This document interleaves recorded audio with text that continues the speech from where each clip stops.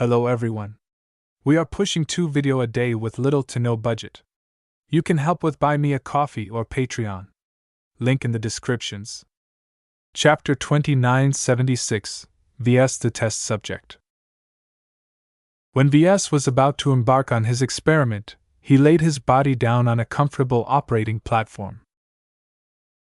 The chamber he was in was well lit and completely cleared of any bugs and monitoring equipment. He and his guards had already swept the entire lab beforehand to make sure that no one would be able to hear him scream or something. Just to be sure, Ves even took the initiative to disconnect communication lines and isolate wireless connections. This wasn't as difficult and time-consuming as it sounded, as the private lab was already configured with confidentiality in mind. It seemed that the previous owners of the Dragon's Den were quite meticulous about this aspect. They had to be in order to perform illegal experiments without alerting the authorities. Ves briefly wondered how they got caught when their precautions were already so thorough. He could only conclude that they had probably been ratted out by a traitor who they mistakenly trusted. This guess caused him to feel even more justified in his decision to put his trust in Rania and no one else. He already had a good judgment of her character. Ves was her greatest patron and the only person who supported her as the director of the Larkinson Biotech Institute. She stood to lose all of these benefits if she acted against Ves in any way. A rational person would never screw up such a fantastic deal. Everything is green, sir. I will continue to monitor your life signs and refrain from intervening unless they spike. You can proceed at any time. Then I will do so right away, Ves said as he continued to lay flat on the platform. He had already placed the pea stones containing all of his ingredients a short distance to his left. With his spiritual capabilities, he did not have to reach out and pick them all up in order to proceed with the first phase of his creation process. He simply formed a spiritual projection and yanked out the spiritual ingredients from their containers one by one.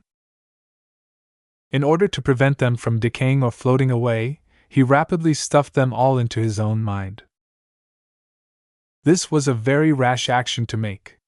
The insertion of even a single foreign element in his mind without performing any adjustments had the potential to cause a lot of upheaval in his head, but the disturbances in his mind were not as bad as he feared. He grinned. All that time spent on attuning with these ingredients paid off. They're behaving quite well.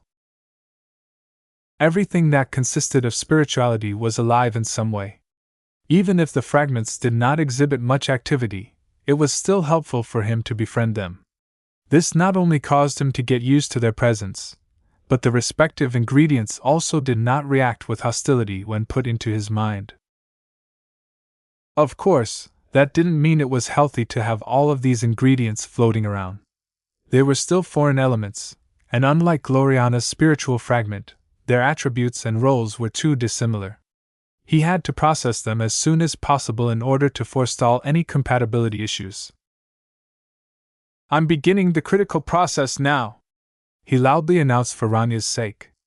Once I take this step, I will have passed the point of no return. I will have to direct all of my concentration to directing the process that I have started, so I won't be able to pay any attention to outside matters. Don't try to pull me out unless the situation has grown too dire. Understood. Good luck, sir. I hope you succeed. Thanks. If this procedure goes well, I may start rewarding companion spirits to other clansmen. If you do a good job, then you are also eligible to receive this boon. This was definitely a great opportunity for anyone. Since Ketty's managed to transform her entire life with the help of Sharpe, then many other people might be able to elevate themselves with the help of a companion spirit. Ves did not pay any more attention to Rania. He instead concentrated his mind and began to ready his spiritual hammer. Shatter! He violently slammed his ingredients in quick succession, causing them to lose so much integrity that they split into many smaller shards. While many of these loose elements started to fling in different directions, Ves devoted enough concentration to keep them all contained. He did not want some of these pieces to escape his attention and lodge into an obscure part of his mind. Who knew what they would do once these foreign elements settled in for the long haul? After shattering all of his ingredients, he began to push them together in order to merge every piece with other compatible pieces. This time, he had a solid structure in mind. All of the planning and preparation he did beforehand instantly came to mind. As he proceeded to perform this familiar task, he paid close attention to a couple of factors. First, the shape of the living spiritual construct had to conform to a specific shape. In this case, Ves chose the form of a cat. Whereas Ketis was happy with settling for a companion spirit that resembled her great sword, Ves preferred to share his mind with a more adorable presence. He already had a bunch of cats in his life, but there was never a situation where he had too many of them. He still missed the times when he was surrounded by clever cats on Felixia. His progress wasn't fast. Even though he knew that time was critical, his work was slower than usual because he had become a lot more selective on which kind of shard he chose to merge with another shard. Instead of mixing everything together on a random basis so that he would end up with a spiritual construct that was internally balanced, he wanted to create local imbalances that would hopefully produce specific effects. For example, he specifically sought to merge as many shards of Lufa with shards of the unending one. This was quite difficult as their attributes actually repelled each other to a degree. Ves had to press them together and force them to play nice with each other. While this was not an ideal situation, Ves believed in his theories. It made a lot of sense to put the shards from these two ingredients together. One of them was responsible for establishing the crucial energy generator. The other took care of the supply of input materials. On another level, Lufa's light and positive attributes effectively cancelled out the unending one's dark and negative attributes. If Ves did not use elements of Lufa to suppress the undesirable elements of the unending one, then Ves was quite afraid that the latter might claw his way back from the dead. Fortunately, there was no sign of that as the process went on. The shards of the unending one did not exhibit any strong fluctuations that might suggest that his worst fears might come true. Phew! Let's continue. He merged shards of Aisling Curver's design seed with the shards of the Golden Cat. Both of them possessed strong associations with networks, so Ves hoped that he could amplify this trait if he combined them together in his upcoming companion spirit. The only ingredient that did not pair exceptionally well with any ingredient was the shards of the illustrious one. Ves merely merged them across the entire body of his spiritual companion.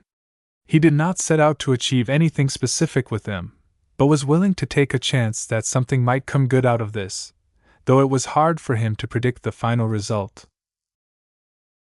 I can't foresee every detail, especially since the seed will grow once it comes to life. He infused his own spiritual energy and bits of universal life energy into the shards and growing amalgamations whenever possible. He relied a bit more on the former than the latter. He was saving up the latter for a later phase. Slowly but surely, his companion's spirit took shape. The intangible form of a brand new cat took shape in his mind. The more his future companion's spirit gained definition, the more Ves developed an affection for it. If all went well, he would be spending the rest of his life with this animated and semi-independent construct. Of course, compared to Sharpa's current condition, the companion spirit that took shape in his mind was a lot weaker. This was fine to him as his highest priority was to form a solid foundation. Minutes passed as Ves continued to lie on the treatment platform. Standing inside an adjacent observation room, Dr. Rania nervously inspected all of the readings for anything unusual. His brain activity is continuing to increase, she whispered. I hope it slows down. I don't know whether I have to intervene if his head keeps accumulating pressure. Ves was ignorant of her worries. After a lot of diligent effort, he had finally completed the most crucial phase of his creation process. The prototypical shape of his companion spirit had finally reached completion. As the life that Ves had infused in his new spiritual product started to take effect, the new cat finally opened his blazing bright eyes. Mro! From the moment his spiritual cat truly came to life, a small shockwave emanated from his mind. Ves was amazed at what he managed to create. He had created numerous spiritual products throughout his career, but this was the first time he explicitly used a portion of his own strength to create a living extension of himself. The difference this made was palpable. His new spiritual companion clearly possessed a mind of his own, but he was also an inseparable part of his own spirituality. He took a moment of time to behold the initial form of his new companion spirit. Though his appearance didn't make it obvious, his new cat felt unquestionably male.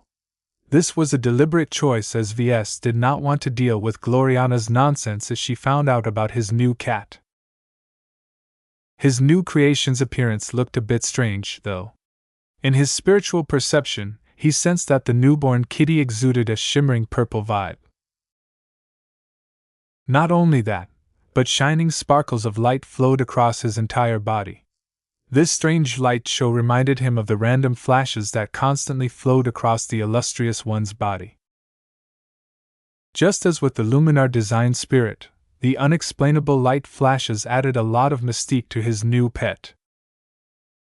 As the newborn cat managed to get a better sense of his own identity, he expressed a feeling of desire and expectation towards his creator.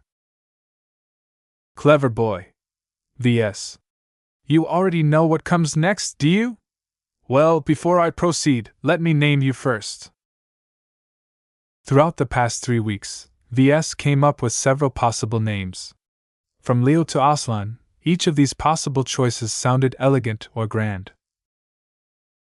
Yet, from the moment he created his companion spirit piece by piece and built him up to his current form, all of those suggestions flew out of his ears.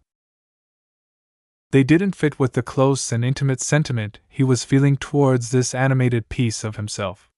He felt so much love and affection for his new cat that he spontaneously came up with a different name. From now on, you are Blinky the Star Cat.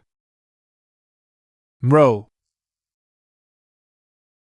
Blinky eagerly accepted his new moniker. Since the newly named cat was a part of Ves from the beginning, it was natural that he shared many of the same tastes and preferences. As much as he would like to bond further with Blinky, Ves still had one more step to complete. Are you ready for your power-up, my cute pet? Mro, mro, mro. Then get ready, because this will not be easy for you. Absorb as much as you can. After checking that Blinky was okay so far, Ves decisively channeled large quantities of universal life energy into his newborn creation. MROW. Though Blinky immediately began to suffer as his body rapidly grew from absorbing so much highly concentrated life energy at the time, he still managed to keep himself together. Many portions of his spiritual body expanded according to a preset plan that Ves had already prepared beforehand. So far, so good. Ves muttered as nothing seemed to go amiss. However, it was at this time that he encountered the first true accident of the entire procedure. Blinky's bright and luminescent eyes suddenly turned dark. The purple shimmer across his spiritual body rapidly began to darken as something ominous expanded from within. Ves cut down the answer transfer as he reacted in shock at what was happening. In the end, no matter how many precautions he took, the worst had finally come to pass. Unending one! So you really did manage to claw your way back to life. Blinky's corrupted body released a flare of dark energy that instantly caused Ves to feel a spike of pain in his head. God damn it! Chapter 2977, Vicious Cycle. Many humans in the galaxy tried their best to avoid dying. Death was not pleasant, and no one knew what happened once their time in the material realm ran out. The fear of death was such a deep and primal fear to people that it was no wonder that old geezers were willing to do almost anything to gain an extra century of life. The strong reactions against the prospect of death indicated that human life was too fragile. Modern technological and societal advances significantly improved the survival chances for average humans compared to when they first evolved, but that did not change the fundamental problem that mortals were too weak in the face of many dangers in the galaxy. This reality fully showcased that it was still easy for people to lose their lives in this day and age. Human civilization made many advances, yet it had yet to progress into a utopia where absolute power and perfect control allowed its people to live their lives in total comfort and security. Even Ves was still a mortal, though he sometimes acted as if this was not the case. Many members of the Larkinson clan who he trusted and befriended, such as General Verl, Melker, Juliet Stamaros, Gavin Newman, and so on, would eventually become memories to those who had ways to cheat their own mortality. The scarce supply of light-prolonging serum made it impossible for every clansman to live as long as those who could earn it. While Ves didn't want to think about it, he knew that he would definitely lose friends left and right if he managed to live long enough. Humans were too weak. It was as if a single gust of wind could cause someone to collapse. Yet, there was another class of existences that suffered from the opposite problem. They were dead, yet they did not disappear from the material realm. These powerful spiritual existences somehow managed to grasp a method that allowed them to cling to life when by all rights they should have been dead. No matter how much pressure they endured, these undying people and aliens relied on their individual strengths to cling to life even when their mortal coil had already decayed into dust. Was this bad? Not necessarily. Ves would have never been able to reunite with his mother if she was not a powerful spiritual sorceress. He would have never been able to join hands with Kalangso and enter into a mutually beneficial pact with the so-called sacred god. Ilvain, annoying as he was, provided critical aid in the form of foresight that relieved several crises. Ves felt very ambivalent towards these existences. On one hand, they fought against the natural order and put up a ferocious struggle against their actual fate.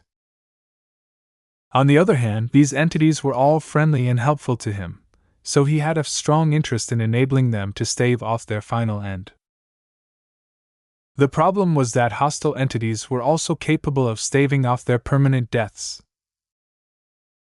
The three dark gods that Ves fought against were clear examples of this.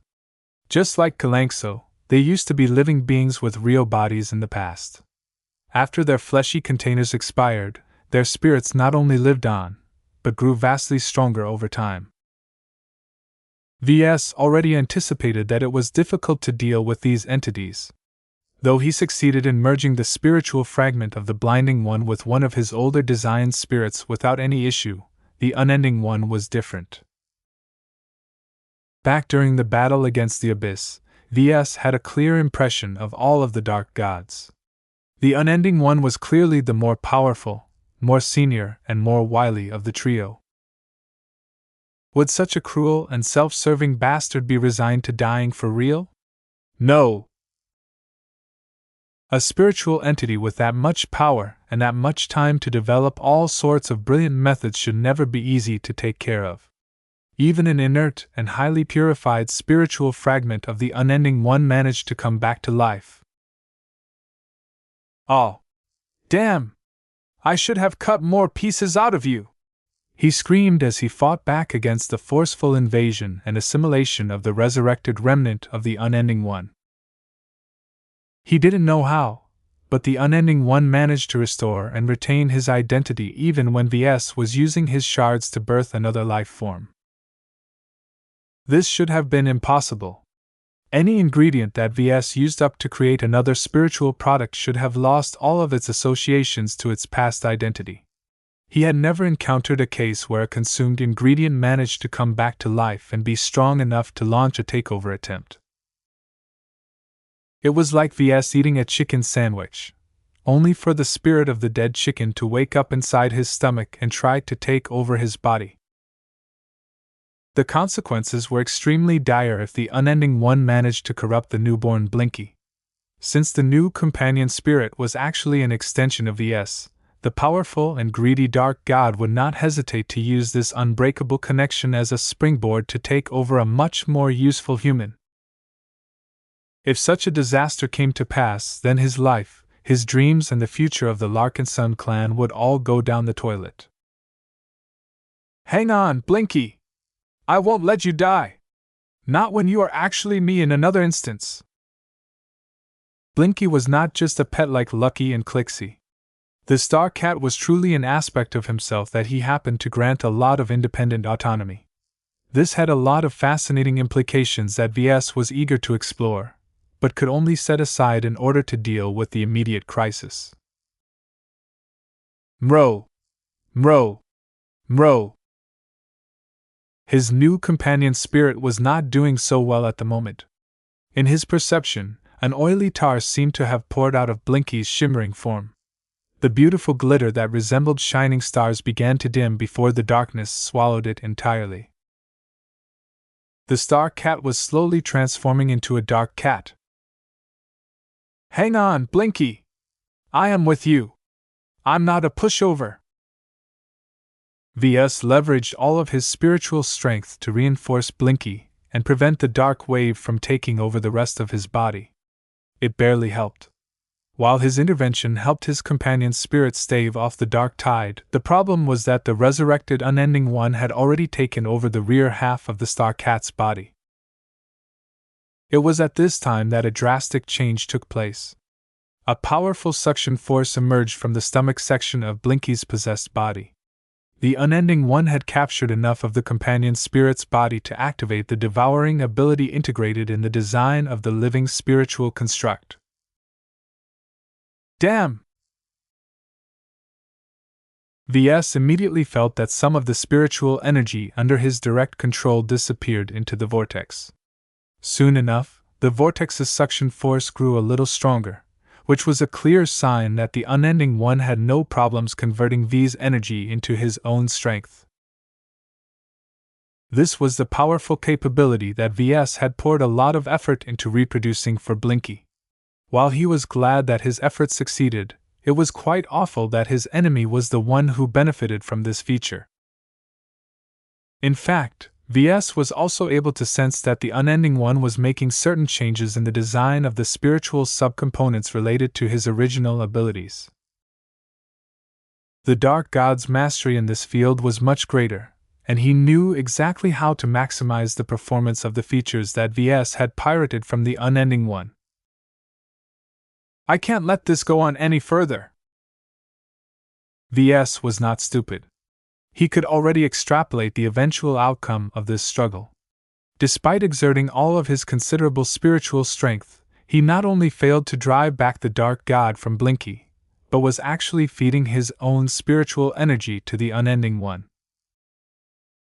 As long as his spiritual energy disappeared into Blinky's stomach, it was no longer under V's control. Everything the vortex spat out was fed back to the unending one, who immediately pumped all of that converted energy into strengthening the vortex. This was a vicious cycle that only grew more difficult to resist over time. At this moment, Ves felt as if he was traveling on a starship that had inadvertently crossed over the event horizon of a black hole. In this harsh region of crushing gravity, the nearby singularity distorted space to such an extreme extent that there was no way to avoid the hungry maw. No matter which direction his starship flew, the curved space caused his path to always end up at the center. This was why not even light could escape a black hole under normal circumstances. Of course, not everything was absolute. There were several instances where light and matter were able to defy the common conception of black holes. Sometimes they spat out powerful beams of plasma that stretched on for thousands of light years due to the extreme rotations of electrically charged matter. In addition, energy at the edge of an event horizon sometimes did weird stuff and caused some light photons to be ejected outwards. This was why VS did not despair despite having the illusion that he was caught up inside the danger zone of a black hole. His face began to snarl even as the pain on his body and soul grew harsher. You think I haven't prepared for your resurrection? Then think again. I always have a contingency plan for foreseeable problems. After putting so much effort into preventing the return of the unending one, there was no way he had run out of answers already.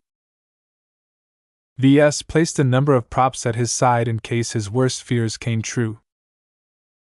He did not spend his 3 weeks of preparation time in vain. After contemplating several possible options, he ruled out the use of his F-stone. While its offensive charge was definitely powerful enough to cut the unending one to pieces, doing so would also harm Blinky. This was an intolerable outcome. What VS needed to do was to drive out the unending one presence from Blinky's body and annihilate the revived remnant of the Dark God in isolation. He already had a suitable solution in mind. He mentally reached out to the Larkinson mandate placed at the side of the treatment platform. Goldie, I need your help. Naya. The brilliant glowing form of the ancestral spirit immediately materialized into view. There was no rule that stated that VS had to duel against the unending one by himself. Since his strength alone was not enough, he did not hesitate to call upon his spiritual allies. Goldie had already been monitoring V's condition from the beginning, so she immediately went into action. Her form glowed brighter as she poured the spiritual energy she had under her command into pushing back the unending one's possession of Blinky's body. It's not enough! VS gritted his teeth. He could see that while Goldie's assistance did indeed help in recapturing lost territory, the devouring vortex was already absorbing and converting the spiritual energy she brought to bear. If this continued, the unending one would eventually grow strong enough to resist them both. Then let's call in the rest of the gang. Though he could call out his other design spirits by himself, he had to divert too much of his concentration to do so. He had a much better solution in mind. His head turned to the side and caught sight of all of the small figurines he made. He shaped each and every one of these metal figurines in person with the use of artisanal tools. While these small briar alloy statuettes were not that big, they were easy to carry around and granted VS a direct channel to all of his design spirits. It's time to leverage the network of spiritual allies that I've built up over the years. Chapter 2978, Unforeseen. VS never summoned all of his design spirits at the same time. This was the first time he did something like this. It took a lot of time for VS to realize that he was not alone when it came to spiritual manipulation. He always lamented the lack of spiritual adepts at his side who could assist him in his spiritual engineering endeavors, but it turned out that he already had a number of them in his company. They just didn't come in the form of living, breathing humans. Now, he was ready to test whether their collective strength was enough to fend off a resurrected dark god. Solemn Guardian! Bravo! Kalangso! Illustrious One! Ilvain! I call upon all of you to resist this invader and prevent him from doing any more harm. 6 figurines seemed to glow as the design spirits behind them readily answered his call. A formidable wave of mixed spiritual energy flooded into the mind that VS had opened on his own accord and immediately poured into Blinky's spiritual body. The dark tide was receding, though the devouring vortex absorbed a lot more spiritual energy than before due to the vast increase in input. Seeing that this was still not enough, VS did not hesitate to call upon his final 2 friendly design spirits. Lufa! Mother! Help us drive back this invader! Purify the unending one and eliminate this remnant! A pure and holy glow washed over his body and began to enter Blinky's body. Since parts of Lufa were freshly integrated into the Star Cat, Lufa was directly able to strengthen Blinky's resistance against the dark pollution. As for the Superior Mother, the moment a giant, translucent hand appeared above Ves, its giant index finger poked into his head and directly touched Blinky's body. With the an inhumanly deep spiritual scream echoed through V's mind and poured out into the surroundings. Ah! What is this? Dr. Rania cried out in pain while clutching the side of her head. The intervention of the Superior Mother finally managed to break the unfavorable status quo. Against the entity that was connected to a spiritual sources who excelled in devouring energy, the Hexer ancestral spirit was a lot better prepared to fight against their current foe than the other design spirits. When the Superior Mother's finger pressed upon Blinky's semi-possessed body, strong Hexer-flavored spiritual energy poured into the companion spirit. Under the Superior Mother's exquisite control, the energy she commanded first reinforced the Star Cat's unpossessed portions and formed an impervious wall that completely blocked the dark pollution from advancing further. Kilankso also helped with reinforcing this defensive barrier. Unlike the spiritual energy leveraged by the other design spirits, the Superior Mother's energy was more tenacious and denied the Unending One any chance of converting her strength into his own. Sure enough, an expert with the same abilities knew how to counter them the best. It was the right choice to call in the Superior Mother. With the assistance of the other design spirits, the Superior Mother led the counterattack against the resurrected Dark God. The impervious wall she erected began to push forward and capture more and more lost ground. As a result, more and more parts of Blinky's body turned back to normal. The dark pollution that dimmed the blinking light flashes visibly retreated as time went by. Though the Unending One performed various attacks against the Superior Mother, the difference in their current strength was too vast to make up in a short amount of time. The remnant of the Unending One that came back to life only leveraged a portion of Blinky's strength along with what he absorbed. The Superior Mother was not only a design spirit connected to many millions of LMC mechs piloted by brave Hexer mech pilots, but she also served as an object of worship to trillions of Hexer citizens who had put their faith in her as the Komodo War continued to press upon the hegemony. With all of this spiritual feedback, the current form of the Superior Mother was more than a match for a dark god that was not only isolated, but only a pale shadow of his former glory. Blinky's body continued to clear up as the Superior Mother did not yield at all throughout the struggle. Once she rescued the subcomponents responsible for devouring and converting energy from the Unending One's hands, the outcome was set. Without any viable means to increase his strength, the Dark God lost his final chance of gaining enough strength to resist the collective might of so many design spirits. The pollution kept receding further and further. Soon Blinky's hind body had cleared up. Only his tail remained dark, but at this point in time the remnant of the Unending One had lost so much ground that the Star Cat was finally able to put up a good fight.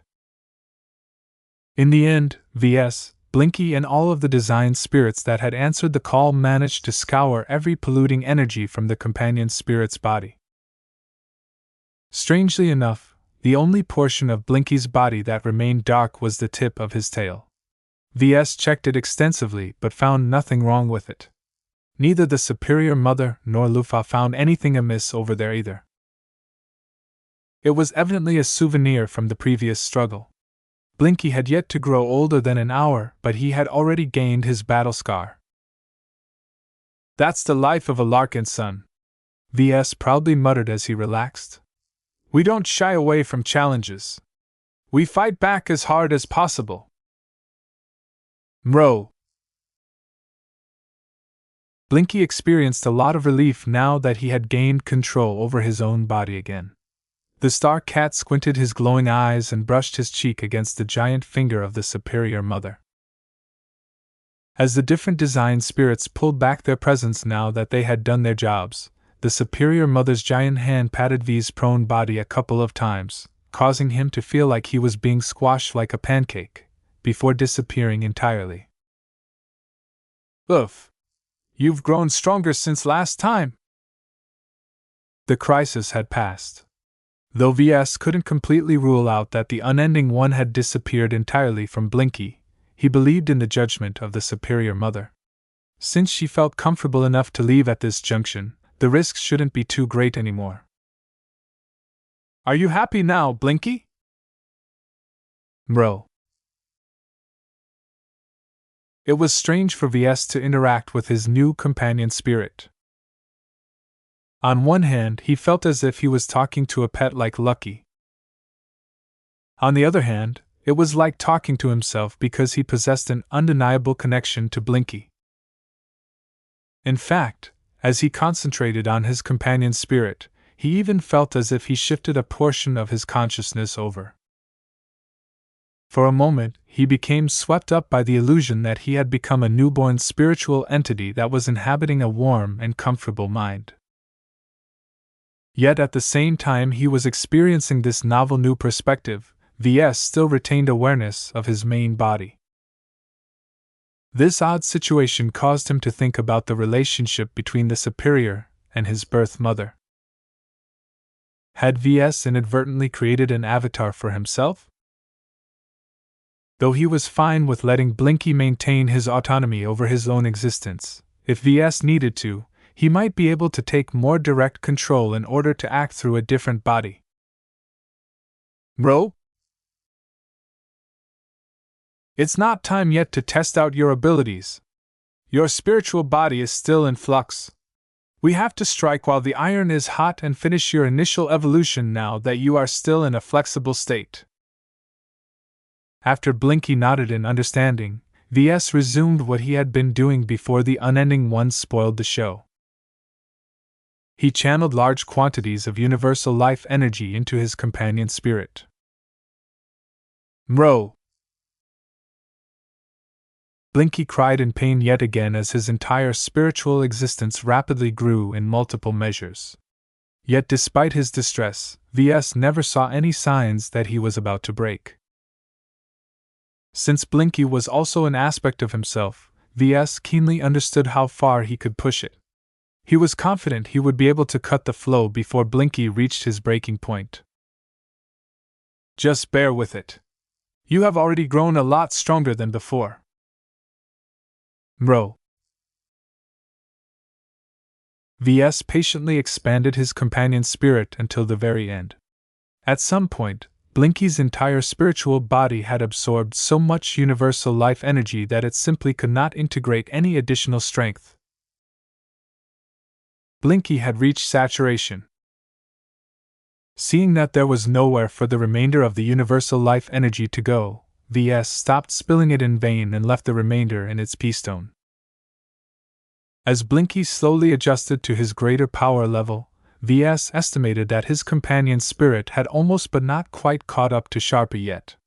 There was still a small gulf that separated the two, but VS was already satisfied with the eventual outcome. As long as Blinky finished adjusting to his current state, and completely digested all of the energy poured into her body, VS believed he could gain a lot of use out of his companion's spirit.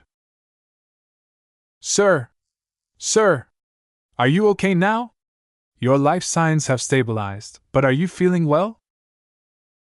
VS finally paid attention to Dr. Ranya's persistent questions.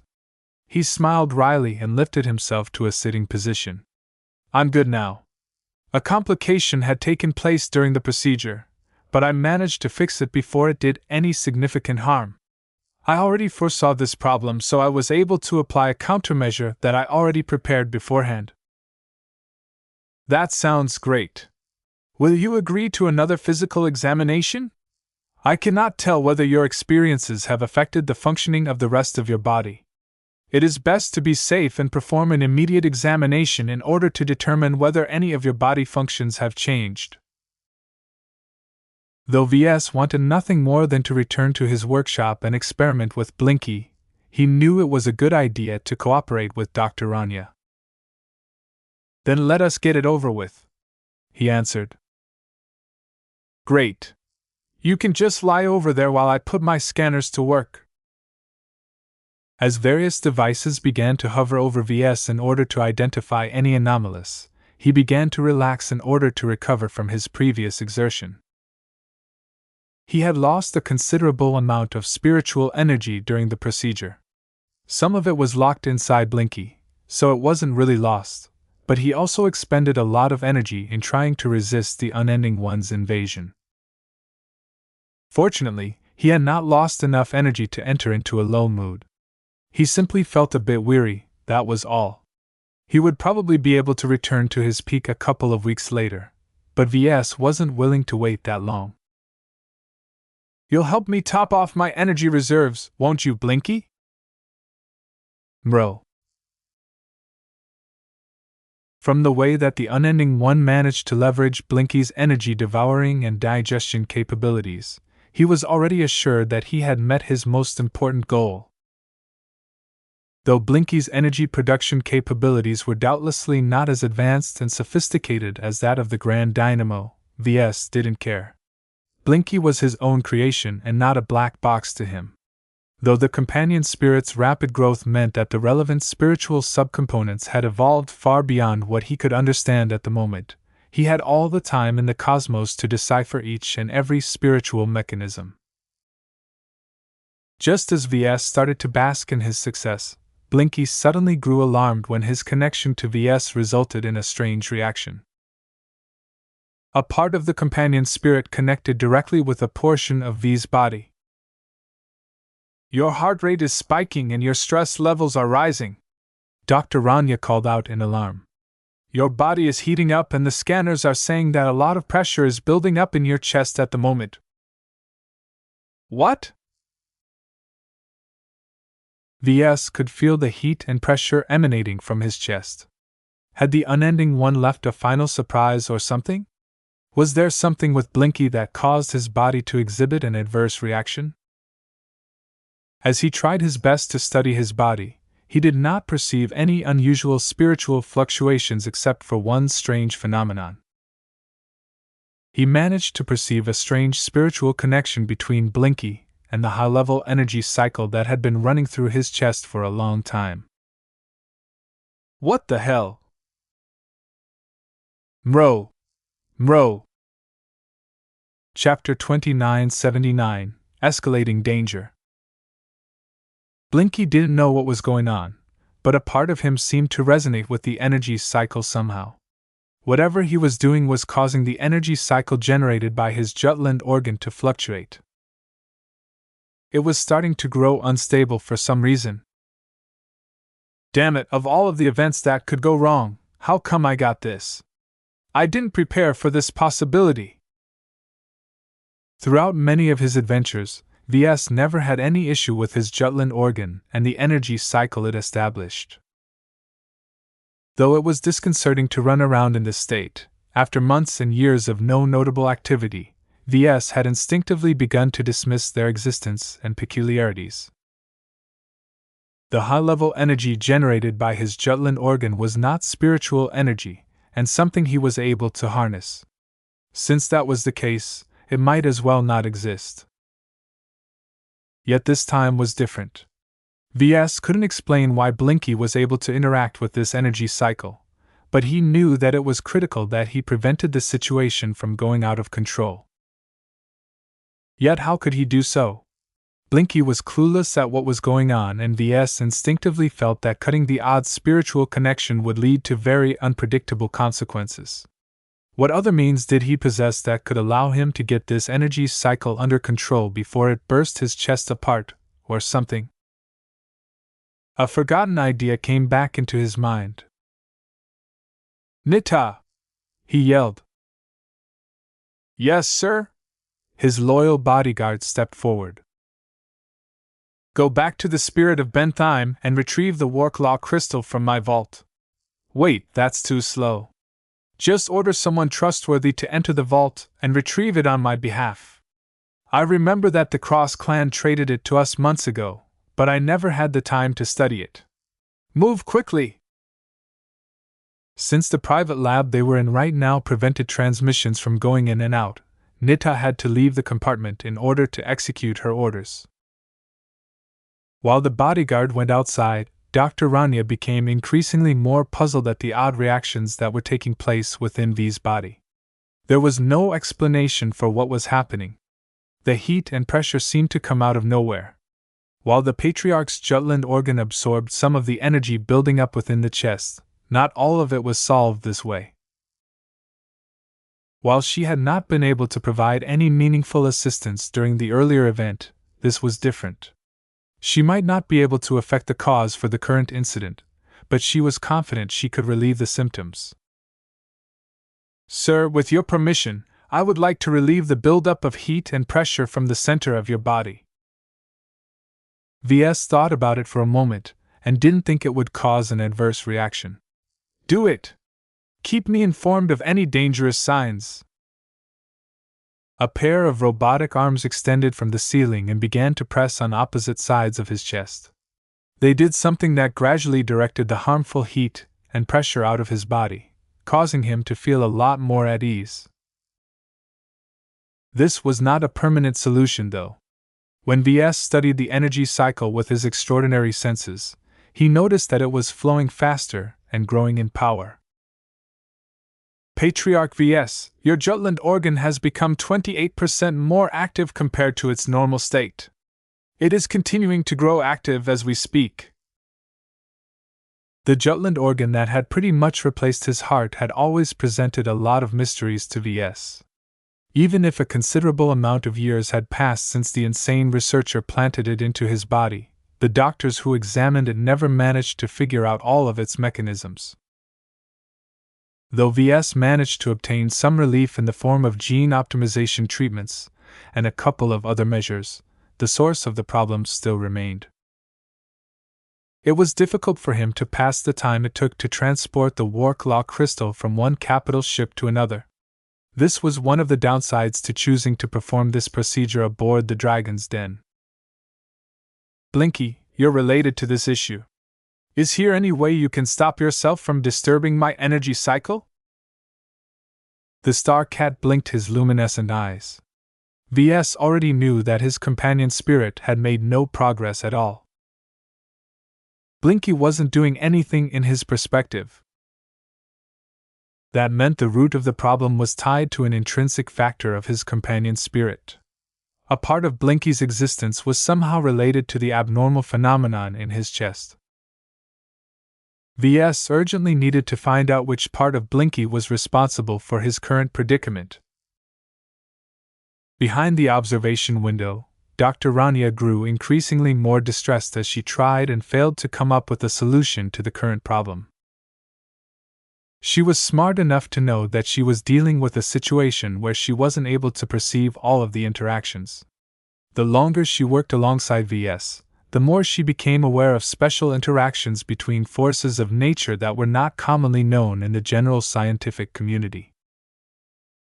It frustrated her that none of her personal abilities or lab machines was able to capture all of the interactions.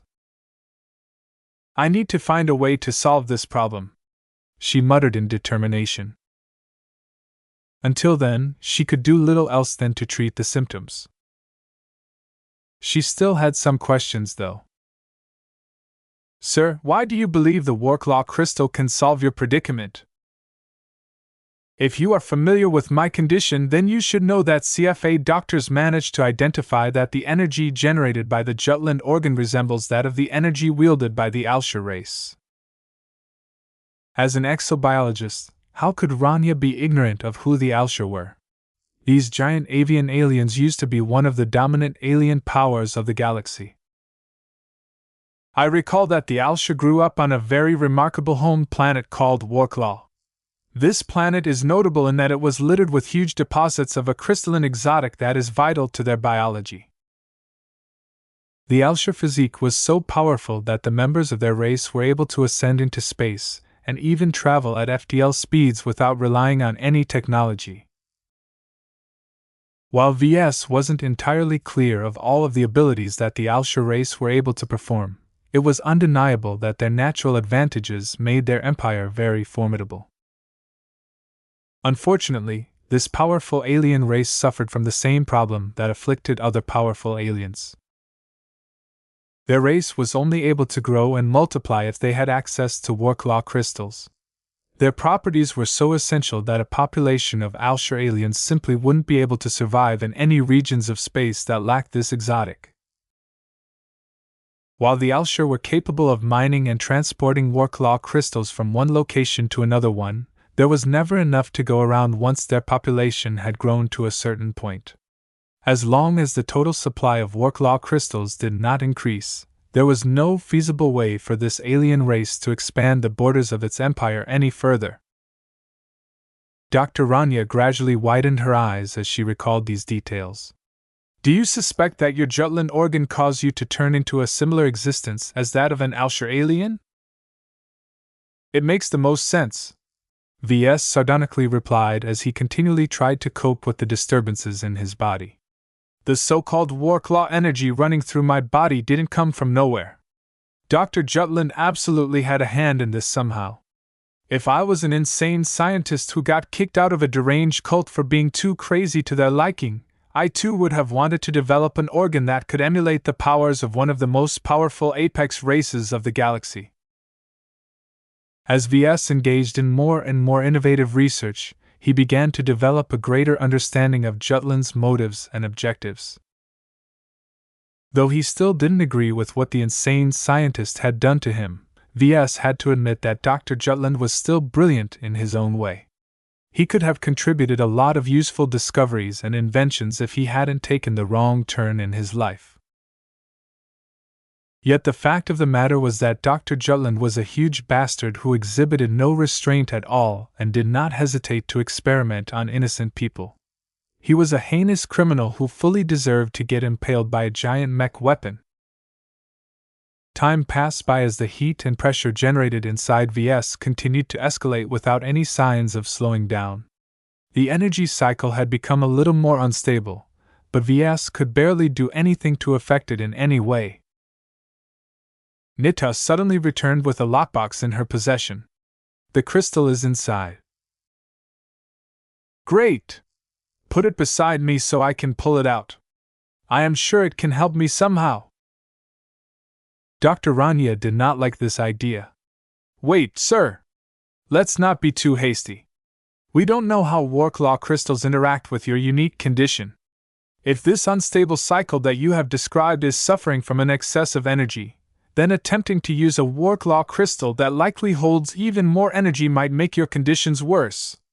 We should cautiously perform some tests in order to verify that this will not lead to any life-threatening consequences. VS shook his head. Too slow.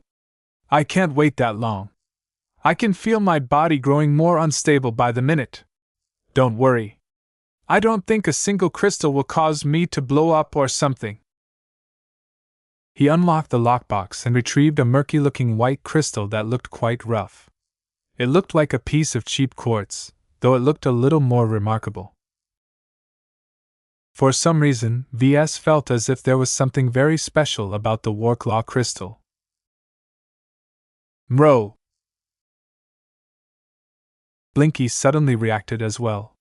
The light patterns around his spiritual body became more energetic, and his eyes glowed brighter, as he developed a strong desire to grasp the Worklaw crystal. Through his intimate connection with his companion spirit, VS finally learned the reason why Blinky developed this reaction. It's the wild card ingredient! For some reason, VS used the illustrious one as a minor ingredient in Blinky's creation. There was no logical justification for it, yet he still pushed through because he treated it like a gamble. VS felt quite a bit of regret at this reckless choice. He didn't know why he decided to go through with this unexplainable decision, but it was far too late to question himself. He had to solve the immediate crisis first. Blinky! Since it appears that you have inherited a portion of the abilities of a Luminar alien, you must know what to do with this Worklaw crystal. Please help me with figuring out how we can leverage it to stabilize the energy cycle in my body. Mro. The companion spirit had already begun to study the interesting crystal. Though it did not possess any intrinsic knowledge on worklaw crystals, it was still a type of exotic that had a high affinity with the Luminar race. For the first time in his brief life, Blinky left V's mind and materialized right outside. Ah! Dr. Rania uttered in surprise as she saw yet another inexplicable sight. The star cat floated right above Ves as he held the worklaw crystal in his hands. Relying on this trait that Blinky had partially inherited, the light show on Blinky's body grew brighter as the companion spirit managed to attune himself with the odd crystal. Just as Ves thought that Blinky was slowly getting a handle on the precious object, the center of the worklaw crystal suddenly glowed so bright that it brightened the entire private lab. The crystal is disappearing. Mruh. Even Blinky reacted with surprise. Even as he attempted to pull back his connection, the worklaw crystal somehow broke down only for its pieces to enter another phase and gather onto the head of the hapless companion spirit. MROW. Fortunately, the strange transformation did not last long. A tiny diamond-shaped crystal appeared on Blinky's forehead. Mro. The star cat cautiously lifted his paws and touched the miniature crystal, only to wince as it felt as if he was poking his own eye. Mro. Versus frowned at this latest development. I'm not sure what happened either, but we can find answers later. Right now, we can assume that since your body managed to absorb the worklaw crystal and turn it into this form, you should be able to control it. Can you try and see if you can dampen the increasing energy cycling in my chest? Blinky snapped out of his stupor and did as he was told. The cute star cat concentrated on V's chest. This time, the companion spirit wasn't as clueless as before. The crystal on his forehead glowed a bit before an immediate change took place. The buildup of heat and pressure had finally stopped growing. Great job, Blinky! You're on the right track. It seems that the worklaw crystal is truly the key to solving this problem. Mro. Blinky proudly swished his black-tipped tail. It's not over yet, though. Can you try and reduce the fluctuations in my body? We don't have to be in such a hurry now that you have relieved the immediate danger. Let's adopt a more steady approach. It took a few minutes of fumbling before Blinky was able to use his new capabilities to calm the energy cycle. Ves was saved. Chapter 2980, Substitute Organ. The crisis had passed and Ves regained his normal condition again. After several hours of intensive physical examinations, he slowly eased his worries. His body and his Jutland organ no longer acted out anymore. In fact, he had grown a little more comfortable in his own skin. Though Ves had some close shaves earlier, he did not regret his decision to go through with the procedure. Blinky's addition to his life already made a substantial difference to his life. Though Blinky did not come with a manual that clearly explained what he could do, Ves felt it was more interesting to find out what his new cat could do through his own efforts. There were multiple facets to the young and elegant-looking cat. On the surface, the purple spiritual companion exuded an intriguing charm that looked quite attractive. Ves was not immune to this effect, so he figured that Blinky would look even more charming to others. The meaning of the strange, blinking light pattern streaming over the surface of the companion spirit's body eluded Ves. It was clear that Blinky inherited this light show from the illustrious one, and while it did make the cat more mysterious, too much attention wasn't always desirable. You're too handsome for your own good, Blinky. I bet that even if I cover you up in a coat, you'll still draw eyeballs. Bro? Blinky's glowing eyes blinked as he comfortably settled in V's mind. Out of all of the places he could settle, he chose to rest next to Gloriana's dormant spiritual fragment. The new cat rubbed his cheeks against the fragment as if to pass on his scent. Fortunately, he didn't raise his hind legs in order to mark his territory. When Ves wondered whether it was necessary to neuter his new pet, a shudder ran through his back and his hands almost tried to cover his crotch. Though Blinky was an autonomous existence, he was also an empowered extension of Ves. Neutering his companion's spirit was no different from emasculating himself. Bro? The star cat possessed sharp instincts and already sensed a threat. Ha ha ha, it's nothing, Blinky. You just continue to relax. There is nothing wrong. This little exchange highlighted the asymmetrical relationship between owner and companion spirit. Ves was able to read Blinky's thoughts and could even take over direct control of his body. Of course, just like piloting a mech, this was much harder to do if his companion spirit didn't cooperate or actively resisted. Blinky wasn't able to do the same to Ves.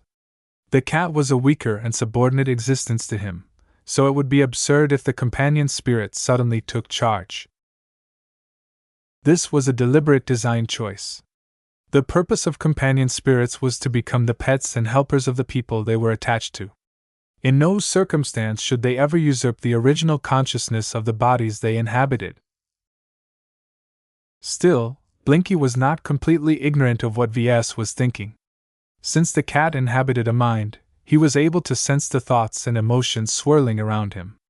It was easy enough to judge the general direction of what Ves was thinking and feeling by observing what was flowing through his mind. In short, the relationship between people and their companion spirits was quite similar to that of a mech pilot and their mechs. As a mech designer, Ves did not see anything wrong with copying this model. The power balance was also similar, though a companion spirit possessed a lot more autonomy than a mech since they weren't meant to be directly controlled. It was in his best interest to develop a good relationship with Blinky's autonomous personality. Not only would they be able to cooperate to a greater degree, but also ensure that Blinky grew in a direction that was more favorable to Ves. If a companion spirit did not provide any value to the people they were attached to, then there was little point to their existence. Ves used up valuable ingredients to create Blinky, and he expected a good return on investment for his troubles. Your checkup is over, Dr. Rania said as she entered the main chamber and looked at Ves with a curious expression. While there has been some change in parameters, none of it leads me to believe you are in danger. That sounds good. How is my Jutland organ? I do not fully comprehend it, so there is little I can say with confidence, sir. My overall judgment is that your Jutland organ has returned to its normal, stable state. From what I have observed, it is a powerful energy-generating organ that is likely part of a greater system. The reason why you are unable to control it is because Dr. Jutland has likely refrained from implanting you with other organs that are able to do something with this energy cycle.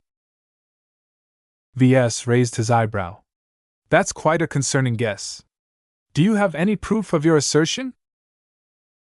I don't have hard proof, no. But the interaction between Blinky and your Jutland organ suggests that you may have inadvertently moved closer to Dr. Jutland's original design. If my guess is correct, then Blinky capabilities may allow him to substitute the follow-up organ of this larger system. This could be a way to channel and make use of the higher-grade energy running through your body. Her logic was sound. Ves was like a mech that possessed all of the basic functions but not much else. If he started off as a third-class mech, then Dr. Jutland upgraded many parts of the overall frame to second-class standards while replacing the old power reactor with a massively overpowered first-class component. This caused a fundamental imbalance in Ves that never made much sense. After completing the graining mission, he tried hard to figure out how to use the Jutland organ and the high-quality Warclaw energy it generated to his advantage. Unfortunately, the high-quality energy running through his body did not do much aside from forcefully improving his physique. It could even pose a threat to him, just like how the excessive power generated by a first-class power reactor could easily fry the power lines of a lesser mech.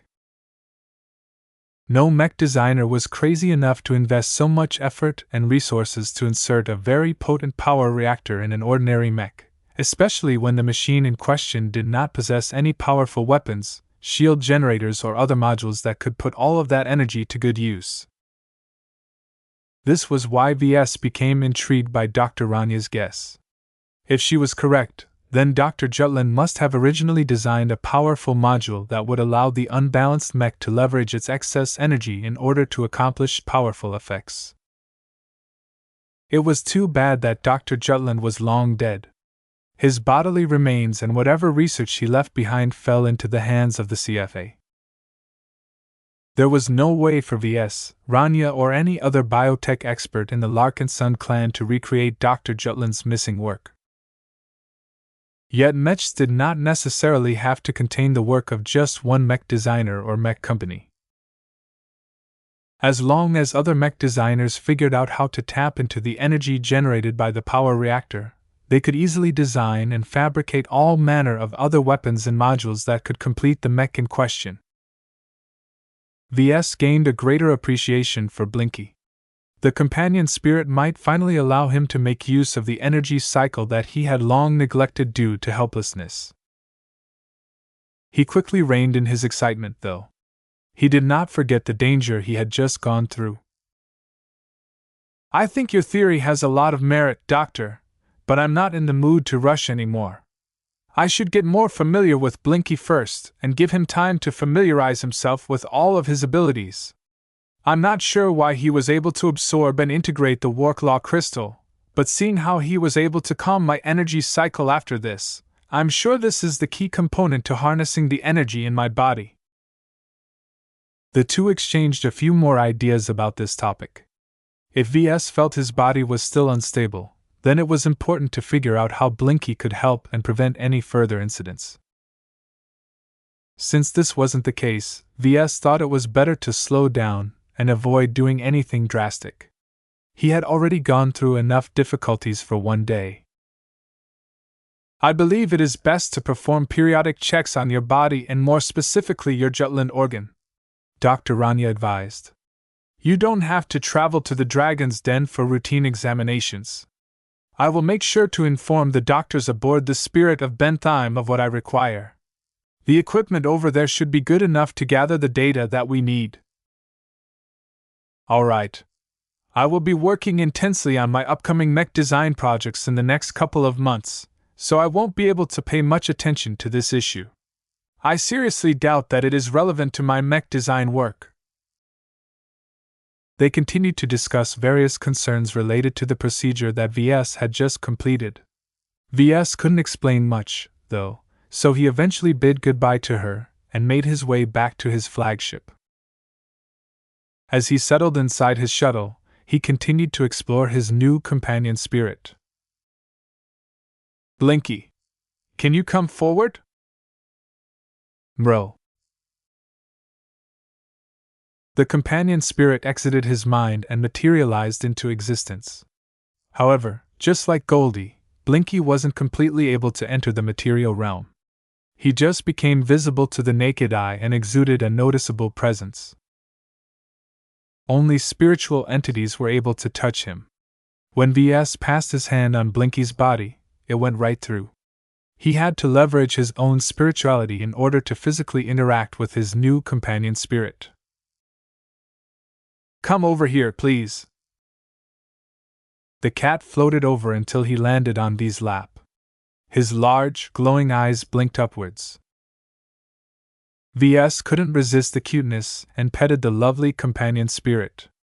Though he felt like he was petting any other cat, a part of him had the illusion that he was patting himself on the head. He subtly shook his head. "Ugh! This is confusing. I need to get used to this double sensation." Kitties didn't seem to be bothered by this issue.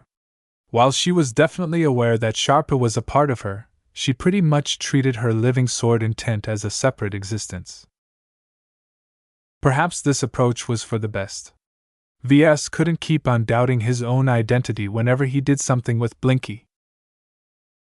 As soon as he made this determination, much of the confusion in his mind faded away. As Ves turned Blinky over in order to rub the cute cat's belly, he did not feel as if he was babying himself. I am absolutely not rubbing myself. Nope. I am simply stroking my cat. That's all. Mrow. Mrow. Blinky quickly grew annoyed with the excessive pampering. He hissed and squirmed out of the reach of those touchy hands. Goldie, come out and meet your younger brother. Nyaya. A glowing golden form appeared in midair. Goldie soon locked eyes with Blinky. For a moment, Ves was concerned that they would begin to wrestle against each other or something, but his fears turned out to be unfounded. Nyaya. Mrow. The two spiritual cats approached each other and bumped their noses. They liked each other's faces and began to explore each other. They had already acknowledged their familial ties. The two cats made for quite a striking contrast when they pressed their bodies close. Goldie was as radiant as a nearby sun, while Blinky's body was like a tapestry of space where dozens of distant, blinking stars faded in and out. Ves was glad that the two got along. The golden cat gladly welcomed the arrival of another cat of her kind. Blinky was perhaps the second spiritual cat that was closely identical to her own existence. While Goldie befriended plenty of other design spirits, it just wasn't the same. As for Blinky, he was still new and curious about his own state of existence. He had no friends yet aside from Ves, and Goldie was a great relative to spend time with.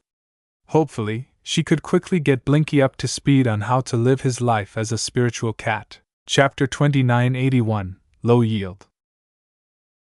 When Ves returned to the Spirit of Bentheim, he knew he didn't have much time left before he had to devote himself to his work. He wanted to spend what little time he had left on knowing what Blinky was capable of, and how all of the changes affected his mech design capabilities. While it was interesting to learn more about how Blinky could manipulate or harness the war claw energy in his body, Ves was not a swordsman or commando. He had no pressing need to turn himself into a miniature version of an Ausher alien, and he doubted that he could even replicate their powers. The human body was simply too different from that of the giant aliens. As his shuttle docked in the hangar bay, Ves left the vehicle and returned to his grand stateroom. Lucky? Where are you? I hope you haven't sneaked off somewhere. Ves quickly managed to track his gem cat down in his personal office. The cat comfortably lied on a pillow placed on the desk. Mo.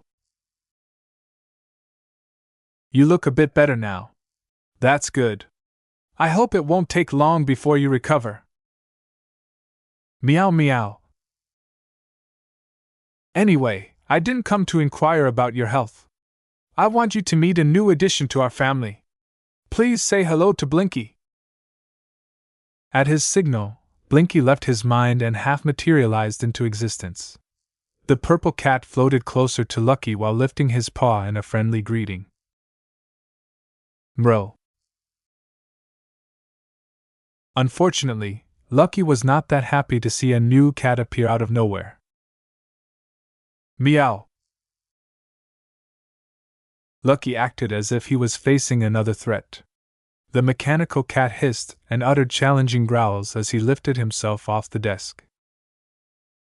Mrow? Blinky acted rather confused. Why was Lucky so unfriendly? The inevitable finally happened. Lucky jumped on Blinky and tried to suppress the new cat. For a moment, the two cats wrestled against each other. Though they refrained from using their claws or other lethal weapons, they had become fully invested in establishing dominance over each other. Ves palmed his face. He felt a bit exasperated at Lucky's inability to accept the new cat right away. He also felt a bit ashamed at the fact that another part of him couldn't help but get caught up in this silly struggle. The two cats fought increasingly harder against each other. Though Lucky possessed a killer instinct along with an abundant amount of experience, Blinky was not that much worse off. His spiritual body was very substantial for his very young age, and he did not back off from the challenge. Unfortunately, Blinky was still too young and rarely managed to keep the upper hand. He was still strong enough to prevent Lucky from winning the bout entirely, so his performance was not that bad. Ves even thought that Blinky might excel in battle as he matured. Of course, the nature of his existence meant that he was only able to fight against spiritual threats, but the story might be different if he was able to harness Warclaw energy. In fact, one of the motivations for Ves to create companion spirits was because he wanted to equip himself and others with spiritual guardians. While Ves lacked the time and opportunity to explore his imaginary mech concept, he believed that companion spirits were able to fulfill this role to an extent. Having one was better than having none to most people, as they did not possess any active defenses against spiritual threats. Ves even hoped that everyone who possessed one would be better equipped to fight against oppressive enemies similar to dark gods. Aside from ancient spiritual entities, there were other scary existences among humanity. He could never forget about the threat posed by the Five Scrolls Compact. That temple protector from the galactic center was so powerful that he could probably eat the dark gods for breakfast. Though it was unlikely that Ves would ever be able to bump into a similar threatening figure, that was no reason for him to sit back and assume that the danger was over. He managed to bump into the cultists and their many offshoots in several locations in a relatively remote region of the galaxy. If the Compact was able to spread its tentacles in the Ferris Star region, the Kinner tribe and the Nixian Gap, then they should also be present in every other region of human space. In short, Ves did not think it was redundant for his companion spirit to be able to fight on his behalf. With all of the universal life energy that he pumped into Blinky, his new spiritual pet ought to be able to take care of all manner of spiritual threats. He was still too young, though. As the brawl between the two cats went on, Lucky slowly managed to limit Blinky's ability to resist. Meow! Meow! Mrow more mrow! Ves couldn't stand the idea of seeing a part of himself lose this silly bout, so he eventually decided to intervene. Alright, that's enough. The two of you are part of the same family now, so don't try to fight all the time. Meow! Lucky responded with a resentful expression. Mrow! Blinky looked aggrieved. Lucky, you're not being replaced. You are still my first pet. Blinky is simply different. He can't produce gems or travel too far away from me, but he is an augment that I have brought to life. He will be able to assist me in different ways. He'll also be able to protect me, which should make your life easier. No matter what he said, Lucky did lower his hostility to the new cat, so Ves quickly gave up. He knew what his first cat was like and figured that he would slowly get accustomed to Blinky. After all, as his companion spirit, Blinky would always be present around Ves. Meow! Lucky retreated to a cabinet but remained vigilant towards Blinky. Ves didn't care too much and sat down behind his desk before studying his latest companion. What can you do, Blinky? Mrow? The young cat innocently blinked and pressed his paw against his chest. I created you with the intention that you would be able to help me in my endeavors. You were born with powers and your accelerated growth should have expanded their effects. Let's begin with your primary function. I've already witnessed the unending one using your stomach to digest and convert energy. Let's see if you can harness it just as well as the original source of this ability. Ves borrowed a bit of spiritual energy from one of his design spirits and fed it to Blinky. He could sense some activity taking place in his companion spirit's stomach. It only took a few seconds to digest this small quantity. Soon enough, Blinky released a smaller quantity of processed spiritual energy that was virtually indistinguishable from V's own spiritual energy. Yes! You can do it! Good job, Blinky!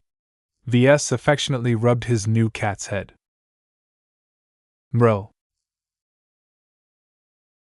From this brief attempt, Ves confirmed that Blinky had not lost control over his spiritual energy digestion system. He was also able to ascertain that there was nothing with it despite temporarily getting hijacked by the unending one before experiencing rapid growth. Generating spiritual energy compatible with Ves was Blinky's primary purpose. It would have been a considerable problem if Ves did not gain an additional supply of energy despite making use of so many valuable ingredients. Ves began to borrow spirit energy from different design spirits, and fed them all to Blinky.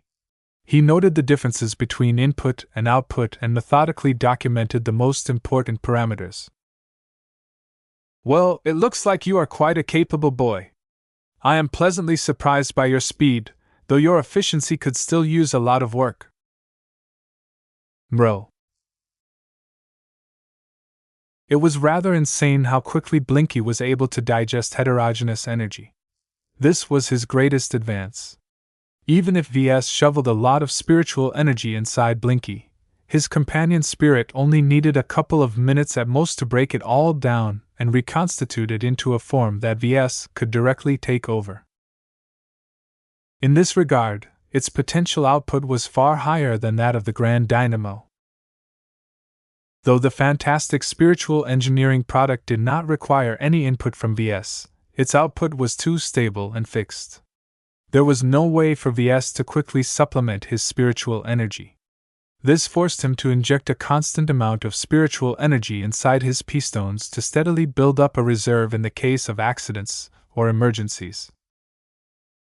I don't have to bother with that now. Ves grinned. I can just ask my wealthier design spirits to dump a lot of their excess spiritual energy into you so that you can fill up all of my pistons at once.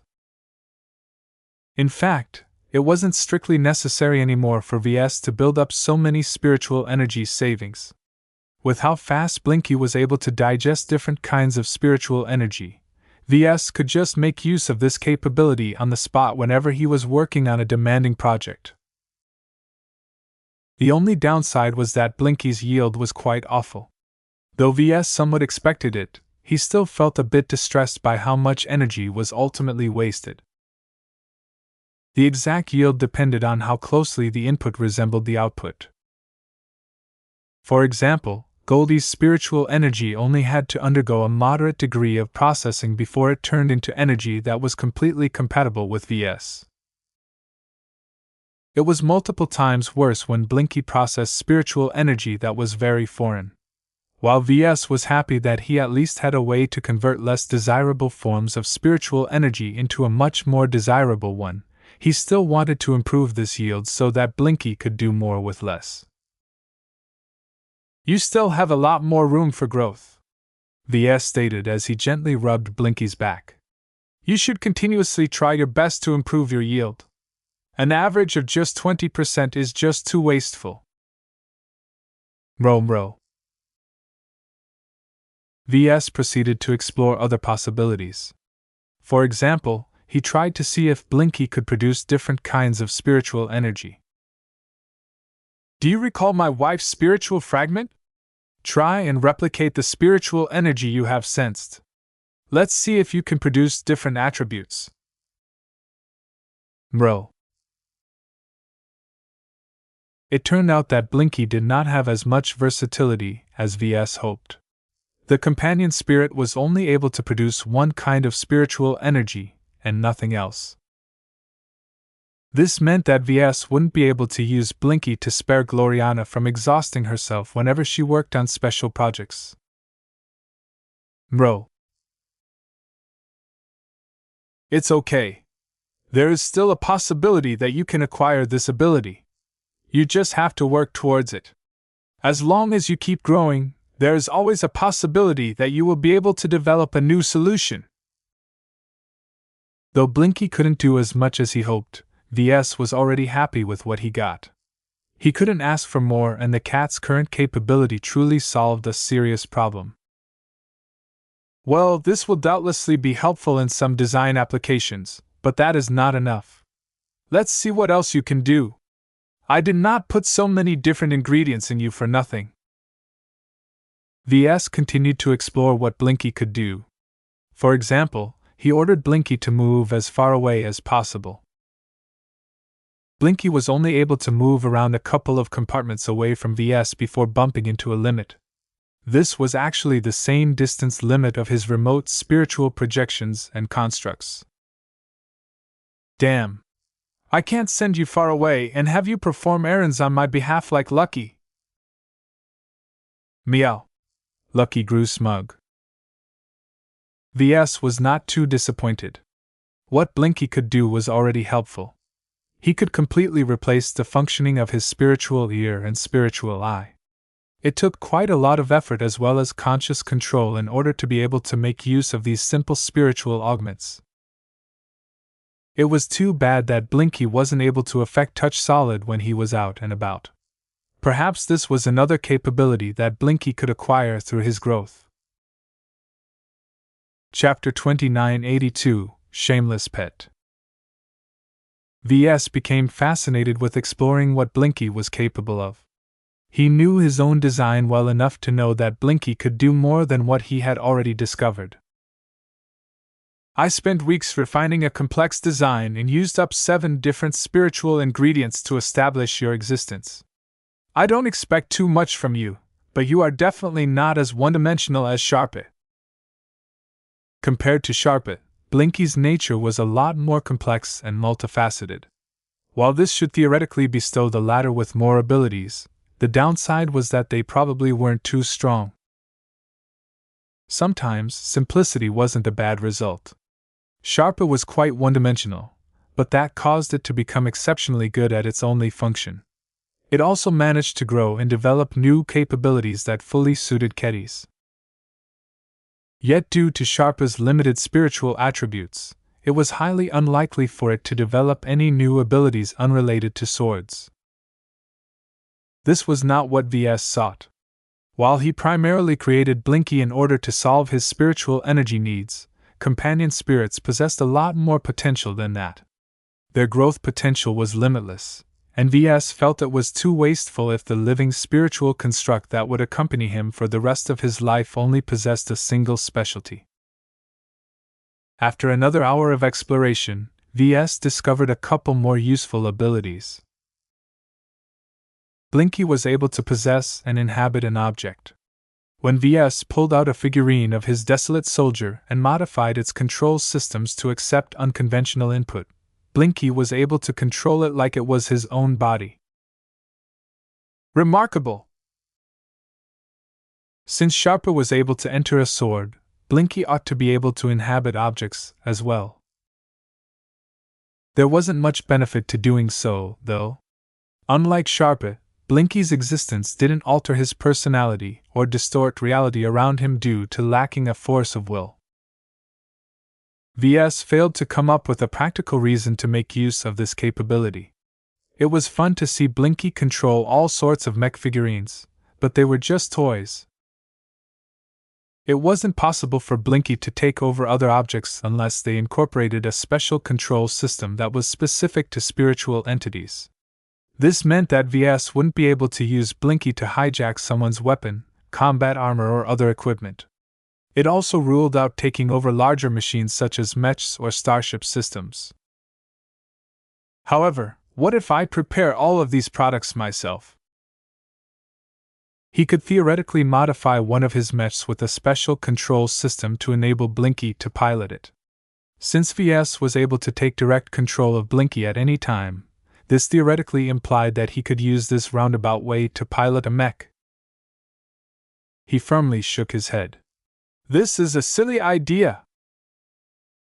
There were a number of practical problems. The most fundamental one was that Ves lacked the right genetic aptitude, so he wouldn't be able to accept and process the flood of data.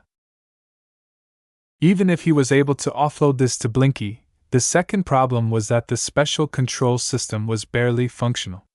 It was extremely difficult for a spiritual entity to transmit a lot of precise data to an electronic device, so the amount of control that Ves could exert through this ragged connection was very poor. The third problem was that Ves simply wouldn't be good at it. Perhaps he would have grasped at any possible opportunity to pilot a mech when he was younger, but now that he built up a career as a mech designer, he felt no need to waste his time on a different profession. This is a parlor trick, nothing more. The only interesting application he could think of was to fabricate a high-quality mechanical battle construct. This way, Blinky would be able to overcome his inability to interact with the material realm and be able to fight with the help of a combat avatar designed especially to accommodate the companion spirit. Ves could make this avatar as large as a tiger or as small as a house cat. Though he preferred the latter, it was hard to stuff too many powerful components inside a tiny machine. If I have any free time, I'll just cobble something together so that you can contribute in battle in a different way. Is that okay? Mro. He failed to find out any further significant abilities, though Ves still speculated that there was more to Blinky. He didn't have the time to explore what Blinky could do with his ability to harness worklaw energy, but it should definitely not be trivial. Ves also didn't forget about adding a portion of Aisling Curver's design seed into his companion spirit. Combined with the fact that Ves integrated a considerable amount of his own spiritual energy into Blinky, the spiritual cat ought to be able to provide assistance whenever he designed a mech. It was difficult to figure out what Blinky could do in this regard if Ves wasn't actually designing a mech. Oh well. I'll leave this for later. I'll return to work very soon, so you'll definitely be able to show how you can help. I designed you with this capability in mind. Mro. For now, you can play with Goldie or get Lucky to accept you. I have to take care of some administrative work. He proceeded to handle the paperwork that had piled up in the last few weeks while allowing Blinky to fool around. Ves was able to maintain at least some focus on his companion spirit, which meant he knew exactly what Blinky was doing and what he was thinking. Blinky behaved like any young cat, though he was not as helpless as a kitten. Seeing that Lucky still looked wary towards him, the star cat circled around and tried to play with the gem cat. Meow meow. Mro. Mro. Meow. Sadly, Lucky acted as if he was Gloriana who just found out that Ves got a new girlfriend behind her back. It didn't take long before the two cats began to wrestle against each other again.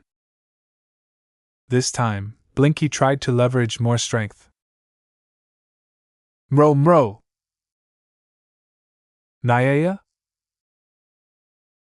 The golden cat materialized close by and observed the fight with a curious expression. Mro. Nya. Goldie donated a splash of spiritual energy to Blinky. This soon allowed the latter to exert greater strength in his fight. Meow. Nya. The antics of Blinky and the others became increasingly more nonsensical to Ves. A part of him couldn't believe that an extension of himself had become this stupid and irrational. He was picking fights against a stronger cat and even cheated during an honorable bout between two tomcats. What a shameless pet! Ves shook his head in exasperation. Eventually, Lucky and Blinky lost interest in continuing the fight. Lucky's spirituality was not as strong as that of the spiritual cats, but all of the minerals and exotics he ate over the years translated into a lot of growth. In addition, all of the battles he participated in turned him into quite a tenacious gem cat. As for Blinky, damage translated differently to spiritual entities, and Lucky wasn't very good at harming these kinds of opponents. It didn't help that the shameless companion spirit begged Goldie for a little boost whenever he was losing momentum. In the end, Lucky and Blinky acknowledged each other's strength, but that was it. Perhaps they would grow used to each other's presence this way, but it would definitely take a bit of time before they became bosom friends. Eventually, Gloriana returned home after a long day of work at the design lab. When Ves met up with her during dinner, he contemplated whether it was a good idea for him to reveal his new companion spirit. Since he wanted to try and see whether Blinky could help him when he worked, he decided it was best to inform his wife beforehand. She would find out soon enough, and there was no way to make this easier if he delayed. "Honey? What is it?" she asked as she directed an annoyed glance at Ves. She harbored quite a bit of resentment towards him for delaying their projects and staying away from the design lab for so long. "I was working on something else during this time. I did not spend all of my time on sorting out the issues of my clan." His wife snorted. "That's pretty obvious. You have been holing up in your man cave for weeks. The only reason you spend time over there is when you want to make something on your own. I guess this is the part where you justify your absence, is that right?" She knew him too well. Even though he dreaded her response, he continued to go through with his decision. I guess so. I succeeded, though." "Then tell me what you were up to these days. What made you spend so much time off your schedule?" "Well, it's like this. When Keddies returned to our fleet after becoming both a journeyman and a swords master, He quickly explained the backstory behind his experiment, but glossed out some facts about companion spirits. If he told her that he possessed a companion spirit while she did not, she might grow jealous and blow up in front of his face. He was not ready to grant her a companion spirit of her own. There wasn't enough time to design a proper seed, and he still hadn't verified whether Blinky functioned correctly over the long term. Right now, Ves considered Blinky to be a beta version of a companion spirit. Sure, he was more powerful and complex than what should be the norm, but it remained to be seen whether everything was fine. Ves had to observe Blinky over the long term in order to verify whether there were any serious problems with him. It might be possible that companion spirits imposed burdens in people's mind. They might also be draining the spiritualities of the people they were attached to in order to sustain their existences. Ves did not feel concerned about these possible problems because he could easily solve them once he found out anything amiss.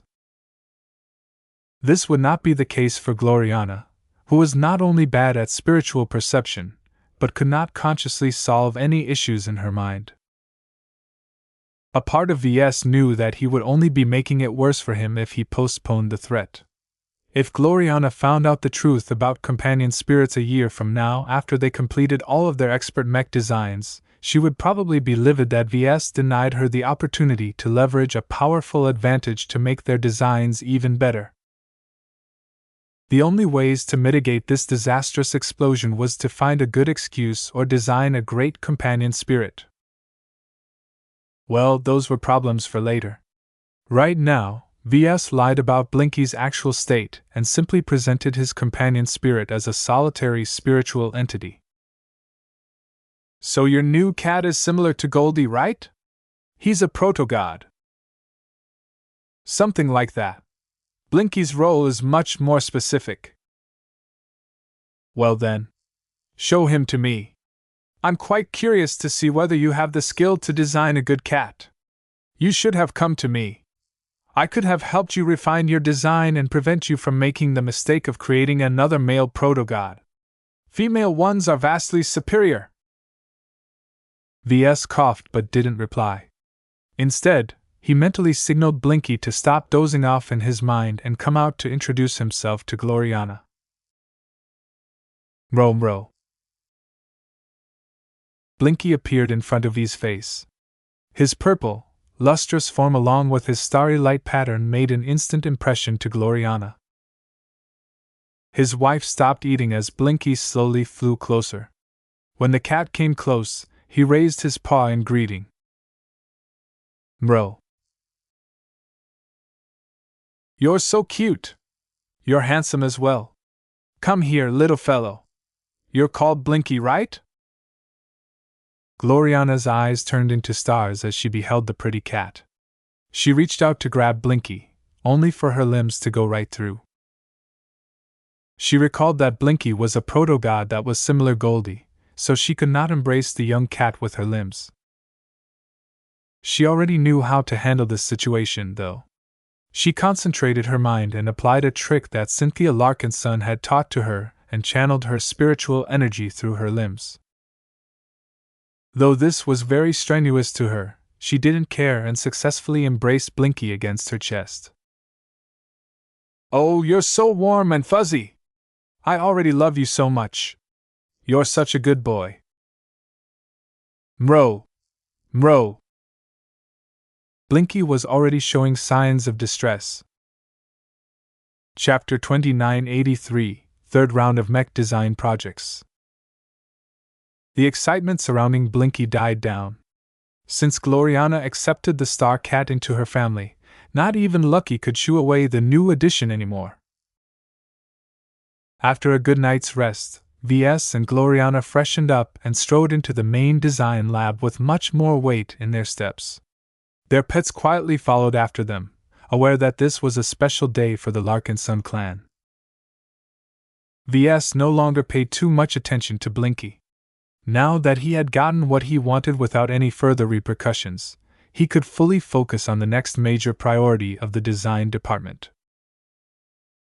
As for Gloriana, she strode forward as if she was on a mission. She had waited so long for this day. After several delays, she could embark on the projects that she had dreamed about for a long time. 4 journeyman mech designers stood together and faced the crowd of assistant mech designers. Ves had been absent from the design lab lately, so he had to reacquaint himself with the familiar faces. He first noted the presence of Dr. Paris. She stood out from the rest because she was primarily a biomech designer. While she possessed sufficient knowledge to work on conventional mech designs, she obviously wouldn't be as passionate. He briefly swept through notable apprentice mech designers such as Miles Tovar, Oscar D. Martin, Ducan French, Molter Ringer and Catherine Evanson and tried to gauge their progress by studying their spiritualities. None of them particularly stood out. Now that Kitties had left the ranks of assistants, Miles Tovar was the closest to becoming a journeyman, but it was hard to say whether the former scion of the Tovar family could advance within a couple of years. From what Ves recalled of the man, Miles and the rest of his Tovar relatives were steady, thoughtful mech designers. They possessed more solid foundations and were quite good at learning and applying knowledge. Yet this measured approach also caused them to lack the fire and passion of more emotional mech designers like Keddies. This was good for an assistant, but journeymen weren't meant to be lackeys. If someone wanted to cross the gap and become a mech designer that was fully qualified to lead projects on their own, they had to develop a bolder and more proactive mindset. Ves briefly glanced at his fellow journeymen, each of whom exuded a different presence that unquestionably made them stand out from low-ranking mech designers. I already have enough journeymen for now. I'm not in a hurry to welcome more to the fold. Ves was not inclined to pay as much attention to his assistants anymore now that he assembled a sufficient core of lead designers. He would just let the apprentices struggle without giving them any special attention. If someone still managed to become a journeyman under these circumstances, then they deserved true respect. Before Gloriana began the meeting, Ves briefly met with an assistant mech designer and received some updates on one of the side projects he started. He hadn't forgotten about his goal of repurposing the sanctuary from a pure battle mech to a more treatment-oriented version. The design teams that worked on his project performed a lot of research and came up with numerous possible proposals on how to develop a more ornamental variant that didn't have to be maintained so meticulously. Good work. Ves nodded in satisfaction as he briefly studied the different design proposals. I can do the rest from here. He did not choose to delegate the entire design process to his assistants. If he wanted his new sanctuary variants to possess potent glows, then he had to get hands-on and make all of the final design choices himself. Of course, that didn't mean he had to do all of the research and prep work himself. He received lots of relevant materials that could save him a lot of detours and design with a firm goal in mind. Hopefully I can squeeze some time in the next month so that I can finish this little side project, he whispered to himself. Soon enough, Gloriana made her announcement. Everyone, our time has finally come. She smiled at the little minions who would soon be working as hard as slaves under her command. After a long period of planning and preparation, we can finally commence our next round of mech design projects. Every assistant turned solemn when they heard this. They already knew that this moment was coming, but now that they finally heard these words, they felt as if it was a bit surreal. Ordinary apprentices could never get involved in expert mech design projects. Not only were they crazily high-end, but their designs were usually riddled with military secrets. Fortunately, the design department wasn't a part of a state-affiliated military organization. Neither the Mech Corps nor the Hex Army had any jurisdiction over the expert mechs of the Larkinson clan. The problem was that Gloriana made a decision that imposed some limits on the design department. Now, before we begin, you need to read and sign some new confidentiality forms, Gloriana said as she waved her hand. A projected document appeared in front of everyone's faces. After a lot of contemplation, I have decided that it is best for us to make use of Hexer-developed components to piece together our upcoming expert mech designs. The Hexer mech industry has built an entire infrastructure around developing expert mechs, and specialized component developers have designed a wide range of high-end mech parts. As you all know, our clan is lacking in this department, so it is best for us to look for external partners to address this shortcoming. While it was technically possible for them to license high-quality components from the MTA, they were expensive and not quite suitable. One of the biggest issues was the lack of tech support.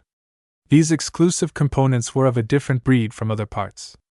Their finicky nature, extremely tight tolerances, and other complications made it very difficult to adapt and adjust them to an individual expert mech design. The companies that developed these components knew their products the best. Ves and Gloriana would be able to save a lot of time and increase the integration of these high-end parts if they could directly consult the developers. This was why Ves ultimately agreed with Gloriana's choice. The relationship between the Hexers and the Larkinsons had already grown close enough that the former didn't mind lending a hand to the latter. It didn't matter if those high-end components were originally designed for female Hexer expert mechs. He only cared if they were powerful, efficient, and practical enough to fit his expert mech designs. Once they got this formality out of the way, Gloriana proceeded to present her overall vision for the 6 projects. She waved her hand, causing 6 vague projections of their possible future work to appear. Though the expert mech designs she sketched lack a lot of details, their overall shapes and contours already provided every knowledgeable mech designer with a good impression of what Gloriana had in store. The woman at the center of these projects grinned. In the coming months or maybe year, I want you to give your all into realizing these expert mech designs. It is an extremely rare privilege for any mech designer to be able to work on the vessels of demigods. You will be challenged. You will have to study a lot of new knowledge. You will be tasked with a lot of tedious assignments. Yet all of this is worth it as long as you are able to complete your assignments. The lessons you are about to learn and the experience you stand to gain will become invaluable to your future development as mech designers. When you have become involved with designing the best mechs, normal mech design projects won't seem as challenging anymore. This caused a lot of apprentices to look even more forward to working on the expert mech design projects. Ves was quite relieved to see that his wife paid enough attention to their design teams. Motivating them was very important because the workload on expert mech designs was far higher than usual due to all of the powerful parts and systems running through their frames. Gloriana eyed the projected expert mech designs with increasing passion. Before I detail the proposed expert mech design projects one by one, let me explain their overall philosophy and direction. First, let me remind you of what our Larkinson clan needs. Ves, how many regular mech pilots do we have at the moment?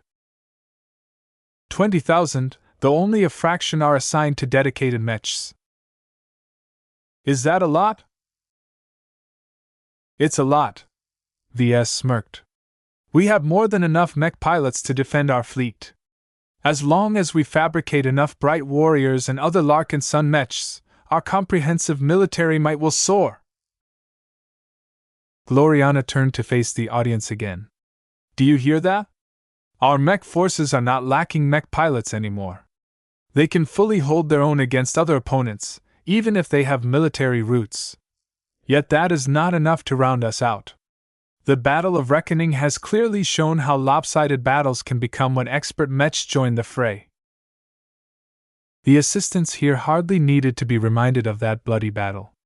Each member of the Golden Skull Alliance lost a lot to take down the enemy expert mechs. I don't think that anyone in our clan wants to see a repeat of that tragic battle. Even if we are able to outnumber an opponent by 10 to 1, as long as we face a handful of expert mechs, our mech forces are guaranteed to suffer painful losses.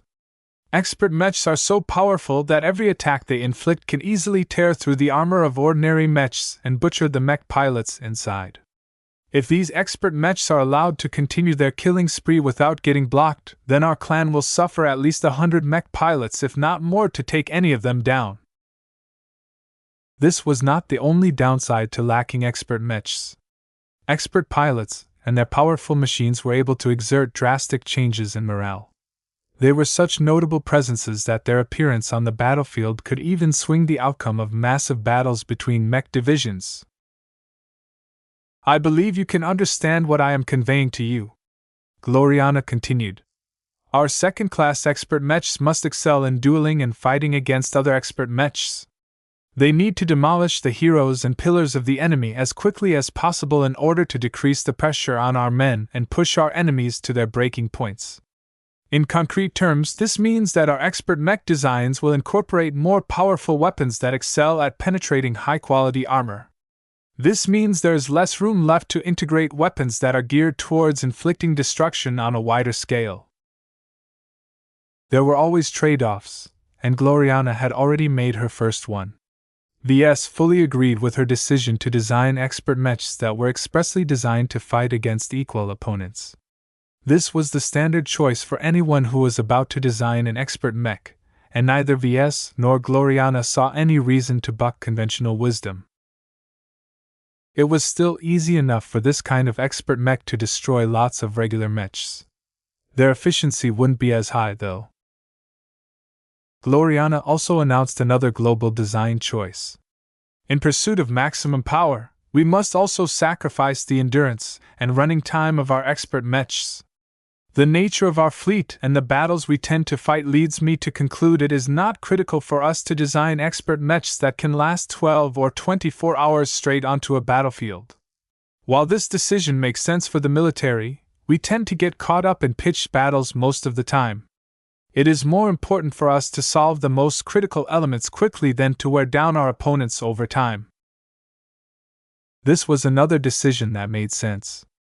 While Ves couldn't rule out the possibility that his clan would participate in a longer battle, for now he felt it was best to allow his expert pilots to burst out all of their strength at once. Chapter 2984 The Chimera Project. Gloriana made their goals clear. The mech designers had to design expert mechs that were entirely geared towards defeating other expert mechs. Even if the Larkinson expert mechs lacked the power to finish off a powerful opponent, then they at least had to pose enough of a threat to entangle powerful enemy elements. With the considerable advantages built up by the Larkinson clan's mech forces, they did not fear a fight against any second-class opponents. Even if the Friday Coalition launched another ambush by dispatching a couple of mech divisions, the Avatars, Penitent Sisters, Sword Maidens and so on possessed more than enough confidence to fend off elite military mech units. Yet this scenario became a lot trickier if those enemy mech divisions also brought their resident expert pilots.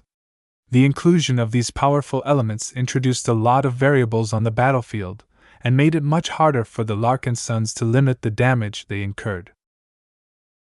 What was most concerning about facing enemy expert mechs was that their extremely high individual power granted them a lot of possibilities to swing the battle in their favor. From assassinating officer mechs to charging into the fray to disrupt a solid formation, expert mechs were able to act as powerful force multipliers. They could even form a commando team and fly all the way to an enemy flagship or headquarters in order to execute a decapitation strike. The disproportionate power possessed by these great machines meant that no one could ignore their presence. Even if the Larkinson clan was able to field 10 times the amount of mechs, this situation still wouldn't change all that much. Expert mechs are best handled by other expert mechs, Gloriana stated. While it is possible for us to design additional configurations that allow our expert mechs more flexibility, we cannot compromise on their main purpose. We have many different solutions to defeat weaker opponents, but we don't have many answers against powerful foes. We can either sacrifice a lot of lives or design the strongest expert mechs we can. I think we all prefer to settle on the latter. Their work had real and profound consequences. Each powerful expert mech was a game-changer to the Larkinsons. Ves had long admired the powerful expert mechs of the Cross clan. Though the martial culture of the Crossers caused them to place a lot more emphasis on them, there was no denying that Lord Reginald Cross and his fellow expert pilots were utterly domineering in battle. Ves wanted the Larkinson clan to acquire the same kind of strength. As long as he could solve this final shortcoming of his mech forces, he was confident that his clan would become a lot more prepared to face the perils of the Red Ocean. After Gloriana explained her thoughts on this subject, she moved to the final common element. Each of our expert mechs will also become prime mechs, she stated. I've already discussed the feasibility of this with my husband. According to him, it is possible to transfer the same powers of a prime mech to an expert mech as long as we incorporate unending alloy in their designs. Considering that it is not possible for us to apply better armor systems to our projects, I do not see a reason to refuse. Our prime mechs have already showcased the superior defensive properties of their armor plating. This didn't mean that Ves and the rest were about to tear down the prime mechs that had served the Larkinsons well. The expert pilots would still be able to pilot them for quite some time until the design department was finally ready to fabricate their real battle machines. Aside from the Shield of Samar, Ves did not plan to retain any other prime mech. The Valkyrie Prime, the Piranha Prime, Bright Sword Prime, the Bright Spear Prime and the Bright Beam Prime did not deserve to end their service so soon, but Ves didn't really have another choice. To make the expert mechs of his dreams, he had to kill the mechs that he sometimes regarded as his own children.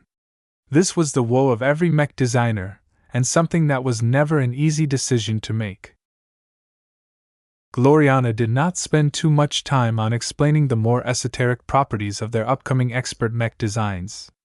This was not her specialty, and the assistants wouldn't understand the finer details anyway. Before she moved on to explain her projects on an individual basis, she made a final announcement.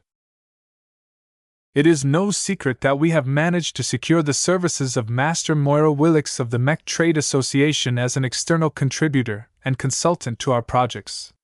Gloriana beamed with happiness. Think about what that means. A master mech designer that is superior to any other master that we know of will be spending her precious time to observe our work and provide guidance to us. I hope you do not waste her time and shame us all by slacking off and putting anything less than your best efforts in your assignments. If you cannot fulfill this demand, then I will kick you out of the design department myself." Every assistant winced. Joining the design department was a dream opportunity for many of these individuals, and getting fired was one of the worst outcomes that could happen to them. The mech designs they got in touch with became progressively better and more impressive. They even reached the point where they received the honor of being able to work on expert mech design projects. So who would ever be stupid enough to screw this precious chance? Though Gloriana's warning sounded a bit ominous, it had the desired effect on the assistants. From the way they were vigilantly looking at others, it became clear that they intended to step in and intervene themselves if anyone in their ranks did not do their part. Humph. Gloriana nodded in satisfaction at the diligence shown by the apprentices. Now that I have made all of that clear, let us dive into the individual projects. Let us begin by examining the project outline for Venerable Joshua's expert mech. Prior to this moment, Gloriana already performed extensive prep work. This included quizzing the expert pilots of what they sought in their expert mechs and making many observations and measurements in order to ensure that their future machines fit them like a glove. When all but one projection faded, the expert mech outline that remained grew larger until it dominated the main lab compartment. The sketch did not display too many distinctive characteristics, but there were a number of elements that stood out. The most obvious one was that the medium mech frame carried both a rifle and a sword. Venerable Joshua Larkinson is a rare multidisciplinary and multi-talented expert pilot who is comfortable with fighting both at range and up close. While he has primarily piloted melee mechs in recent battles, that is primarily because we are unable to meet all of his demands. This is a suboptimal situation and one that we must urgently address in order to enable Venerable Joshua to make use of his full strength and capabilities. The outline of Joshua's expert mech did not seem to possess any pronounced strengths. It actually shared a number of similarities to the Bright Warrior product line. This expert mech design project is characterized by one codeword: Chimera, Gloriana stated. This is a mech that is designed with flexibility, versatility, and adaptation in mind. Just like Venerable Joshua himself, his first expert mech should be able to perform well from afar, at mid-range or in the thick of a clash. It should be able to snipe priority targets at range and outduel enemy mechs up close. It must have enough mobility to catch up to every other medium expert mech but boast enough toughness to survive destructive charges. It went without saying that these were very ambitious aspirations. It was extremely difficult to design a mech that could perform well in many different situations, and still make sure that all of their specs remained high. Some of the assistants already began to look doubtful, but Gloriana did not take their doubts seriously. The Chimera project is not about designing the fastest mech, the toughest mech, or the strongest mech. It is about designing a mech that can perform well no matter the circumstances and would always remain useful. In the expert mech lineup of our Larkinson clan, we need this stable anchor. To that end, Ves has also agreed to implement a variable glow to this design. Ves had already demonstrated the capability to swap the design spirits of his products during his last design duel. Since it made sense to apply it to Venerable Joshua's expert mech, it became a core feature from the ground up. The Chimera project was an attempt to make the most out of this unusual feature. Once Gloriana finished her brief presentation on this project, Miles Tovar cautiously raised his hand. Yes? You have been quite clear on the overall design direction of the Chimera project, ma'am, but we have yet to hear about the most distinctive feature of this expert mech. What are its planned resonance abilities? It is too soon to talk about this. I am still discussing this issue with Master Willix. In the last 2 months, we have already researched and collected a number of resonating exotics that are compatible with our expert pilots. Our clan are still experiencing some difficulties in procuring usable quantities of rarer resonating exotics. We have identified some very juicy ones, but they are so rare that not even Master Willix can readily supply them. If we are unable to buy them soon enough, then we will have to cut back our options. Gloriana sounded rather helpless towards this reality. Humanity discovered many different resonating exotics, but their supply was very scattered and inconsistent. States that were able to mine them usually didn't dump them in the open market.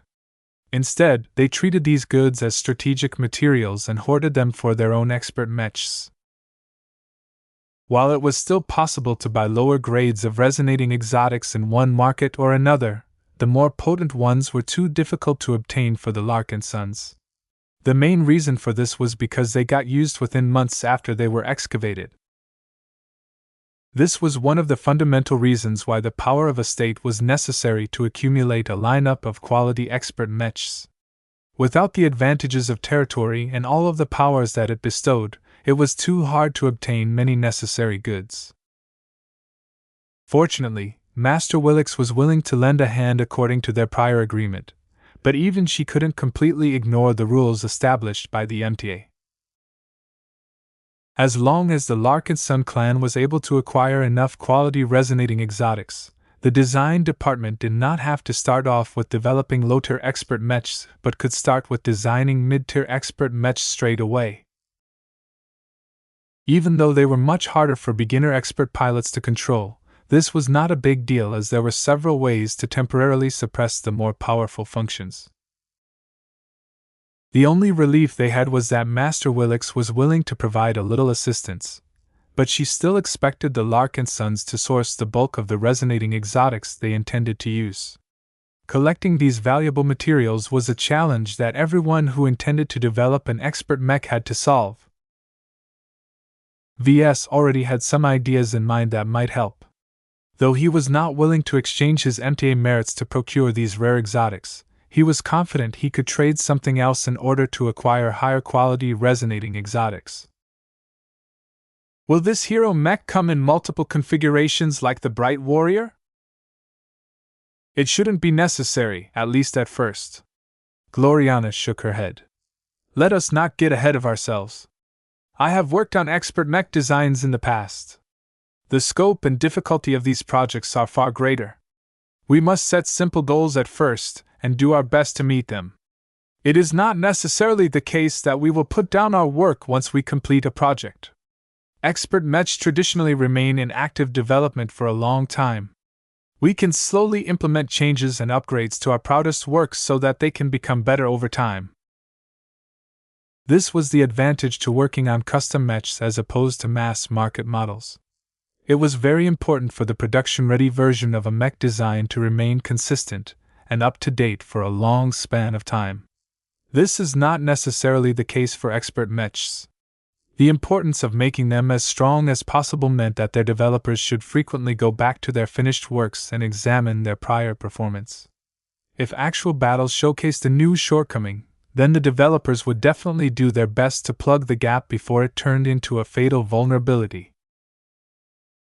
Chapter 2985 Keywords.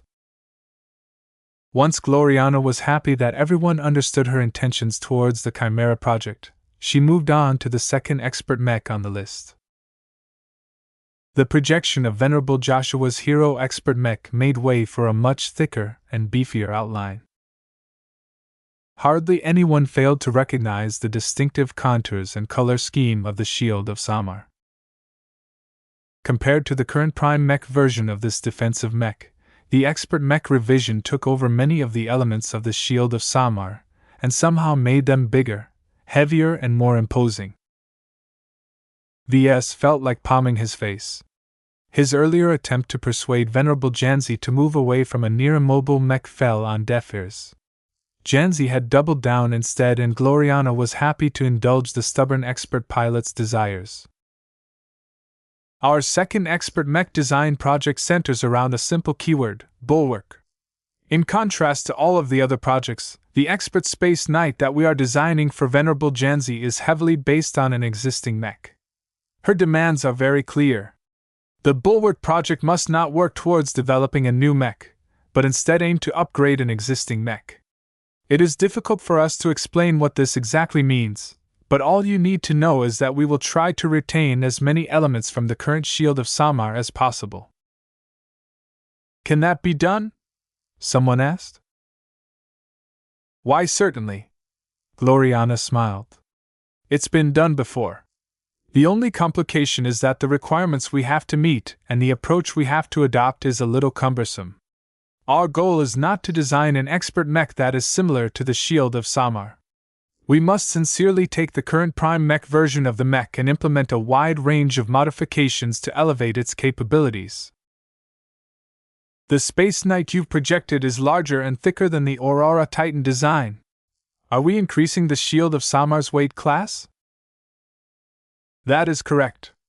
The Aurora Titan that the Shield of Samar was originally based upon was supposed to be a commercial model for the third-class mech market. Since heavy mechs were not commercially viable in my husband's former state, he chose to design a mech that is only a half-hearted version of a proper heavy mech. Ves quietly shook his head. The main reason why he settled on a super-medium Space Knight was because it took way too much capacity to integrate a polarizing module in the design. It was an inelegant solution to a very difficult problem. His wife soon proceeded to elaborate on what she had in mind for the upcoming iteration Shield of Samar. Defense. Defense. Defense.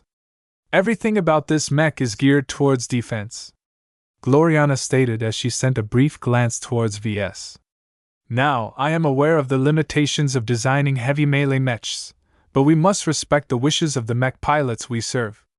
There are several possible solutions that we can implement in order to mitigate the obvious shortcomings of this expert mech design, but I cannot share anything more about this since I am still trying to acquire the resonating exotics needed to realize my vision. Aside from this complication, the remaining details of the Bulwark project did not sound that complicated. Defensive mechs were some of the simplest and easiest mechs to design. They just had to make every component thicker and tougher than usual. The greatest challenge to designing good defensive mechs was to make sure that their other parameters weren't too poor. The mech designers also had to make sure that their internal architecture was robust enough to withstand heavy shocks and other forms of indirect damage. Project Bulwark's unrelenting focus on defense over every other priority limited the complexity of this project and ensured that everyone working on it remained focused. While Ves was happy that Gloriana was sober enough to exercise restraint, he was also a bit dissatisfied that she was not contemplating enough upgrades.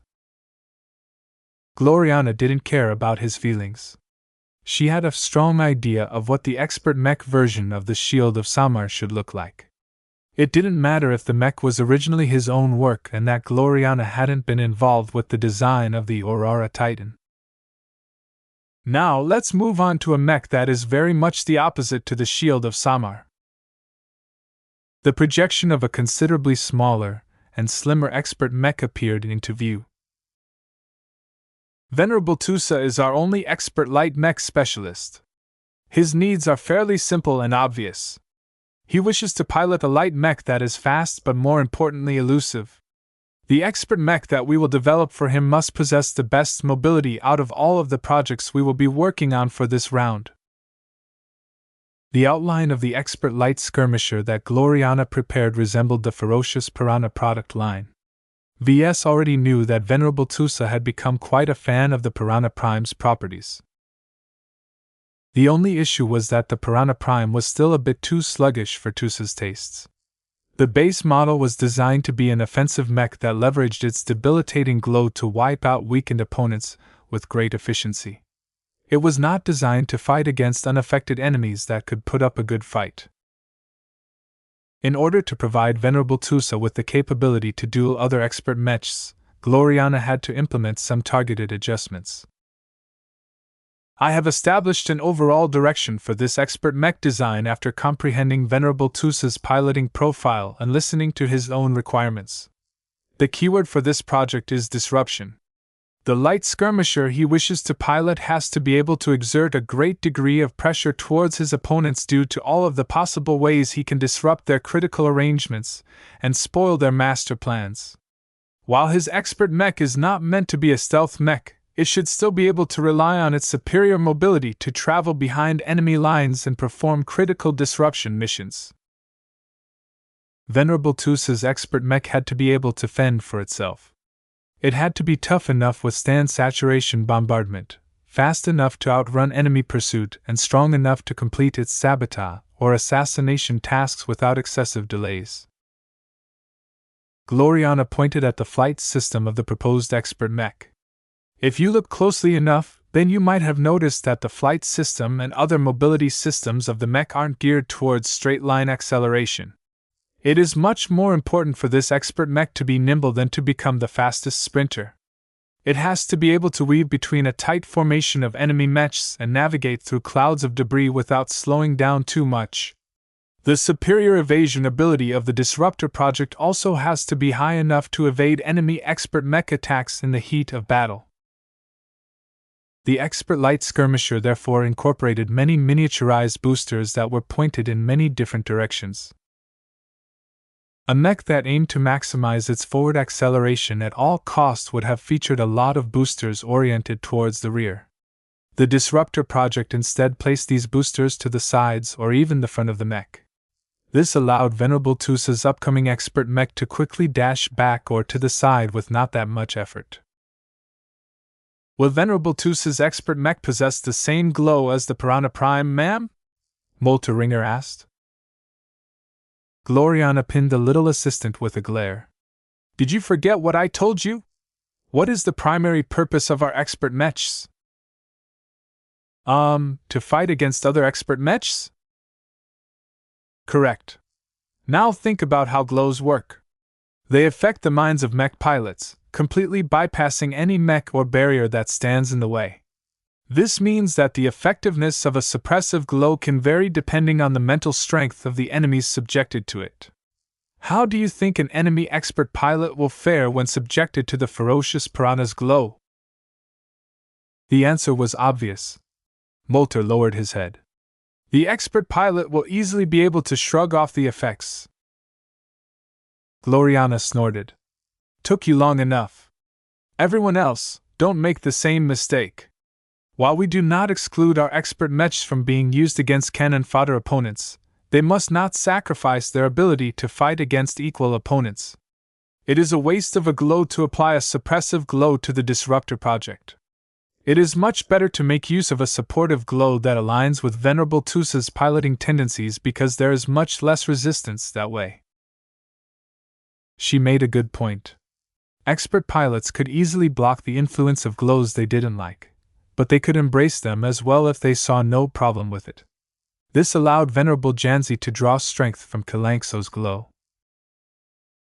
What are the armaments of this expert light skirmisher, ma'am? Equipping it with 2 short knives or daggers sounds underwhelming.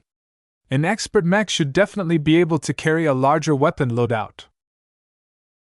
One of the reasons why light skirmishers always appeared comically underpowered was because every gram counted. Their mass had to be as low as possible, and carrying heavier weapons only needlessly weighed them down. This didn't mean that the daggers they wielded were flimsy. They were actually made out of higher quality materials that allowed them to penetrate armor without incurring too much damage in the process. Their small volumes caused these weapons to be quite cheap despite being made out of better materials. We are still considering this issue. Venerable Tusa is accustomed to the traditional light skirmisher fighting style, so he does not have a great need to carry other weapons. That didn't mean that they ruled out this option. Perhaps Gloriana would agree to add a pistol or carbine to the expert mech's loadout. For the next project, I believe it is better to give the word to our latest journeyman mech designer. Ketty smiled at Gloriana and stepped forward. Though the relations between the two had worsened a bit after Ketty's became the latest lead designer of the design department, that did not affect their professionalism. Ketty's confidently faced the crowd she used to be a part of. I will be in charge of Venerable Dice's expert mech design project. As a sword maiden, sword master, and a fellow compatriot of hers, I am the most appropriate mech designer to make all of the design choices. While I may not have as much design experience as my colleagues, this is my specialty. She did not intend to give ground to anyone when it came to this project. She was fortunate that Gloriana agreed to take a step back. The projection of the expert swordsman mech looked a little rougher, but it still conveyed some very clear ideas.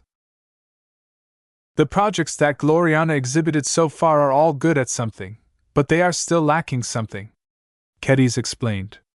The Disruptor project is the most offense-oriented that I have heard so far, but even then its meager strength and arsenal limit the amount of damage it can inflict.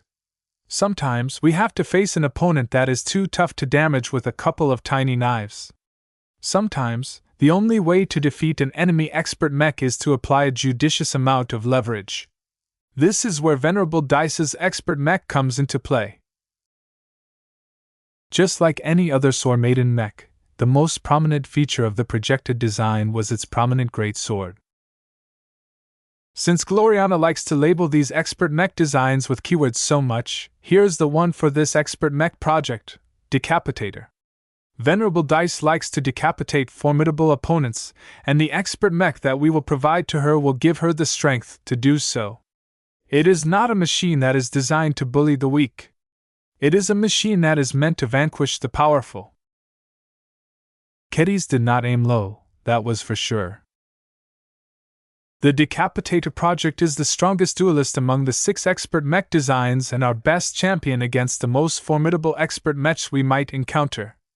If we ever get confronted by a hostile high-tier expert mech such as the Aaron Tier or the Balvo's Rage, then we have no choice but to put at least one of our own champions forward. Even if the matchup looks uneven, there is no fairness on the battlefield. We can only do our best to enable Venerable Dice as much as possible. No matter what powerful foes she faces, none of them can survive if Venerable Dice can drive her sword through their weak point. Chapter 2986. Different Roles. Though Gloriana had the final say on the expert mech designs projects this time, she did not intend to spread herself too thin.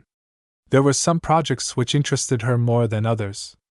It was already strenuous for a single journeyman to devote his or her time on one expert mech design, let alone 6 or 7 at once.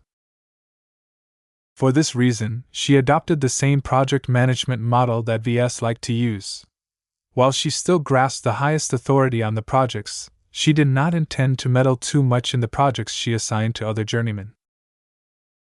Though Kedis was still too new of a journeyman to be trusted with a major responsibility, her passion and her emotional connection towards the Decapitator project was clear to all. Gloriana made the right choice to put Kedis in charge of it. There was no way that the Sword Master would screw up something so pivotal to the Sword Maidens.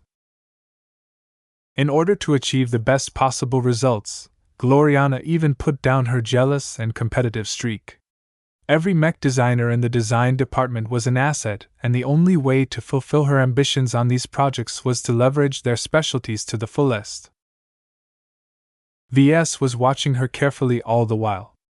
If she showed no management ability or let her biases overrule common sense, then he had no qualms about seizing back control even if she was his wife. He was happy that he did not have to resort to this ugly option. No matter whether it was the right choice, the bad blood that would form between them would be enough to douse their enthusiasm and prevent them from putting their all in their expert mech designs. The design department may be his kingdom, but it was not good if there were no good leaders aside from him. Every lead designer possessed enough design ability to be able to lead a major project on their own, and Ves intended to bestow them more autonomy in the future as the amount of mech designers working for the LMC expanded. After Kedis outlined her overall intentions towards the Decapitator project, Gloriana took over again and introduced the 5th project. The projection changed to show the outline of a spearman mech. Venerable Orphan is an expert pilot that has not been as prominent as the others lately, but she is still a powerful presence on the battlefield in her own right, Gloriana introduced. She is just as avid of a duelist as Venerable Dice, and she longs to pit herself in battle against other formidable expert pilots. However, her fighting style is different from that of our sword maiden expert pilot, and her expert mech reflects her choices.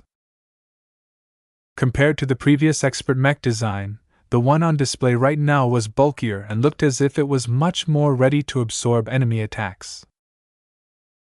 The Vanguard project centers around a mech that can lead the charge and advance boldly against the enemy. Gloriana explained her vision for this project. While this expert mech is not a true Lancer mech, it can function as one with its potent straight-line acceleration afforded by its robust flight system. When it is finally locked into a brawl, its lateral mobility might not be able to catch up with more nimbler expert mechs, but its multi-layered armor system, which includes unending alloy, will provide it with enough of a buffer to launch unrelenting attacks without risking immediate defeat. Unending alloy might be incredibly tough, but it was not an omnipotent material. It could still be heated up to insane temperatures if it was continually hit by energy attacks. This was why Gloriana chose to thicken and add multiple layers to Venerable Orphan's expert mech. While this would inevitably increase its bulk and reduce its agility, it could withstand the most punishment out of all of the expert mechs aside from the Bulwark project. The Vanguard project was an all-out assault mech that eschewed flanking and clever maneuvering in favor of enhancing its breakthrough potential. The Larkinsons desperately needed this kind of mech to punch through prepared lines and overcome the defenses of prepared enemy expert mechs. Rena Orion raised her hand. Won't this expert spearman mech become too sluggish to duel against other melee expert mechs? It is not meant to fight like the Decapitator project. Instead of relying on agility, timing, and skill to outduel an opponent, the Vanguard project is explicitly designed to trade blow for blow and force enemy expert mechs into brutal clashes that will hurt both sides. With the unending alloy layer applied to Venerable Orphan's expert mech, we have great confidence that it will come out on top against any second-class opponent. This was not an indictment against Venerable Orphan's skill. The Vandal expert pilot would probably lose out in a duel against Venerable Dice, but she was no slouch when it came to her spearmanship. There were nonetheless situations where the Decapitator project was less suitable in certain matchups. If it faced a powerful expert pilot that matched or exceeded Venerable Dice's skill, then the duel might get dragged out for a long time. This was not what the clan wanted to see. Its mech doctrines were all geared towards explosive action and crushing the enemy as quickly as possible. As the Battle of Reckoning had already shown, the Larkinson mech pilots were prone to losing steam when they weren't able to beat their opponents quickly. The Vanguard project was called this way because Gloriana believed that Venerable Orphan could break these kinds of stalemates in the direct and arguably the stupidest way possible. Even stupid solutions have their place, VS whispered. This is the best possible role for a short-sighted expert pilot like Venerable Orphan. The best way to solve the Gordian knot was to cut it in half. Gloriana evidently agreed with this direction, so her plan for the Vanguard project was to load it with plenty of defenses and damage mitigation modules. It was an expert mech that emphasized toughness over finesse. Once she finished explaining the Vanguard project, she moved on to the last expert mech design project. The projection of an expert spearman mech design made way for a more slender and fragile expert mech. Every expert mech shown so far did not excel at ranged combat. Though Venerable Joshua was able to fulfill this role due to his flexibility, he did not excel at it like those who lived and breathed marksmanship like Venerable Ganso and Venerable Brutus. The lack of dedicated Larkinson expert pilots caused a lot of consternation among the military leadership of the Larkinson clan. Until expert candidates such as Ton Mellon were able to overcome their next hurdle, the only dedicated ranged expert pilot that the Larkinson clan could command was Venerable Devia Stark. Though VS felt annoyed at Venerable Devia's lack of interest in joining the Larkinson clan, Gloriana did not seem to mind that much. Venerable Devia Stark is different from the other expert pilots we have discussed so far. The Hexer expert pilot began with a respectful tone. While she is not a Larkinson, her life experiences and defeats she suffered have tempered her forbearance and wisdom. As the oldest expert pilot in our service, she may lack the brashness of her peers, but that makes her suitable to go on overwatch over our entire fleet. The expert mech on display might not resemble the Bright Beam Prime anymore, but many of its principles were the same. It was a purely offense-oriented mech. Just like Venerable Stark's Prime mech, it lacked an unending alloy armor system due to scarcity, and only concentrated a relatively modest quantity on the main weapon. It couldn't be helped. There was not enough unending alloy to cover all of the expert mechs. VS even felt tempted to return to the Nixian Gap in order to hunt other statues of the Dark Gods, but that was a bad idea for multiple reasons. Until he could find a substitute material that was both tough and spiritually reactive, there was no way the Larkinsons could outfit their subsequent expert mechs with prime mech capabilities. I am sure you have noticed the clear direction of this mech design. The Sentry project is equipped with a powerful modified dual-type energy rifle that is based on a model that has served many Hexer expert pilots well. It can fire positron beams that are notable for their high penetration and single-shot power when empowered by resonance. It can also fire more efficient and rapid laser beams that can also be split to intercept multiple incoming projectiles. This was a typical setup for energy-based rifleman mechs. VS found it curious that Gloriana and Venerable Stark opted to leave out a kinetic option. Some opponents were much more vulnerable against physical damage than pure energy damage. While it was possible to equip the Sentry project with a specialized Gauss rifle, the entire design of the ranged expert mech was optimized towards maximizing its energy weapon capabilities. Perhaps Gloriana was banking on the hope that future expert pilots would be able to fill this hole in the Larkinson clan's expert mech lineup. VS agreed with her strategy. It was better to do one job well than multiple roles poorly. In any case, they could still rely on Venerable Joshua and the Chimera Project to take care of this when necessary. His wife waved her hand, causing a projection of the Bulwark Project to reappear. During the Battle of Reckoning, we fought against the Corundian Giants, an elite coalition reserve corps mech regiment that has adopted an unusual tactic of merging their ranged and defensive mechs together. During that same battle, the Shield of Samar and the Bright Beam Prime managed to utilize the same tactic, though their mechs weren't designed to mate with each other. Though there are many shortcomings to this tactic, the synergy it produces between two different mechs is quite great, so I intend to accommodate this mode of combat from the ground up this time. This will ensure the Shield of Samar will always be able to play a useful role if nothing else. No one was ashamed at the fact that the Larkinsons intended to steal the gimmick of one of their defeated opponents. It was incredibly effective against opponents that did not possess overwhelming firepower and were not capable of closing in on the Larkinson mechs quickly. While some might be able to argue that it was more effective to rely on bunkers or defensive ships to provide cover to ranged mechs, that came with its own downsides. Starships were big and valuable, and no one liked to put them in harm's way. The best use of this tactic was to deploy the combination mechs away from the main fleet so that they could shoot at advancing enemies from an angle. This was also how VS envisioned the Bulwark Project and the Sentry Project in battle. The different firing angle along with their isolated position could make it a lot harder for an enemy commander to choose how to approach and attack the Larkinson fleet. Gloriana spent a bit of time on how to facilitate the integration between the two expert mechs. Despite the large flight system mounted on the rear of the Shield of Samar, Venerable Stark's expert mech should still be able to take position due to some targeted modifications. Once the two powerful machines merged, the combination of the two would produce wonderful results. Not only would the Shield of Samar provide extremely powerful protection to the fragile ranged expert mech, but it could also lend its entire energy reserve. In turn, the defensive mech was able to absorb a lot of heat due to its enormous mass and bulk. This allowed the Sentry project to fire its potent rifle at a much higher rate without worrying about overheating. The only complication was that neither Ves nor Gloriana had a good idea of how the resonances of the two expert mechs affected each other.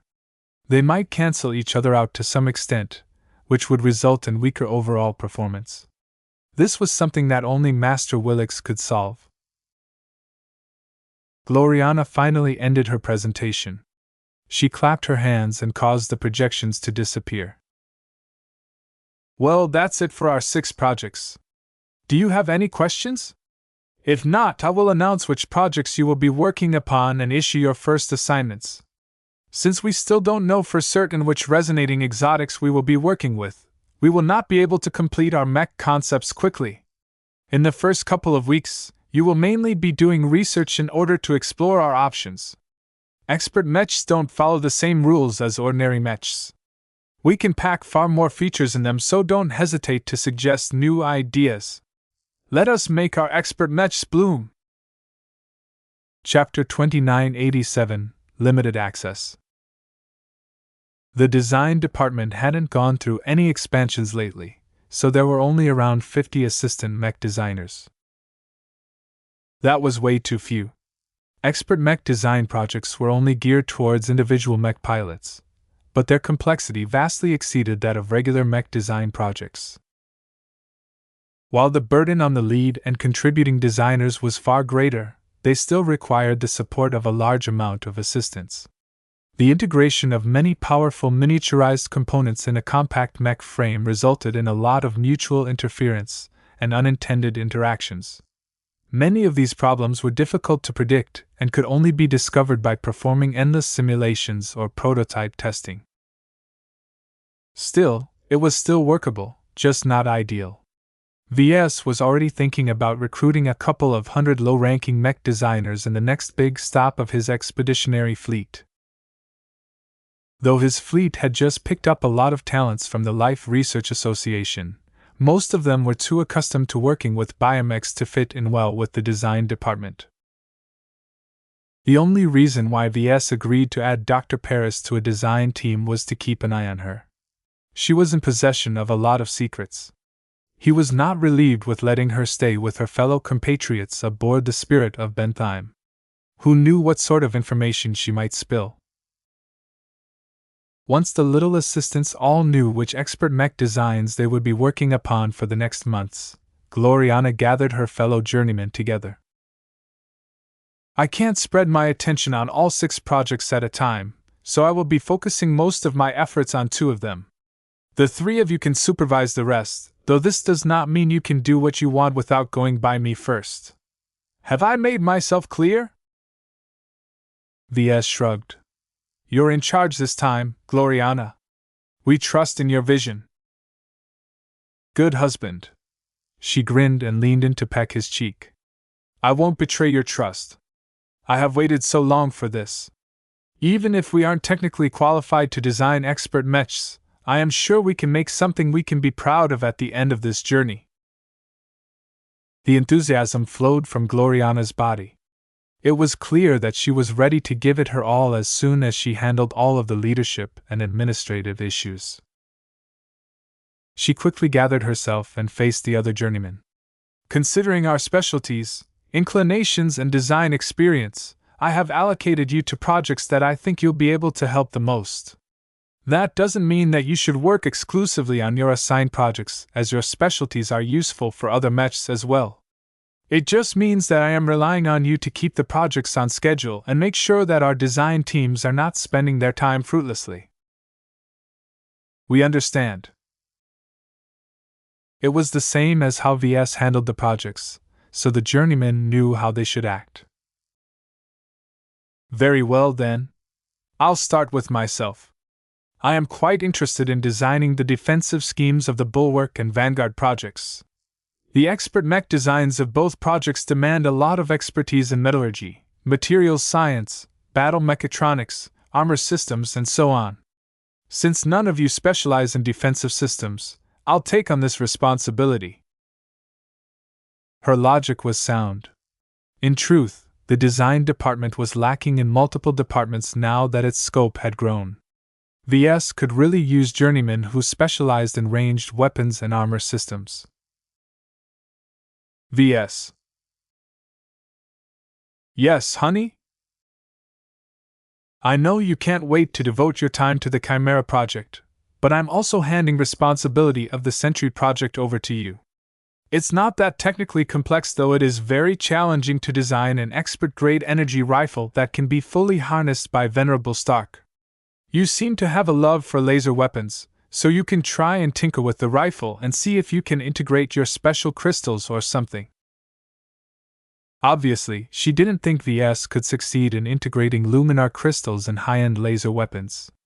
The luminar crystal tech that VS managed to secure from the MTA was too basic to keep up with battles at this level.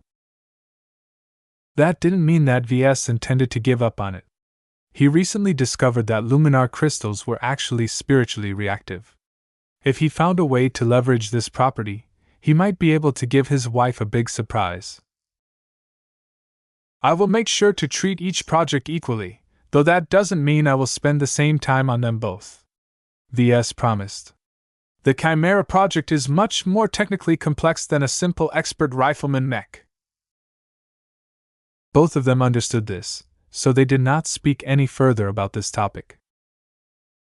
Gloriana turned to Juliet Stameros. The penitent sister mech designer had kept a low profile recently, but that was merely because VS and Kedis attracted way too much attention lately. The pair got into trouble way too often compared to other journeymen. Juliet, aside from helping us maximize the mobility of all of our projects, I hope you can devote as much effort as you can spare to completing the Disruptor project. Your expertise on flight systems is critical to maximizing the greatest strength of Venerable Tussa's expert light skirmisher. Will you be able to tolerate working on a male machine? The penitent sister frowned. I am a Larkinson. I know how to follow orders. I do not have any problems with cooperating with Venerable Tussa on this project. Good.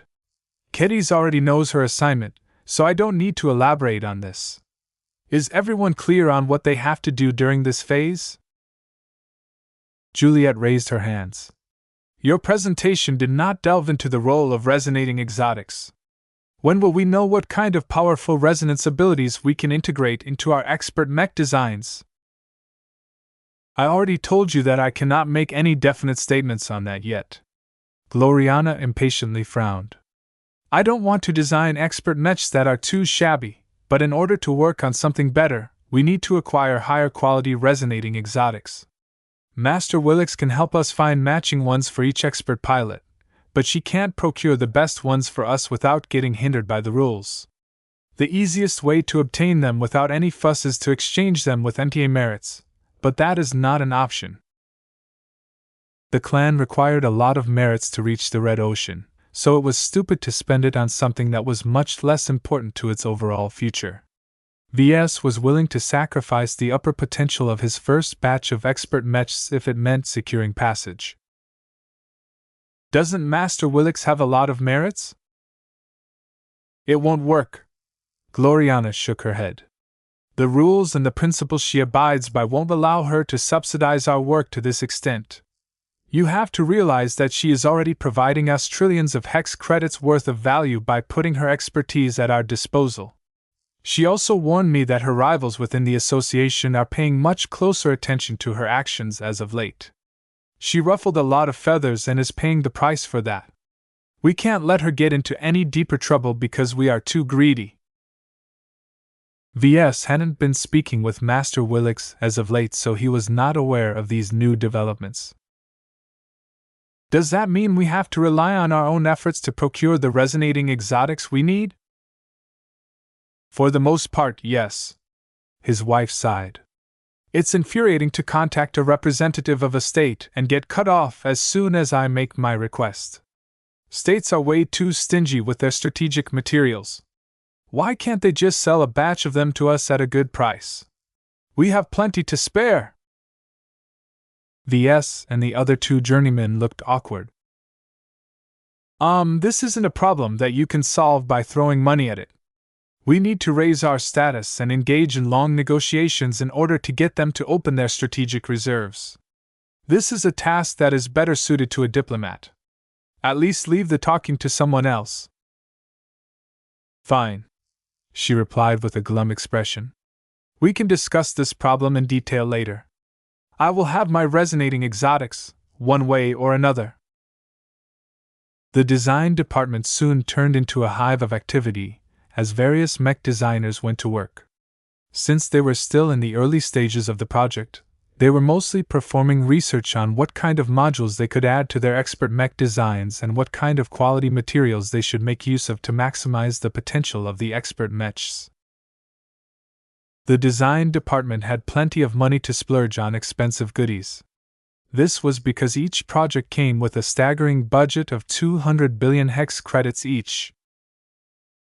That meant that the total of all 6 projects cost as much as a decent capital ship. A typical Hexer expert mech for low-tier expert pilots only costs around 10 to 30 billion hex credits to develop and maintain over the years.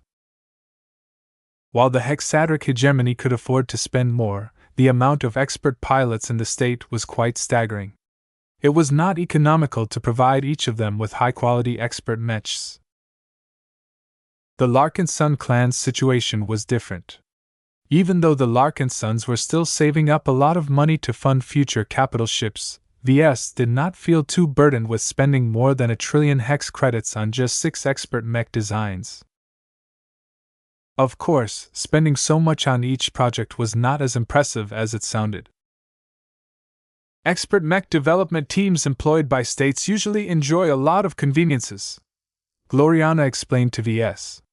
They don't have to pay licensing costs and they can draw resonating exotics from the hegemony's strategic reserves by expending their quotas instead of actual cash. All of the actual costs are borne by the government. And we're different. Yes. We're different. We haven't built up a large library of high-end component designs. We don't have an expansive reserve of resonating and non-resonating exotics. We need outside help to address these needs. While I managed to solve the component problem easily enough, it is not practical for the hegemony to ship exotics to us, not when the Hexers need them more to win the Komodo War. That outcome was looking less and less likely by the day, but Ves didn't want to start an argument over that. He briefly thought about how they could increase the chances of obtaining the exotics they wanted. I'll try and see if our route passes through any friendly states that might be interested in trading with us. We can produce some specialty goods that might offer a lot of value to interested parties. Like what? Our second-class mechs? She frowned.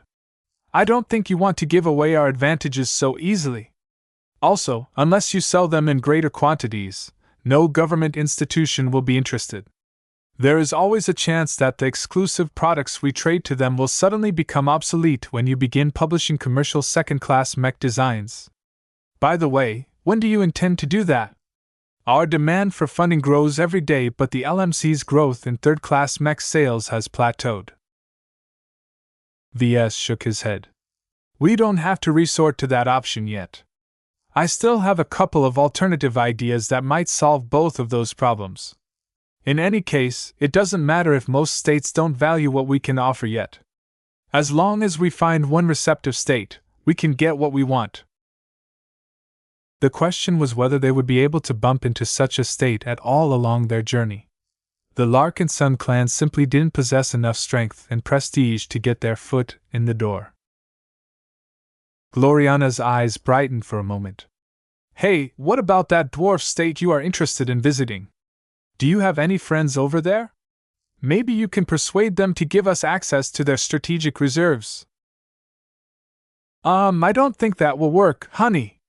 I'm not exactly friends with dwarfs. Chapter 2988, The Seventh Project. The difficulty in acquiring higher-end resonating exotics was not a problem that the Larkinsons could solve in a short amount of time. Perhaps it would have worked if the expeditionary fleet was still in the vicinity of the hexadric hegemony, but now that they were in majestic teal and moving even further away, VS could forget about this option. This forced VS to set his sights on other states.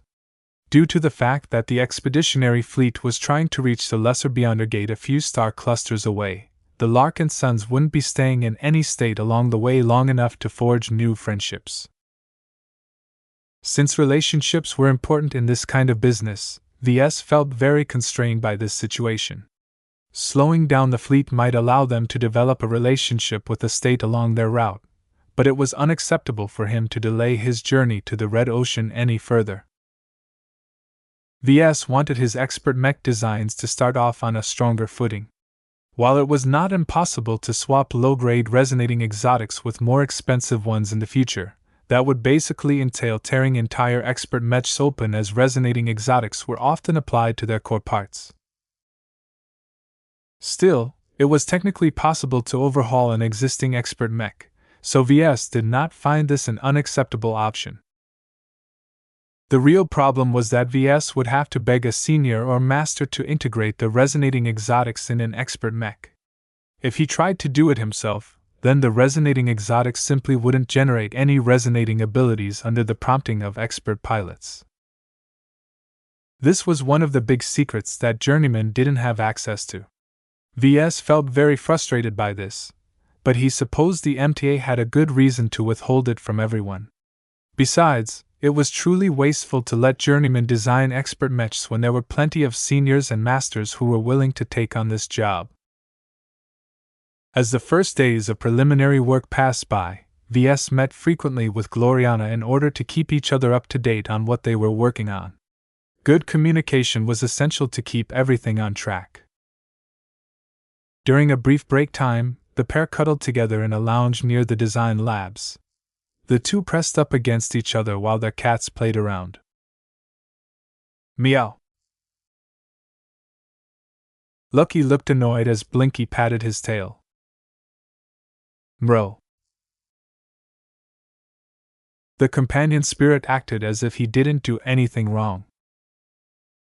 Meow. Clixie turned her head as if she wanted to request something to her daughter.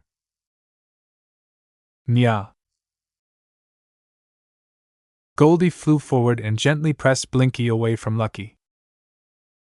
The two spiritual cats had become closer to each other as of late. Due to their spiritual forms, it was not easy for material existences such as Clixie to touch them directly. Both brother and sister enjoyed each other's company because they could do all of the cat things they liked without worrying about phasing through each other's bodies. Mro. The star cat attempted to jump onto the golden cat, only to get kicked away by the latter. Naya. The two spiritual cats started to wrestle, which caused both Lucky and Clixie to look exasperated. Meow meow. Meow. Hi. Gloriana giggled as she rested her head on V's uniform chest. They're getting cuter and cuter. You've got another cat, right? Why not summon him as well? Are you talking about Baigo? VS frowned. He's an AI avatar. He's not a true sentient cat. Bring him out anyway. I'm interested to see what Blinky thinks of our electronic cat. Very well. He called out Baigo, who projected his avatar body into view. Mew. Mro? Blinky stopped chasing after Goldie and looked warily at the new cat. The young spiritual companion started to hiss aggressively at Baigo. It seemed that the spiritual cat really didn't like his electronic counterpart for some reason. Mew. Baigo steadily communicated. The electronic cat had come a long way since his initial jerky movements and actions. After so much deep learning, Baigo's behavior had become practically indistinguishable from real cats. Since he was an infrequent sight lately, the other cats had to reacquaint themselves with Baigo's anomalous existence. He stood out way too much and failed to integrate with the cat family. Mew. Meow. Lucky clawed through Bygul's body, causing the physical projection to pop and disappear. Mew! It didn't matter as Bygul reappeared seconds later. As the miracle couple observed the antics of their pets, they slowly discussed some other issues. I've heard you've been working on a 7th mech design project in your spare time, Ves stated. Didn't I tell you about that? My brother needs a new expert mech as well. I'm adopting a different approach for his machine since it isn't a part of Master Willix's deal. I'm already cooperating with a couple of Hexer mech designers, so you don't need to worry about that. I only need you to contribute your specialty. I'll need to get involved for that, Gloriana. Do we have the time to spare on an extra project? Gloriana reached out and tilted his head so that he looked straight into her eyes. You will make time for me. Don't refuse. This is a good opportunity to get some extra practice on participating in an expert mech design project. The Hexer partners I've agreed to work with will bear a greater burden and contribute more extensively than Master Willix, so this is a good opportunity to learn how professionals design expert mechs. He wasn't sure whether these Hexer mech designers would be receptive to Ves, especially since the war was growing poorer and poorer for the Hexadric hegemony. In truth, Ves and Gloriana should have been working on their last batch of Hexer mech designs, but neither of them had a good idea on how to change the strategic outlook of the Hexers with their work.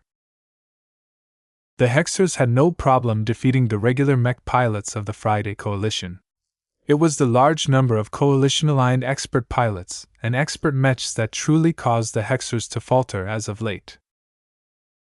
Though Ves wasn't very interested in adding another burden to his already busy schedule, he did not deny his wife's arguments.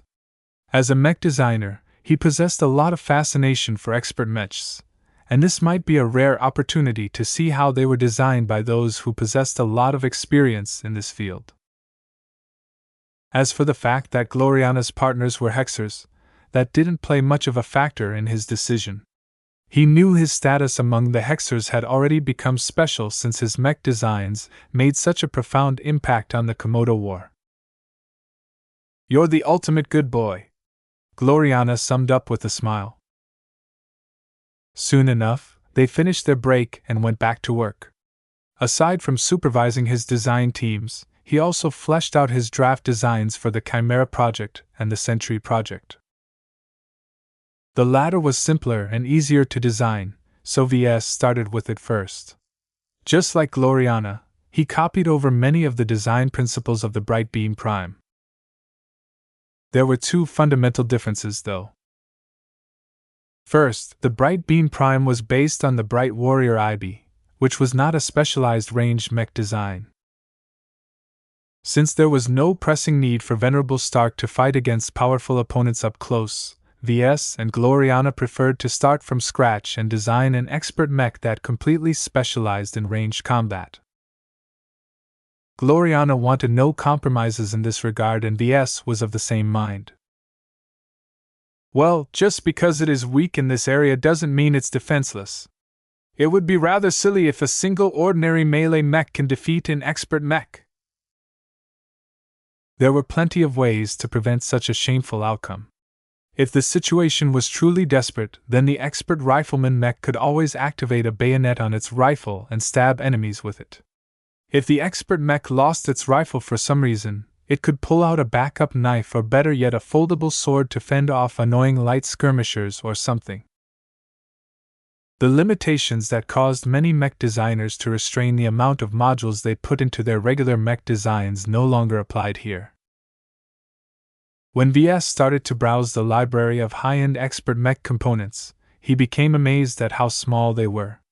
By relying on superior technology, manufacturing procedures, and most important high-grade exotics, the Hexer parts reserved for expert mechs were considerably more powerful while taking up surprisingly little space. The most direct comparison is armor. The mech industry paid a lot of attention to the toughness of expert mechs. This was an extremely well-developed field. As long as someone was willing to pay the price, an expert mech could easily be clad with a thin layer of armor that was nonetheless able to withstand at least 10 times as much damage as an equivalent normal mech.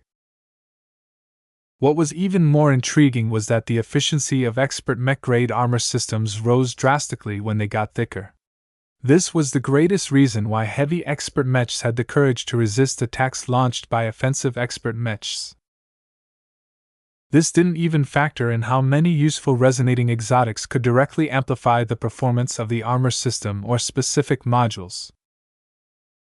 It took a lot of effort and expertise to make these modifications work, though. This was why Gloriana was so eager to secure the help of component developers. It's too bad the Sentry project doesn't have that much capacity compared to other expert mechs, he sighed. He was able to stuff all kinds of goodies in Venerable Stark's expert mech design, but it was quite limited compared to what he could put into other expert mech designs. The biggest weakness of the Sentry project was its relative lack of armor. No matter what expensive armor system he chose to apply to this rifleman mech, its defense would always be subpar compared to other mechs at this height. It's enough to make the Sentry project a nightmare against regular mechs, but once it gets hit by a resonate-empowered attack, I doubt it will fare well. This was also why Gloriana insisted on allowing the Sentry project to merge with the Bulwark project. VS had to make a lot of adjustments to the front half of the expert rifleman mech in order to enable the mating process. In other words, the Sentry project revolved around a cover-based machine. Unlike Star Dancer Mark II that his wife intended to design for her brother, Venerable Stark wouldn't be able to dance and weave an open space without putting her expert mech at great risk. Though VS wanted to make sure that the Sentry project was still mobile enough to reposition itself in battle, it was not designed to be a dogfighter. It's a sniper, pretty much. This meant that VS had to prioritize precision, power, and other offensive traits over defense and mobility. The payoff would be very great. During the Battle of Reckoning, Venerable Stark didn't fire too many times, but each time she did, her impact was enormous. Since she can do it once, she can do it again. VS actually loved to design extreme mechs that completely focused on maximizing a single aspect. The problem was that he would always regret it later. The deficient mobility of the Aurora Titan and the Shield of Samar was a good example. He shrugged. Oh well. I'll just focus on the fun for now and leave the suffering for later. A ranged expert mech that excelled at long-range combat was a valuable addition to the Larkinson clan. No matter how poor it was in defending itself, it could always rely on cover to mitigate this shortcoming. Whether it took shelter behind the Shield of Samar or the graveyard, the Larkinsons offered plenty of shelter. Chapter 2989, Add-ons. VS missed the process of designing a mech. Mech design was his chosen vocation, so he should be engaging in it as much as possible. It was just that recent events caused him to get distracted by all kinds of priorities. Now that he was able to return to the job his life revolved around, he felt as if he had finally come home. Every other priority faded from existence. The integration of the new Sword Maidens and the former's lifers, the upcoming establishment of an Ilvanan mech force, the crewing problems of the recently acquired graveyard and the Dragon's Den, the troublesome financing and order placement of the Larkinson clan's next flagship, the preparation of the new treatment variants of the Sanctuary, the search for more MTA merits, the acquisition of mutated beasts, the continuation of his experiments, and so on no longer mattered as much to him anymore. That was not to say that he forgot about those priorities, but VS recognized he possessed something of a one-track mind. He was bad at juggling multiple different priorities due to his tendency of becoming fully invested in a given project or activity. It was just how he worked. As a passionate mech designer, he performed at his peak when he became fully engaged in a mech design or experiment. If he had to do both of them at the same time, then his mind would easily become jumbled, thereby scattering his attention. The expert mech design projects were still in their preliminary phases. Everyone was tasked with examining and researching different possibilities to include in an expert mech design. The Hexer catalog of high-end components offered quite a lot of choice, so it was important to mix and match together the right modules in order to fulfill a coherent vision. On the day he decided to devote attention to the Chimera project, he invited Keddies and Venerable Joshua over to his little corner in the design lab. Meow. Mro. Lucky and Blinky perched on opposite sides of a desk while staring at each other. The two cats still hadn't gotten along yet, though they were able to tolerate each other's presence without coming to blows. Heya Lucky! Heya Blinky! Keddies grinned at them as she strode closer to scratch both of them beneath their chins. As someone who possessed a companion spirit herself, the star cat's intangibility didn't hinder her at all. Do any of you want some snacks? Meow! Mro! Hee hee. You guys are as hungry as ever. She pulled out a chunk of mineral from her pocket uniform and threw it over Lucky's head. The gem cat eagerly tracked the passage of the mineral and jumped straight into the air when it flew above his head. After a quick chomp, he floated down to the desk with a satisfied expression on his face. Meow. Blinky didn't eat normal food, but Keddies had a solution for that as well. She pulled out a pocket knife from her tool belt and lazily slashed in the companion spirit's direction. A small sharp sword energy wave slowly propagated towards the spiritual cat. Though the energy it contained was enough to cut through the desk material, Blinky did not take it seriously. As soon as the crescent-shaped wave came close, the star cat opened his maw and formed a suction force that quickly shrank and devoured the incoming sword energy attack. It didn't matter if the attack he absorbed was sharp and damaging. As long as it was made out of spiritual energy, it instantly turned into his food. Mro. Ves looked up from his desk terminal and eyed his companion's spirit with a thoughtful look. They only discovered this interaction relatively recently. He supposed it was a holdover from the Unending One. Since the Dark God was able to devour all sorts of energy, it made sense that he could swallow up dangerous and damaging energy as well. Though Blinky was only a fraction as strong as the Unending One in his peak, he could still digest weaker energy attacks without any strain to his digestion system. Perhaps he might even be able to devour stronger energy in the future, though Ves wasn't willing to find out his current upper limit for fear of damaging a spirit that was less than a month old. A floating greatsword came close to Blinky and started to sway back and forth. If not for the fact that it was sheathed, Ves would have been a lot more nervous about the fact that a self-moving sword was swinging so vigorously. Swish swish. Mro mro.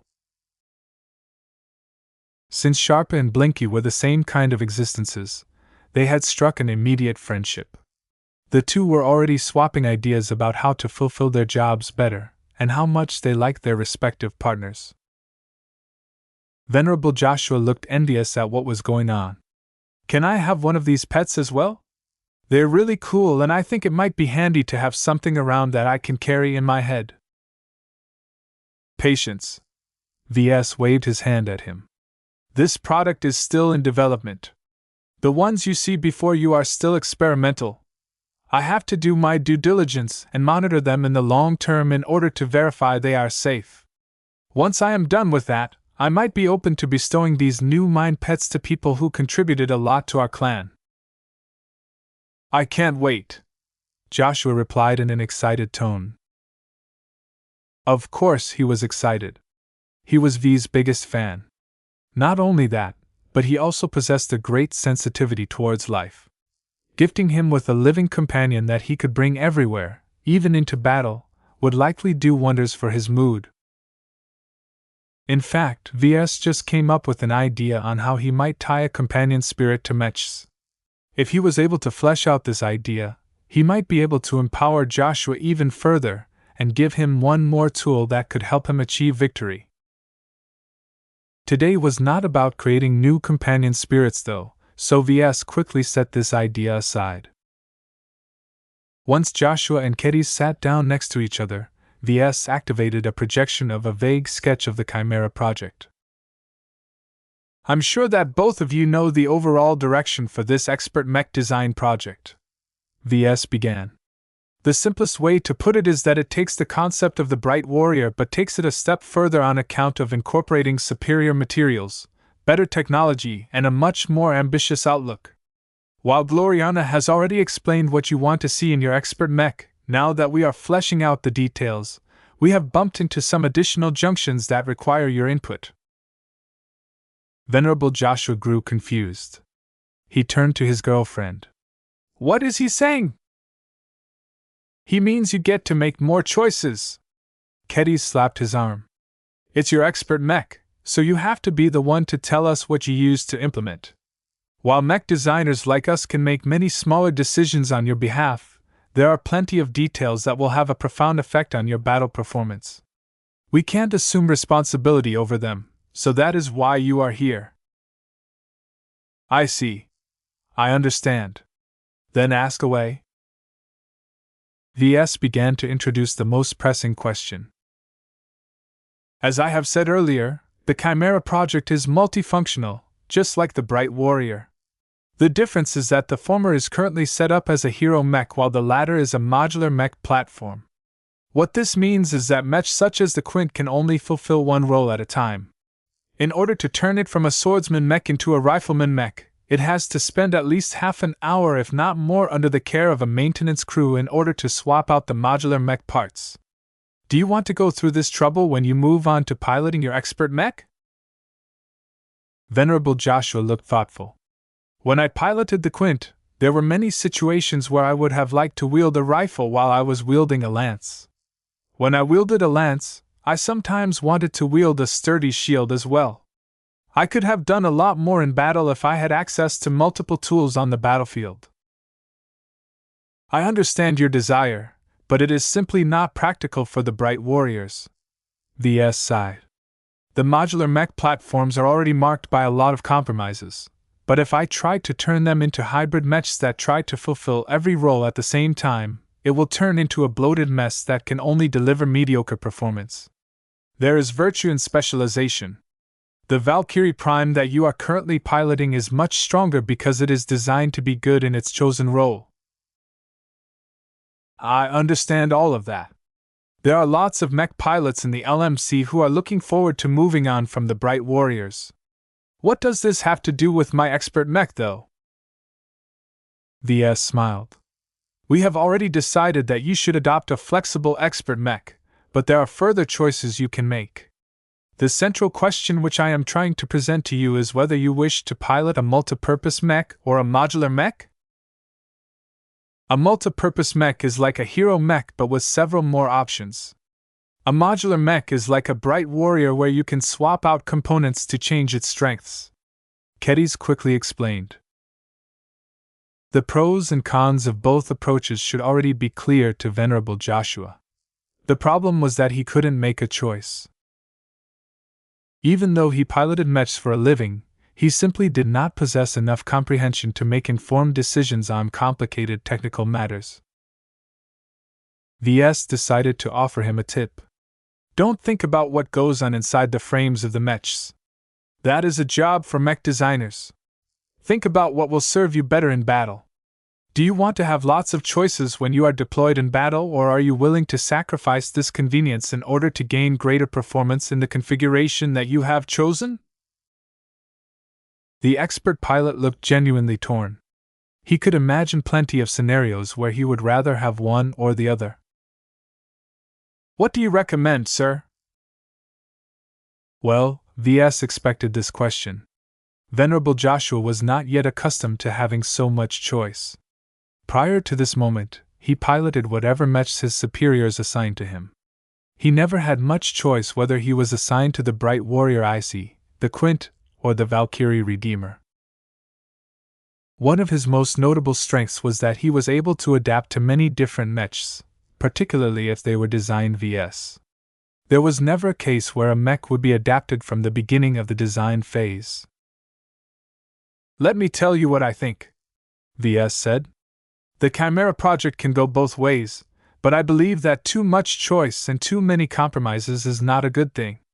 The reason why the base form of this project is a hero mech is because you can already do a lot with just 2 weapons. There may be cases where you can play a greater role if your expert mech turns into a lancer mech or a cannoneer mech or something, but in general you can already perform similar jobs by sticking to a hero mech type." "So are you saying I should settle for a simple expert mech?" "Not quite." Ves shook his head. "I know a thing or two about hero mechs. They seem a bit more confining to you. The idea I have in mind is to combine the 2 aforementioned choices by enabling your expert mech to mount sizable add-ons that can be shed at any time in battle. Think of the base form of your expert mech as a core and the add-ons that we can mount on it as temporary external accessories. While this is an expensive option, it is not a big deal for us to finance it as long as you can make the most of it. Are you interested in trying out this concept?" Silence reigned. Neither Joshua nor Kedys knew what to think about this bold proposal. Chapter 2990, Mounted War Gear. Just after Ves presented his bold proposal, Blinky directed his shining eyes at Joshua and Kedys. "Bro?" The couple looked quite confused. They never expected that Ves would propose a third option, and one that sounded a lot different from what they were accustomed to. They didn't have a good idea of what this proposal entailed. Ves only just came up with this plan, but he already became invested in it. The more he thought about it, the more he felt this was a great way to design a powerful expert mech. Of course, there were a number of issues as well, but he was confident he could deal with them. His goal was to turn the Chimera project into an expert mech that was capable of achieving greater impact at the start of any major engagement. He did so by moving beyond the traditional framework of mechs. Seeing that the 2 lovers failed to follow his train of thought, he activated a design suite and began to sketch extra modules around the projection of Venerable Joshua's possible expert mech. The expert mech still retained its hero mech configuration, but it looked like it just took on a half suit of heavy combat armor. In order to illustrate his point in the clearest terms possible, he chose to make a dramatic adaptation by mounting artillery cannons on the sides and rear of the hero mech. The entire ensemble looked so different from that of a normal medium mech that it shared a closer resemblance to a heavy artillery mech like the Transcendent Punisher. "What is this?" Joshua asked in a befuddling tone. "You can do this?" "Yes." Ves smiled. "It's technically feasible, though it entails a lot of work. The reason why you don't see this kind of solution in the galactic rim is because it's not efficient. The general approach to serving expert pilots is to identify their greatest strengths and design a single powerful expert mech that accommodates them as best as possible.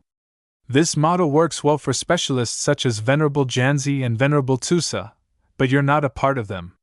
You're simply good at everything, though there are still gaps when we compare your performance to the expert pilots I've just mentioned."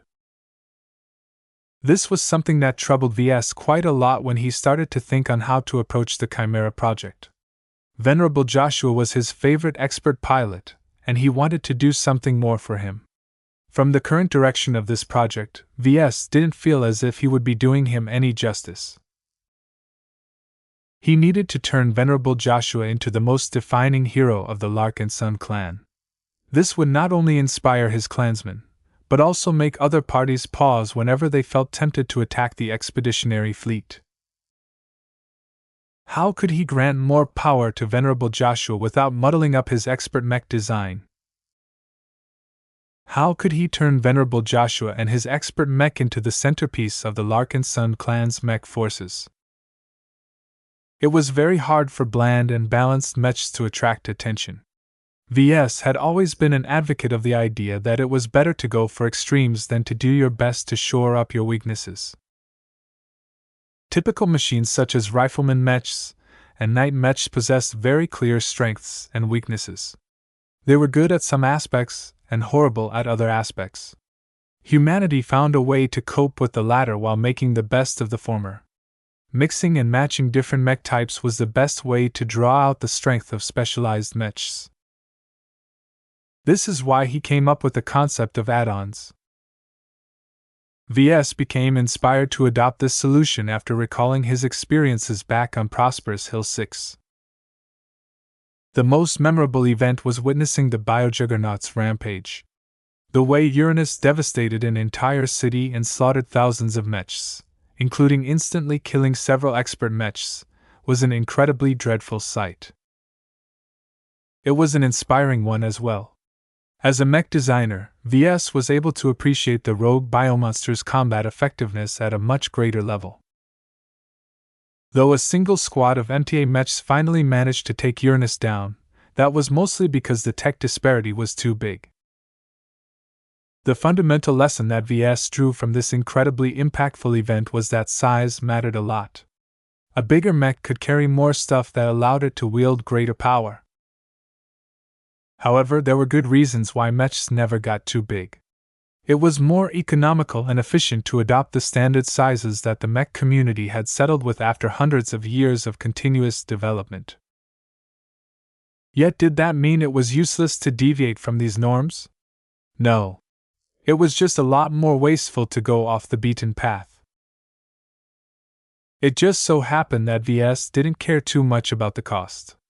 He wanted to do Venerable Joshua justice, and he felt that making stuff bigger was a good idea. It was not practical to design a larger expert mech. That would turn it into a heavy mech or beyond, and that entailed a critical reduction in mobility. In expert mech duels, this could become a critical weakness that could lead to Venerable Joshua's doom.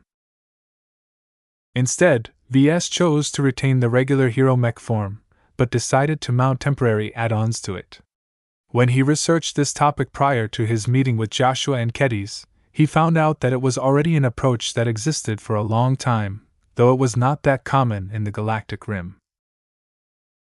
I understand now, Kedis said with appreciation in her tone. Ves wants to do something special for you. I highly suggest you take it. As long as this works out, your expert mech will be able to achieve a far greater impact in battle than our other expert mechs. Joshua scratched his head. I still don't understand. I get what you're trying to do. It's like the mech version of donning a suit of combat armor with integrated armaments.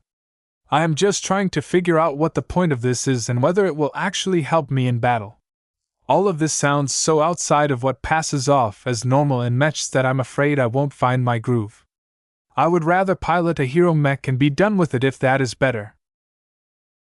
You're right that this feature can be a burden, but it is not as complicated as you think. The Larkinson clan needs greater strength than what an ordinary expert mech can provide, and I think this is a viable if a bit extravagant solution for that. The goal of providing your expert mech with powerful mounted war gear is to increase the power of our clan in a dramatic fashion. Every survivor from Prosperous Hill 6 can tell you that a bigger mech is a lot scarier than a smaller mech. The sight of your expert mech equipped with add-ons that increase its bulk by 2 to 3 times is so eye-catching that the morale of our own troops will soar while the morale of the enemy will sink. In other words, this solution fell in line with the psychological warfare doctrine of the Larkinson clan. Some decisions that didn't make sense on the surface became a lot more understandable when taking other factors into account. After a bit of explanation, Venerable Joshua reluctantly bought on to this ambitious idea. I can work with this, I think.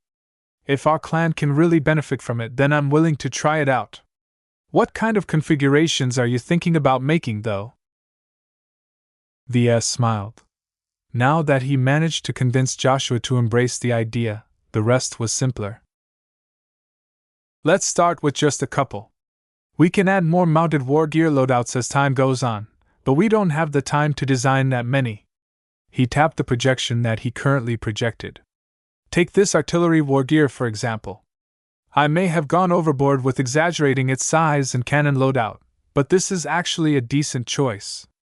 When I look at the expert mech lineup of our clan and the rest of the Golden Skull Alliance, I see a distinct advantage in melee machines. We don't have that many solutions that work at range, especially at the top end. In the near future, they could rely on just 3 expert pilots to provide range support. Venerable Joshua, Venerable Brutus, and Venerable Stark were the only ones who could help, and only the latter 2 were truly capable of matching against other expert pilots who excelled in ranged combat. As much as Ves believed in Venerable Joshua's strength, his hero mech along with his broad specialties meant that he was at a significant disadvantage in this situation. So when Ves thought of a solution to this problem, he became inspired by Uranus. Just make everything bigger. Size conveyed greater power, which meant that adding more bulk onto Joshua's expert mech translated to greater strength, though not in any aspects. If you mount this war gear onto Joshua's machine, then it changes everything, Kedis noted with some concern. He won't be able to dogfight or maneuver quickly anymore. With how few extra boosters are added to this war gear, he won't be able to fend off any enemy expert mech that comes close. It's not an issue, Kedis. As long as no enemy comes close, Joshua will enjoy an absolute advantage in ranged combat. An expert artillery mech is a scary opponent to face. Just its existence is enough to cause a lot of dread in any powerful opponent. She wasn't satisfied, though. Will it be effective enough? What about the cost? More importantly, in order to make this additional gear worthwhile, it has to incorporate resonating exotics. I'm already hearing about supply problems. It will become even harder for us to obtain all of the necessary materials if you go through with this plane. How will you solve this problem? Ves raised his hand to stave off her barrage of questions. It's not as troublesome as you think. Let me begin by stating that this external war gear is meant to be expendable. That doesn't mean that Joshua should dump it into space as soon as it is spent. I would still like to get it back at the end of the battle. It is just not as important as the core mech itself. He fiddled with the design interface in order to make his point clear. He drew up a very simple battle where the Chimera project deployed with its artillery loadout. In the first 10 or so minutes, it fired its cannons with abandon. The integrated heat sinks and power supply meant that the mounted war gear was able to output a lot of damage without draining the core mech. Once a battle progressed and the war gear reached its limits, Joshua merely had to issue a single command to purge the spent equipment. Now that it was freed from this burden, the mostly fresh expert hero mech was able to join the fray and continue to fight by relying on its base form. The best part about designing and fabricating the mounted war gear loadouts is that they don't have to be too expensive and difficult to make, Ves explained. The core mech is clad with unending alloy, and I doubt that any material that we can get in the short term will come anywhere close to its durability. So I see no point in trying to catch up to that.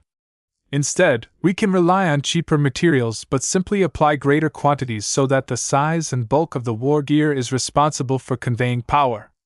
This is also a good way to squeeze greater power out of low-grade resonating exotics. It was not as simple as that, but Ves didn't feel the need to explain all of the details. What mattered was getting Venerable Joshua on board this new plan. For his part, the young expert pilot became increasingly more interested in trying it out. Just like Ves, Joshua frequently craved new mechs. He would get bored if he piloted the same one all of the time. I'd like to try this out, he said with greater certainty in his tone. The extra war gear has to be useful, though. Ves nodded in agreement. That is what we are going to explore right now. Not every mounted war gear makes sense. It is very hard to turn your expert mech into a nimble and agile light skirmisher when we are adding to its bulk rather than the other way around. Let's see what you can do and what roles our clan is lacking. Chapter 2991, Multiple Loadouts. At some point during the conversations, the cats left the desk and settled onto the laps of the visitors. Keddies played host to Blinky. The spiritual cat laid his back onto her lap and offered up his starry belly for rubs. Mro. Meanwhile, Venerable Joshua was pampering Lucky. The expert pilot rubbed the mechanical cat on the back and tickled his pointy ears. Though the gem cat's exterior was made of hard material, Lucky was still able to feel pleasure from his treatment. Meow. The pair of lovers quietly waited as Ves quickly sketched out a couple more mounted war gear loadouts. They didn't look real, but that wasn't the point. The sketches were merely supposed to direct their thoughts. In a couple of minutes, Ves managed to draw 2 additional loadouts. When they were superimposed on top of the core mech, then they always seemed to supersize Joshua's expert mech. The artillery loadout was the biggest one, but the other ones weren't that much worse off. They would have slowed down the expert mech to a crawl if they didn't come with thrusters and boosters. The purpose of mounted war gear is to add new powerful capabilities to existing mechs on a non-permanent basis, Ves explained as he put the final touches to his hasty wireframe drawings. Some of them are meant to be worn near permanently by their base platforms. This turns them into something akin to a modular mech platform, but to a much bigger extent. If there are any situations where an enemy is able to cripple the war gear components, the expert mech can simply purge it all and free itself from its burden in order to continue its fight in a more conventional manner. He tapped the projection and caused the expert mech mounted with artillery gear to drop all of its extra burden. When he tapped it another time, the gear attached itself to the expert mech again. So the best way to look at this gear is to treat it as additional equipment. The mounted war gear loadouts will give extra options, but due to the nature of how I plan to design them, they won't last long and they're not as durable as the core mech. It's no worth bringing them out when fighting against weaker opponents, but if we ever face something like the Friday Man ambush again, then having this option is a great way to fight against other expert mechs. While it was an extravagant and wasteful solution, it had one redeeming factor. A single expert pilot was fully capable of controlling all of those additional systems. The Larkinson clan did not have a lot of expert pilots at the moment. While there were plenty of expert candidates, it was questionable whether they would break through any time soon when there were no battles on the horizon.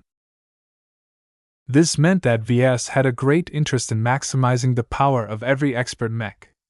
Aside from stuffing them with high-quality resonating materials, making them bigger was a possible solution. Yet making mechs bigger reduced their mobility, which was something very critical to expert mechs when they dueled each other. How could Ves increase the power of an expert mech yet simultaneously retain their mobility advantage in duels? The solution he settled with was the best possible compromise in his opinion. He could already tell that the design challenges would keep him up day and night, but he was incredibly excited to realize this vision. His passion had fired up. By diverting the Chimera project from its original bland direction, he succeeded in becoming invested in its success. Though Joshua and Keddy still exhibited some misgivings, Ves did not allow them to become skeptical of his plan. He turned his attention back to his presentation. Aside from this artillery variant, there are 2 additional mounted war gear loadouts that I think are interesting. As you all know, we are still lacking a powerful lancer mech.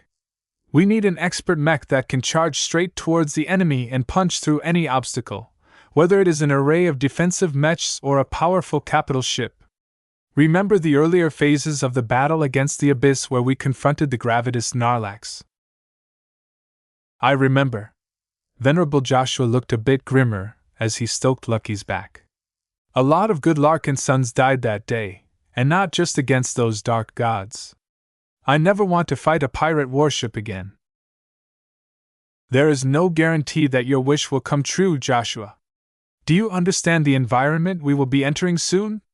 The Red Ocean is not as tame and regulated as regular human space.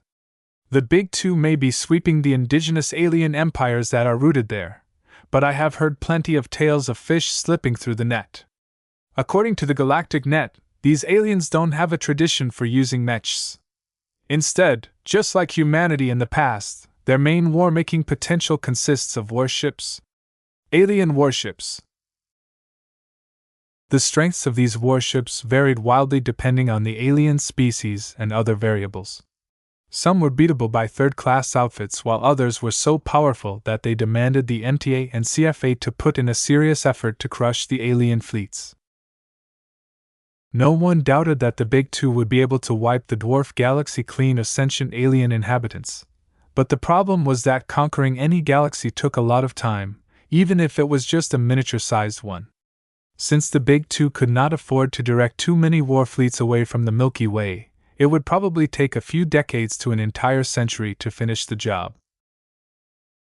In the meantime, the Big Two's war fleets, along with all of the pioneer fleets that traveled through the Red Ocean, risked getting attacked by alien warships at any time. Fortunately, the chance of encountering a large, intact alien war fleet was very low. The ones that lurked in the territories that were recently conquered by humans were mostly isolated warships that managed to survive one way or another. Yet a single one of them could easily slaughter thousands of mechs in some cases. "Don't we have another expert mech in the works that can do this already?" Kedis asked. "The Vanguard project is supposed to fulfill this role to an extent." "It's not enough." Ves shook his head. "The Vanguard project is not a dedicated Lancer mech. It needs to retain enough dueling capabilities, so we will have to implement a lot of compromises to its design. It's a Spearman mech, not a Lancer mech. You can think of it as a bigger and beefier version of the Valkyrie Redeemer." "Sir?" Joshua briefly raised his hand. "Yes?" "I am wondering about the speed of this Lancer loadout. There's quite a lot of bulk attached to it, and that big triangular spike isn't helping much either. Will I be able to build enough acceleration to build up enough momentum? And how can I ever hit anything if it looks so bulky? I bet its turning radius is awful." "In the beginning, Gloriana told us to focus on defeating other expert mechs. The Lancer loadout doesn't align to this goal, but it is capable of taking out other high-value threats. More specifically, I think a large Lancer loadout can do wonders against enemy starships. Unlike mechs, starships can't turn or evade incoming attacks that easily. This is why there is nothing wrong with placing all of the additional boosters and thrusters to the rear of the mounted equipment. They just need to push your expert mech forward as hard as possible." To put it in simple terms, the Lancer loadout transformed the expert mech into a giant self-propelled kinetic torpedo. There was a lot of bulk and mass that were primarily meant to increase the energy being transferred upon impact and to provide the core mech with enough of a cushion to survive a charge. The most notable element to this fantastical-looking loadout was the large and long spike mounted to the front. Ves didn't bother to equip the ensemble with a regular lance. A handheld weapon was too small and weak. Instead, he simply added a large and thick lance that was as wide as the length of a light mech at the rear end. With such a big spike, the Chimera project equipped with war gear loadout could inflict so much damage that it could even punch a huge hole through the spirit of Bentheim. This had the potential to turn into one of the ultimate assault solutions for the Larkinson clan. "Won't all of this equipment get lost upon impact?" Kedis pointed out a concerning issue. "If it doesn't get squashed after completing a charge, it has a high chance of breaking up, thereby flinging all of its broken parts in many different directions." "It's not a problem. This is why all of the loadouts should be cheap and not too difficult to make. In addition, if our clan can solve the problem by other means, we don't have to resort to this wasteful solution." Venerable Joshua eventually bought into this idea. The sketch that Ves had made looked rather ridiculous, but he could easily imagine how many powerful ships he could fell by adopting this strange new mech. It was too bad that a sluggish and agile machine like this was very hard to employ against mechs. Unless their formation was exceptionally tight, it was too easy for mechs to dodge a charging Lancer mech that put all of its energies into going forward. If we can make this work, then we have a potential solution against warships that can shrug off regular mech attacks. Ves was already planning ahead. He needed to make the best use of the time that remained. Once he entered the Red Ocean, the chance that his fleet bumped into a superior force was too great. Once Kedis and Joshua understood the intention and mode of operation of the Lancer loadout, Ves turned to the third loadout he sketched. The two loadouts that I have proposed before will allow Venerable Joshua to output a lot of damage at range or punch through starships or other large structures with a single charge. Combined with its base hero mech form, this expert mech can retain a lot of battle effectiveness in many different situations. There is still something missing, though. To be honest, when Joshua and Kedis saw the third loadout, they became absolutely stumped. Both of them thought that Ves had lost control or something. Did he grow mad with the possibilities opened up by making use of mounted war gear?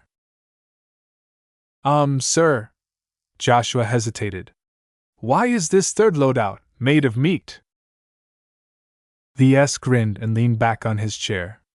Because I decided to do it. Because both my specialty and yours resonate quite well with organic matter. We've hired a lot of biotech experts when we stayed in the Life Research Association. We can borrow their assistance to develop and grow this organic loadout and see whether it is viable. There's little harm in trying. If it doesn't work out, then we can just drop it. Is that acceptable? The third loadout was a clear homage to Uranus. The simplest way to describe it was that it resembled a colossal meat suit. Once Joshua's expert mech became submerged by this organic loadout, it turned into a large and powerful brawler that possessed extremely high physical strength. Though its mobility was predictably awful, its huge bulk and raw strength allowed it to rampage through large enemy mech formations. The giant meat suit could also brawl against other expert mechs as long as they weren't fast enough to evade this monstrosity. It was perfect against heavy space knights and heavy artillery mechs. Ves? Yes, Kedis. Maybe you should get some therapy. I heard that the stuff that happened on Prosperous Hill 6 was bad, but I never thought that you would even get traumatized by it. What possessed you to design a loadout that reminds me of that bio-juggernaut? When Ves took a second look at the meat suit he designed, he reluctantly recognized that she might have a point. But then again, Uranus proved that relying on size was a good way to attain greater power. Don't knock it until we try it. I know it looks grotesque, but I am absolutely confident in its battle effectiveness. Chapter 2992 Resonance Compatibility. When Ves presented his mounted war gear plan to Joshua and Kedis, they acquiesced quickly enough. Who said that expert pilots couldn't be persuaded? They might be stubborn about their own likes and the causes they fought for, but they could still be swayed in other matters. After getting Venerable Joshua's buy-in, Ves already began to develop some ambitious plans for the mounted war gear loadouts that he had sketched out. The artillery, Lancer and so-called meat suit loadouts were all big but not that terribly complex. This meant that he could delegate much of the crunch work to his assistants. As Ves finalized the details of his proposal, he rose from his chair and left his workplace to visit his wife. Meow. Mro. Blinky dematerialized and returned to V's mind while Lucky jumped off the desk and followed like a lost puppy. When Ves reached his destination, he saw that Gloriana was explaining her thoughts to a design team. He patiently waited for her to finish her instructions. Meow. Meow. Meanwhile, Lucky landed on a large pillow where Clixie comfortably rested. The two cats bumped their noses and sniffed each other. Mro! Blinky materialized above them, and fell on top of Lucky's back. The gem cat did not appreciate the passenger on his back and rolled around in order to swat the spiritual cat away. Meow! The two tomcats wrestled against each other again, while Clixie watched on with an amused expression. Her tail elegantly swished from side to side as she watched the boys defend their pride. "What are you doing here?" Gloriana eventually turned to Ves after dismissing the little assistants. "Aren't you supposed to be fleshing out our draft design for the Chimera project?" Ves grinned and approached his wife in order to embrace her and plant a kiss on her lips, but she firmly raised her palm before he got too close. "This is not the time. We are on duty at the moment. Can't you control your beastly urges for once and remain professional for once?" "Hey! You never complained in the past." His wife frowned and crossed her arms. "That's because we weren't under so much time pressure. This is different. We are working on the most important projects of our lives. I don't want them to be ruined because we slipped up. Be serious." Okay," Ves lamely replied.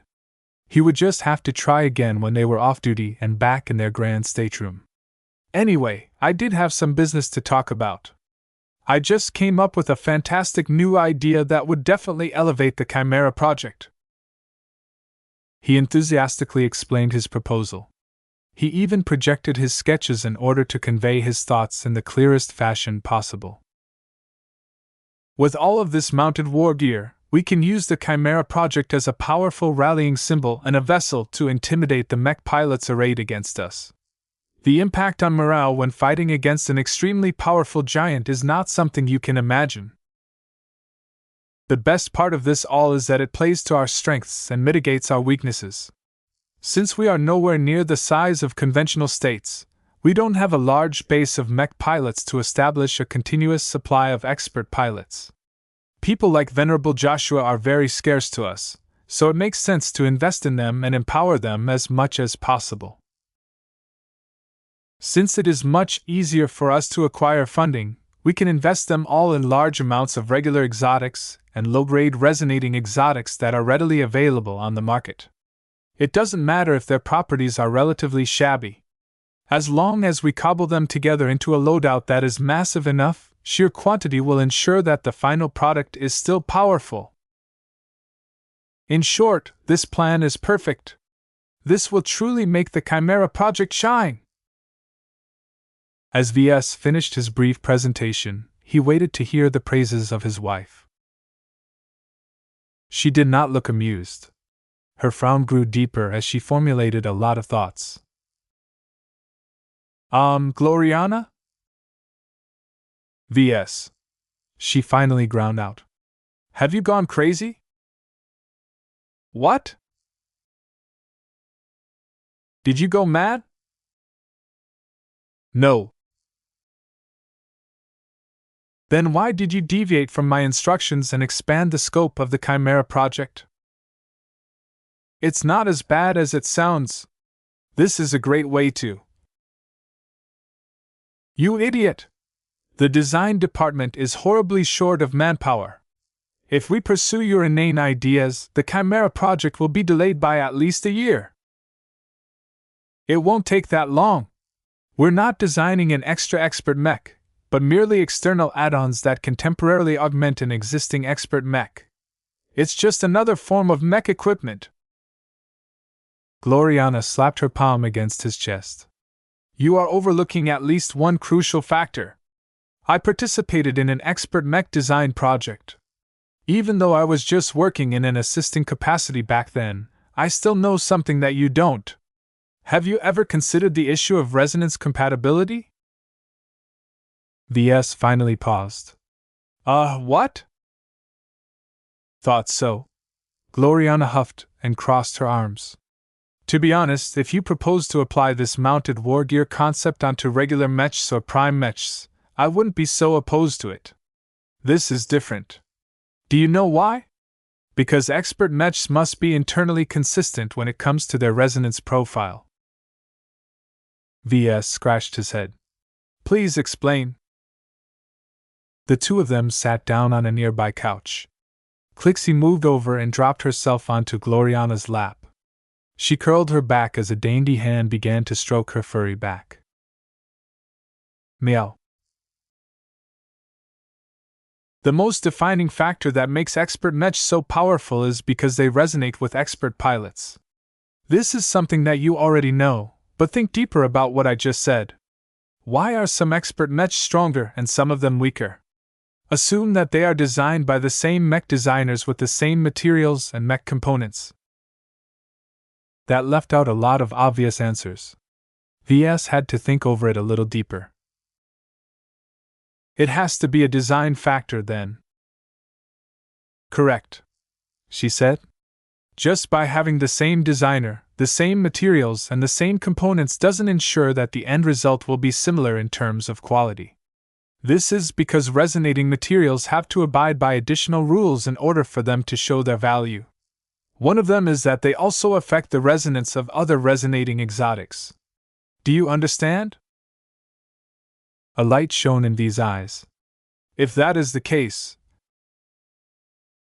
Gloriana waved her hand and activated a simple projection. Let me give you a brief example. Let's say that Material A is a resonating exotic that can regenerate armor systems and is compatible with Venerable Joshua. Since the material's properties are relatively simple and uncomplicated, we can easily implement small or large quantities of it onto his expert mech. And that is not always the case? Ves puzzlingly frowned. Yes. Many resonating exotics are weird. Don't ask me why. However, let's say that Material B is also a resonating exotic that is compatible with Venerable Joshua.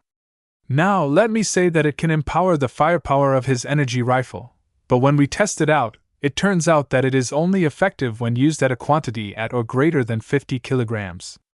Any less and it loses its resonance effect.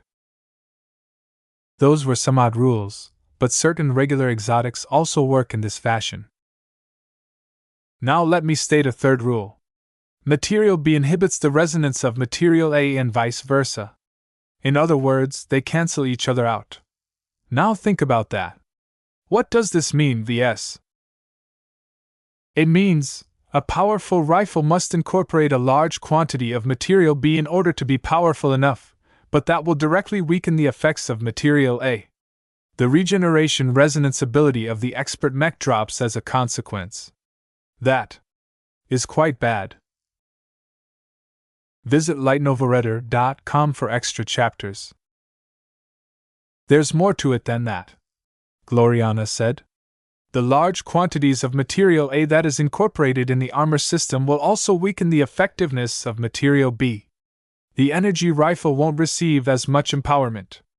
In fact, the degree of weakening is so much that it makes it so that Material B acts as if there are less than 50 kilograms incorporated in the expert mech.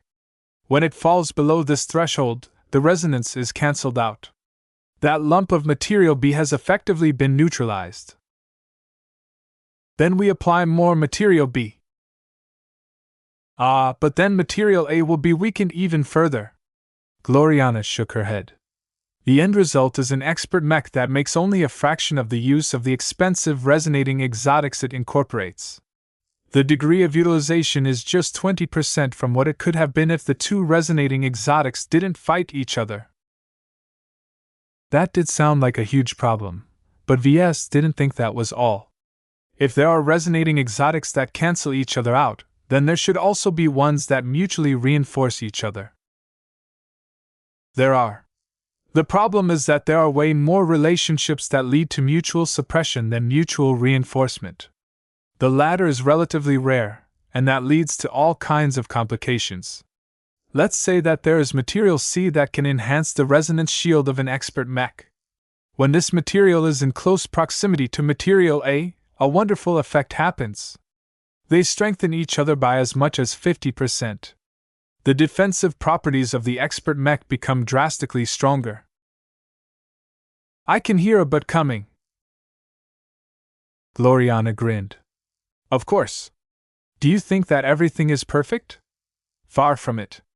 Material C also happens to be incompatible with Material B. The two weaken each other, causing the rifle of the expert mech to lose power while the resonance shield weakens as well. Then why not just get rid of Material B since it is such a problem? What if I told you that it is the only viable material that we can use to strengthen the offensive power of our expert mech? It wouldn't be a big deal if we're talking about an expert space knight, but what if we're dealing with an expert rifleman mech? It is intolerable for us to abandon this means of strengthening for a mech that centers around range combat. Then we ditch Material A and C instead. I don't believe there are more resonating materials out there that can also strengthen the defenses of an expert mech. Then we have to deal with other problems. Say that there is Material D that can also strengthen the armor of an expert mech. It also happens to establish mutual resonance with Material B, causing the resonance abilities based on both of them to strengthen by as much as 300%. It is in fact the best possible solution that we can identify. Ves narrowed his eyes in suspicion. Then what is the problem? It's a high-grade resonating exotic. Let's say we need at least 3 kilograms of Material D in order to make it worthwhile for us. There are no deposits of this rare resonating exotic in any of the local states. The only way for us to obtain it is to exchange 5 million MTA merits per kilogram of Material D. Would you agree to such a deal? Increasing the effective performance of a couple of resonance effects by 300% sounded insanely powerful, but if Ves had to cough up a whopping 15 million MTA merits for it, then he would rather forget about it. He didn't even want to relinquish even a single merit. Gloriana suddenly looked tired. Do you understand now what I have been trying to deal with in the past month? A typical expert mech does not incorporate so few resonating exotics. A low-tier expert mech incorporates at least a dozen of them, and that is mostly to take advantage of the mutual resonance of cheaper exotics to produce a strong effect. If it is already that complicated for lower-end expert mechs, then what about the better ones? Ves curiously asked. High-tier expert mechs incorporate as much as 30 different types of resonating exotics, and the amount of work that goes into making everything fit together is insane. There are countless properties to take into account. For example, Material E only works if it is shaped in a horseshoe form. Material F only works if it is blended with Material G in a 1:103 proportion. Material G is relatively easy to obtain, but it suppresses the effectiveness of Materials D, H, and I. Do I need to go on, Ves? He finally understood the reason why she objected to his proposal. So the point is that making an expert mech bigger and adding more resonating exotics will make it difficult to achieve a high degree of mutual resonance. Exactly. The smaller the expert mech, the fewer the quantities and varieties of resonating exotics, the less complications we have to face. This is why I think we will probably complete the Disruptor project first and leave the Bulwark project for last.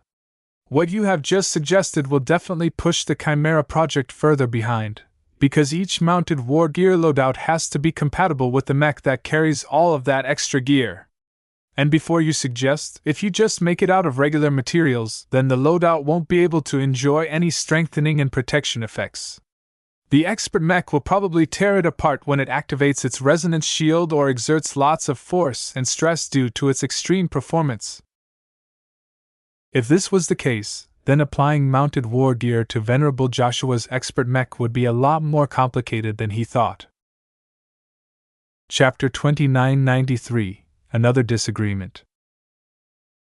Gloriana saw that the dose of realism she just dished out had crushed her husband's dreams. She sighed and patted his shoulder. There is a lot more to expert mechs than you realize. Even I don't fully grasp all of the intricacies to them. The unusual properties of resonating exotics, from how they interact with each other to how they interact with expert pilots, all form an intricate web of positive and negative relationships that we have to navigate in order to design a good expert mech. The greater the variety of resonating exotics, the more time it took to integrate them into an expert mech. The greater the quantity of resonating exotics, the more difficult it became to keep them behaved. If an expert mech used too much of these special materials, then the expense and design time would probably become prohibitive. If an expert mech used too little of them, then the degree of power amplification when resonating with an expert pilot would become too weak. Did you know that much of the extra expert mechs that the Friday Coalition provided to its guest expert pilots are like this? Gloriana suddenly brought up. The reason why those foreign third-class expert pilots didn't raise a greater amount of hell on the battlefield is because most but not all of their expert mechs rank at the bottom in terms of strength. Ves raised his eyebrows. If that is the case, can they be defeated more easily by the hegemony's own experts? It is true that any one of them can be defeated by a typical Hexer expert mech because the Friday men were only willing to use up low-grade resonating exotics for their construction. That said, there are also the likes of Venerable Ves Larkinson and Venerable Relia Foster who received a little bit more extra attention due to their strength and capabilities. In the end, it doesn't matter if the majority of extra expert mechs are trash. When 3 or 4 of them gang up against a mid-tier Hexer expert mech, the latter will more likely than not lose. What was worse was that the relatively weak expert mechs were still extremely lethal towards regular mechs. Expert pilots were so powerful compared to regular mech pilots that they and their powerful machines could easily demolish entire mech companies without feeling any pressure. Ves suddenly learned a lot of new theories on expert mechs and resonating exotics. Was this part of the package of secrets that he would learn when he advanced to senior? Why are resonating exotics so weird? Well, there are lots of theories that attempt to explain that. The most common consensus is that resonating exotics are more energetic than regular substances. They possess the capacity to resonate because their internal structure and stability is less rigid in a way. That also makes them volatile and prone to breaking up or devolving into lower quality materials, so they are actually quite difficult to salvage from wrecks. So once you use them, you lose them. Is that right? She nodded. The yield is typically just 30% if you attempt to salvage all of the resonating exotics from a broken wreck. Why do you think the cost of servicing expert mechs is so prohibitive? Repairing them requires the use of a considerable stockpile of replacement materials. You always need more resonating exotics than what you are putting in an expert mech design at the beginning. This complicated the acquisition issues of resonating exotics even further. The Larkinson clan would have to forego a lot of opportunities to acquire some if they weren't able to obtain sufficient quantities of a given material. It was pointless to acquire just enough of a single material to fabricate an expert mech, but have nothing left to perform repairs. When Ves thought about all of the limitations that Gloriana had to abide by, it was no wonder that she had grown a bit more irritable and impatient as of late. Even Ves would tear his hair out if he had to find a way to mix and match sufficient types and quantities of resonating exotics together in a way that caused them all to fit in place. It's not as difficult as you think. She relaxed a bit and told him. As I have mentioned earlier, Master Willix has provided a lot of assistance to me. She knows a lot of existing combinations of resonating exotics that are proven success formulas. The MTA has developed a detailed database of all of the properties of many known types of resonating exotics. As long as we give instructions to an AI or algorithm, we can let them perform all of the mixing and matching in the background. The only issue is that we can't rely on automation completely, considering we are still working out how to apply them all in specific mech designs. Solving all of these issues was not a big deal for seniors or masters whose superior cognitive and design capabilities enabled them to handle these problems with ease. They could also rely on existing databases as well as their own prior accumulations to minimize the amount of original research they needed to perform. States and large organizations also provided a lot of assistance. The complexity of balancing out so many different resonating exotics was yet another reason why expert mechs were mostly developed by government institutions or in cooperation by them. The greater the cooperation, the faster an expert mech design project reached completion. Ves frowned. This knowledge is essential to me. I would have liked to know all of this from the start. Well, you would have gotten it if you didn't get distracted and go missing for weeks on end. Gloriana sneered. If you want to learn the essentials, then go ask Master Willix. She's been a huge help to me with regards to this issue. You should get in touch with her again so that you won't stay as clueless as you are now. I'll do that. He nodded. So, can I design some mounted war gear for the Chimera project? I haven't given up on it. One of the characteristics of this edition is that it is meant to be expendable, so it doesn't have to incorporate a lot of resonating exotics. It shouldn't be too big of a burden to design one that is at least barely compatible with the core mech. I already said no, Ves. Even if it's not as bad as you think, the fact of the matter is that you will still divert valuable manpower and time away from our core work. I don't want to compromise the core expert mech that will become the foundation of Venerable Joshua's strength. Look, you can play around with these toys after the first round design projects are over, but until we get to that point, I am in charge, is that understood? Our projects are critical. If we lose our restraint and start to pursue every little idea, we'll get swept by feature creep and end up with expert mechs that are years behind schedule and weighed down by too much bloat. Though Ves suffered under her admonishment, he did not want to back down and let go of his fantastic idea. His passion was stoked, and he did not want his wife to douse it just when it got going. Look, I understand that you are afraid of screwing up, but don't you think you are going overboard, Gloriana? What do you mean by that? She replied in a defensive manner, while starting to hug Clixie against her chest. Being in charge of designing expert mechs is a dream to me. I never thought I would be able to be in this position so soon.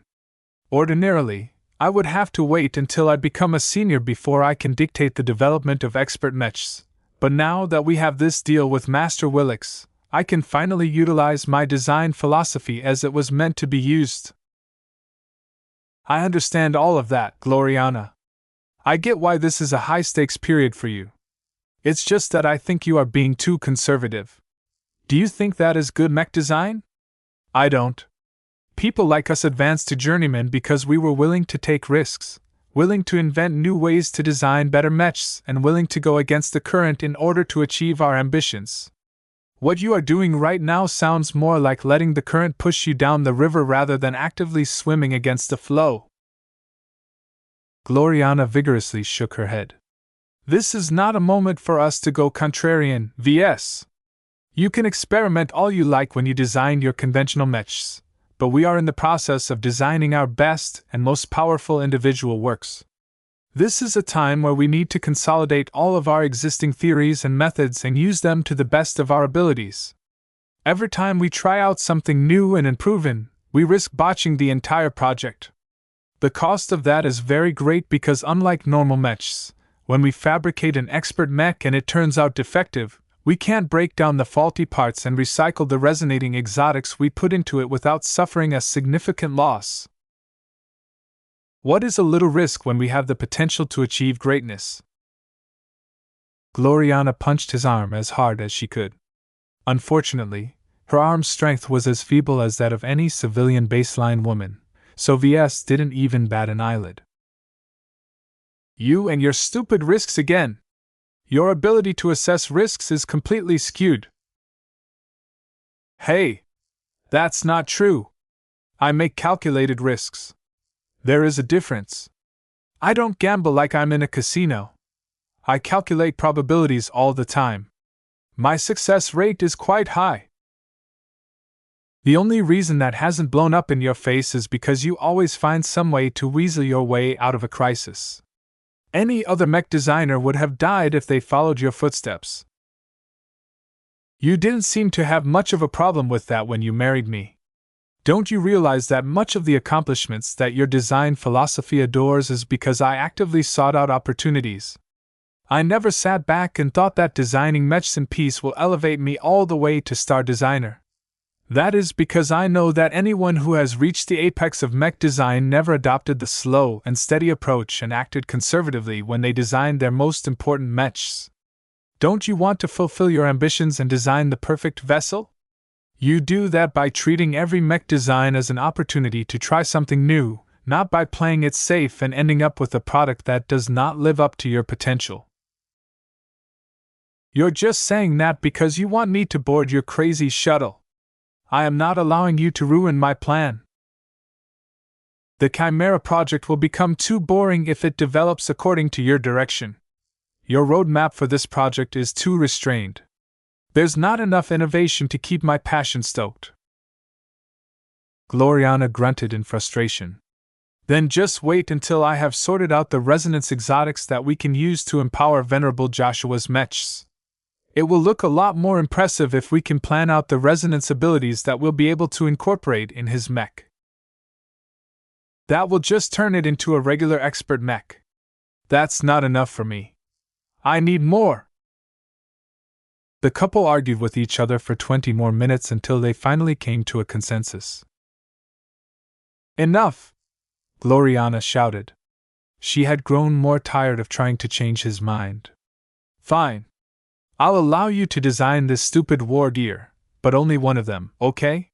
You also can't divert any of our existing design teams to complete this time-consuming chore. Either do the work in your own time or hire a batch of new assistants. No matter what you do, I will never tolerate any delays in our core projects. Ves grinned. It won't be a problem. I will set aside the conventional loadouts for later and focus on integrating the meat suit first. Since it is mostly organic in nature, I can just assign Dr. Paris and a bunch of biotech experts aboard the Dragon's Den to organize a separate development team. Is that acceptable to you, honey? She sighed. Very well. I don't want you to get consumed by this side project, though. I expect you to finish the Bear Expert mechs without all of this extra nonsense according to schedule. As long as we complete them first and in a beautiful manner, we can pursue all the upgrades afterwards. Chapter 2994, Incarnation.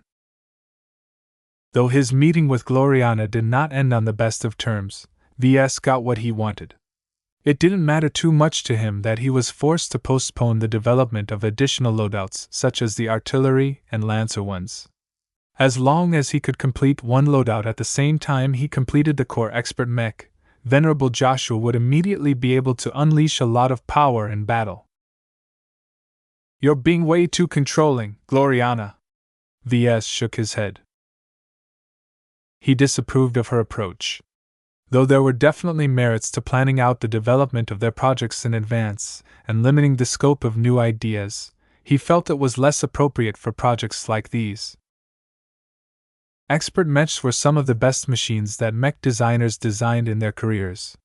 They were magnificent platforms that incorporated the best technology and enjoyed much more lavish budgets than ordinary projects.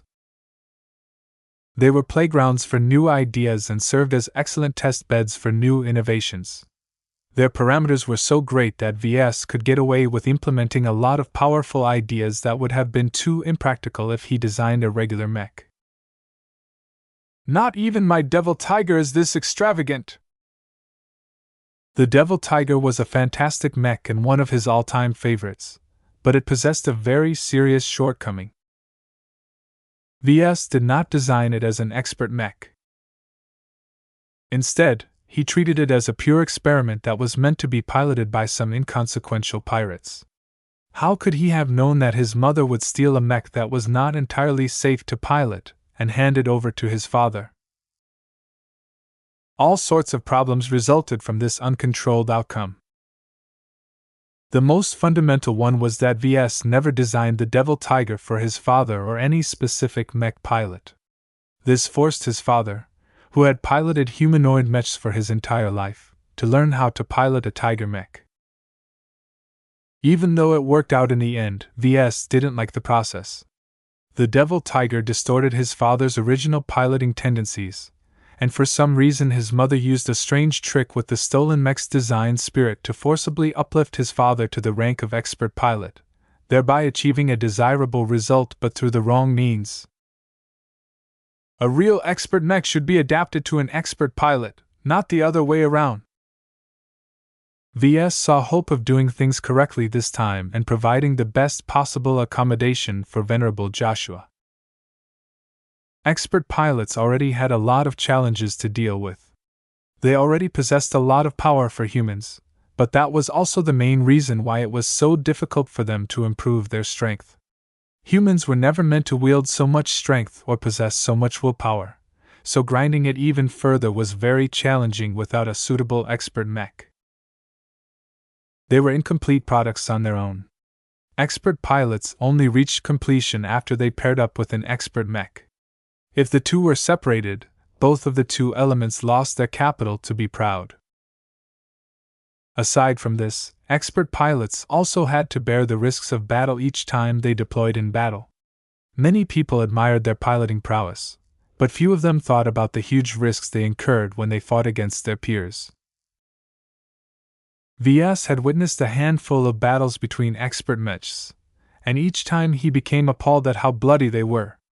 He had seen multiple instances of expert pilots dying far too quickly because their opponents possessed powerful capabilities. Mech designers exist to serve mech pilots, he reminded himself. This common phrase that was popularized by the MTA gained more weight as he thought about this issue. Expert pilots were strong, but they were also pitiful. As warriors, they were extremely dependent on their expert mechs, so having the right ones was extremely important to their future progress and survival. This was why Ves cared so much about the Chimera project. He truly wanted to achieve the best result for Venerable Joshua. In fact, Gloriana had the same goal in mind. It was too bad that husband and wife disagreed on how to accomplish this goal. Gloriana did not want anything to go wrong. Her approach to project management was to minimize risks and avoid accidents. She wanted to guarantee a good result. Ves clearly wasn't satisfied with that. He felt he could get a great result if he did something more with the Chimera project. He was willing to take some risks and accept the possibility of failure because he was confident he could find a way to achieve a favorable outcome somehow. Not everything could be planned. Not every outcome was set in stone. No experiment was destined to fail. Unfortunately, Ves never managed to convince Gloriana to loosen up and set her sights higher. She wanted to establish firm control and never let anything slip. At least she made a concession, Ves happily stated as he returned to his workplace. Isn't that right, Lucky? His gem cat, who floated beside his head, looked at him as if he was an idiot. Meow. Hee, you're the same as her. You severely underestimate what I can do with mounted war gear. Didn't the bio-juggernaut teach you not to underestimate size? Meow. Ves didn't expect a powerful mechanical life form that was literally the size of an ordinary house cat to understand his point. He would just have to prove Gloriana and all of his skeptics wrong by unveiling a powerful result. Once he returned to his corner of the design lab, he called up his sketch for the so-called meat suit and started to think on how he could best approach this side project. The more he stared at it, the more Ves thought it was inadequate. It looked too simple, basic and grotesque to impress the likes of his wife. Its simplistic design principles and planned features also sounded a bit lackluster to him. He felt that mounted war gear had much greater potential than just serving as temporary equipment for mechs. If my initial proposal is too simple, then I will just get ugly looks from my wife. This was an intolerable outcome. It seems I need to come up with a more refined idea. He thought about it and spent the next hour exploring a number of different ideas. He still held the goal of designing an organic mounted wargear loadout, but this time he tried to form a more complete and more dramatic concept. At some point, Ves thought about combining this idea with the fact that Venerable Joshua's core expert mech would be designed with the ability to switch design spirits right from the start. If this is the case, what if I can attune the mounted war gear to this feature? What if I turn it into an incarnation and see if I can achieve some sort of synergy with this interaction? His boldest thought was that this might be a way for Venerable Joshua to allow design spirits to descend upon his expert mech and take over the form that was made in their likeness. This was a brilliant idea, and a radical one as well. Ves became so excited by it that he instantly decided that this should be the way for Venerable Joshua to fight at his full potential from now on. It was not enough for him to fight his opponents like an ordinary expert pilot. With his ability to empathize and connect with different entities, Joshua was practically made for this unique approach. Which design spirit should I choose? Ves suddenly frowned. This was an extremely critical choice to him. The choice of design spirit would not only affect the difficulty and chance of success of this innovative new idea, but also set the tone for how Venerable Joshua's expert mech would fight in the future. If Ves botched the implementation, it would become much harder for him to make another attempt. He not only had to pick an easy design spirit to work with, but also one that could fully show the power of his idea. Which one is suitable?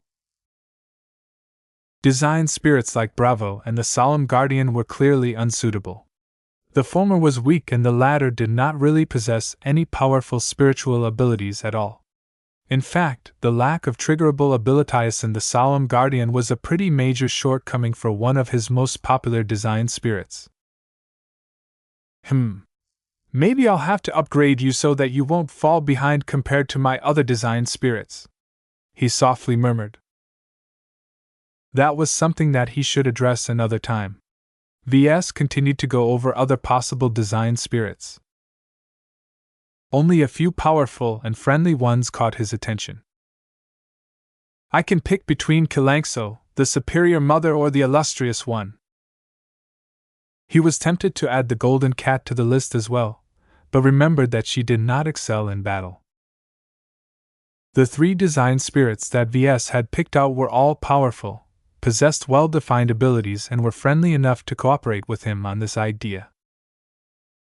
One choice is not necessarily better than the others, Ves judged.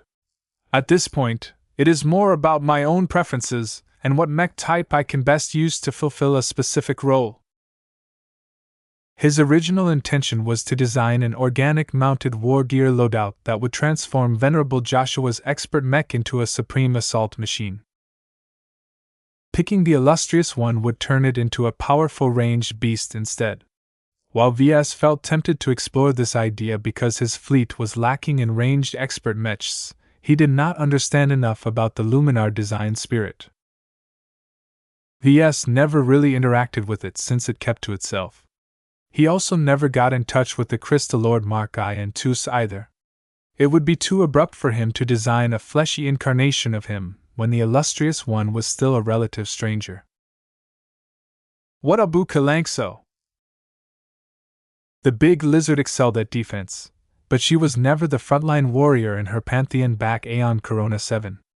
That job was left to her husband and the other sacred gods that used to be her colleagues. I don't need another version of Janzi and her expert heavy space knight. Ves shook his head. That left the superior mother. While the matronly design spirit was technically an all-rounder, she was so strong and inherited so many methods from Cynthia Larkinson that it didn't matter too much. The great success of the Valkyrie Redeemer was solid proof that the superior mother was able to serve as an adequate design spirit for offensive mechs. Besides, Gloriana would love it if Ves created a female incarnation of her favorite proto-god. My mother will be my first, Ves firmly decided. Once he made his decision, he quickly revised the ugly and grotesque meat suit and made it a lot more refined. He gave it a feminine shape and covered it with bone armor to preserve her modesty. He also integrated some devices into the frame so that they could project a dignified custom over the giant flesh body. This was just a draft design, so Ves didn't bother adding too many details to it. He just had to invest enough effort to convey his idea. "I'm done!" As soon as he completed his revised draft, he didn't bother to visit Gloriana again. He summoned Dr. Paris, who curiously approached his workplace. "You called, sir?" "Yes. Please sit down. I have just come up with a new side project related to Venerable Joshua's expert mech that I think will be of interest to you. Let me start from the beginning." Ves quickly rushed through his explanations before he unveiled his design for the incarnation of the Superior Mother. He already expected to shock Dr. Paris with his new idea. No one normal would ever think of cladding an ordinary expert mech with a meat suit that turned into a giant woman. Yet her actual reaction was a lot worse than he expected. "Patriarch! This is wrong!" She stood up and shouted. Her eyes shook as his proposal inadvertently triggered her trauma. "Are you trying to recreate Special Project U? We can't create a second bio-abomination. We'll become war criminals. We will all get devoured by this giant monstrosity if it comes to life." "It's not that big." Ves attempted to correct her misunderstanding. "This incarnation is only a fraction of the size of Uranus. There is no way it will go out of control. This is just the first step to recreating a monster like Uranus. This is a slippery slope. Don't do it, Patriarch. Designing this so-called incarnation is the first step to damnation." "I'm already further ahead than that. I'm not called the Devil Tongue for nothing," Ves jested. Dr. Paris clearly missed the joke. Chapter 2995, Tender Mercies. When Kedys returned to the Larkinson fleet, her days became busy but fulfilling. Her current life took on a completely different turn from the time when she was just an apprentice mech designer. The Larkinsons did not lack for apprentices. The design department concentrated on just over 50 of them, and there were hundreds more spread throughout the fleet. Back in those days, there was an obvious gulf between her status and that of Ves and Gloriana, whom she looked up to. She envied their capabilities so much, but there was no way for her to rush her advancement to journeyman. It could come in the next month or in the next decade. There was no proven method for apprentices to undergo the advancement process as far as she knew. Fortunately, her adventure in the Heaven's Word Association neatly solved this problem. Though the highlight of her changes was definitely her ascension to the exalted rank of Swordmaster, Kedys had always known that her promotion to journeyman mech designer mattered more once she returned to the Larkinson fleet. Her guess turned out to be correct. Most of the Larkinsons outside her own sword followers did not really take her status as Swordmaster that seriously. Aside from feeling the effects of her condensed will, it was hard for them to fully appreciate that she could cut through ship hulls and slaughter hundreds of people at once. The Larkinson clan had always been an organization that centered around mechs, and just like the MTA, it looked down on infantry-scale combat solutions. No matter how cool it was to slice the roof of a massive arena, a squad of mechs could easily blast her body apart from afar. "I can feel you're a bit depressed. What are you thinking, Kedys?" "Oh, it's nothing," she replied as she stretched her arms. "That didn't feel like nothing," Joshua said as he opened his eyes and gazed at the woman laying on the other side of the luxurious bed. "I'm quite sensitive towards feelings. I can tell you are definitely affected by something." Kedys gathered her will and snorted. "I'm a big girl, you know. I can take care of myself. Don't presume to know me just because you can peek into my mind like Ves. It's always annoying when he thinks he figured me out, and I don't want you to do the same." I'm sorry." The pair cuddled together for a moment before moving out to get freshened up and enjoy a hearty breakfast. As a journeyman in the Larkinson clan, Kedys no longer lived in the same cabin as before. Ves had personally assigned her to one of the exclusive grand staterooms of the Spirit of Bentheim. Though she wasn't able to enjoy its luxury all the time due to her frequent visits to the Sword Maidens, it was still a great honor to be able to live in the best living spaces in the entire fleet. In fact, as a relatively sober Sword Maiden, she felt that all of the luxury was too extravagant. She knew that the space dedicated to her grand stateroom could have easily accommodated hundreds of crewmen in relative comfort. To carve out so much valuable space aboard a starship only to devote it to a single person or family unit was excessive. No one complained about the unfairness, though. Journeymen served as the root of the financial power of the Larkinson clan. All of its starships, mechs, and personnel all required enormous sums of money to operate. If not for the fact that VS was so abnormally successful in the commercial mech market, the Larkinsons would have never been able to absorb tens of thousands of mech pilots at once. After enjoying a high-energy breakfast prepared by Gloriana's exclusive chefs, the young pair moved down to a large training compartment. Hundreds of Larkinsons dressed in training clothes were already busy exercising their bodies or practicing their personal skills. An energetic air suffused the entire training hall as the soldiers of the Larkinson clan all trained diligently in order to increase their strength and rise up the ranks. Venerable Joshua, Miss Kedys. Many Larkinsons already sensed the force of wills of the two new entrants. They quickly interrupted their training and bowed or saluted in respect. To be honest, neither of the two exceptional Larkinsons wanted to cause such disturbances everywhere they went, but their status within the clan ranked at the top. There was no way that ordinary clansmen would be able to ignore their presence. Kedys missed the times when she was just one of the Sword Maidens. "Good morning, everyone." She nodded before moving past the Larkinsons, who watched her with admiring eyes.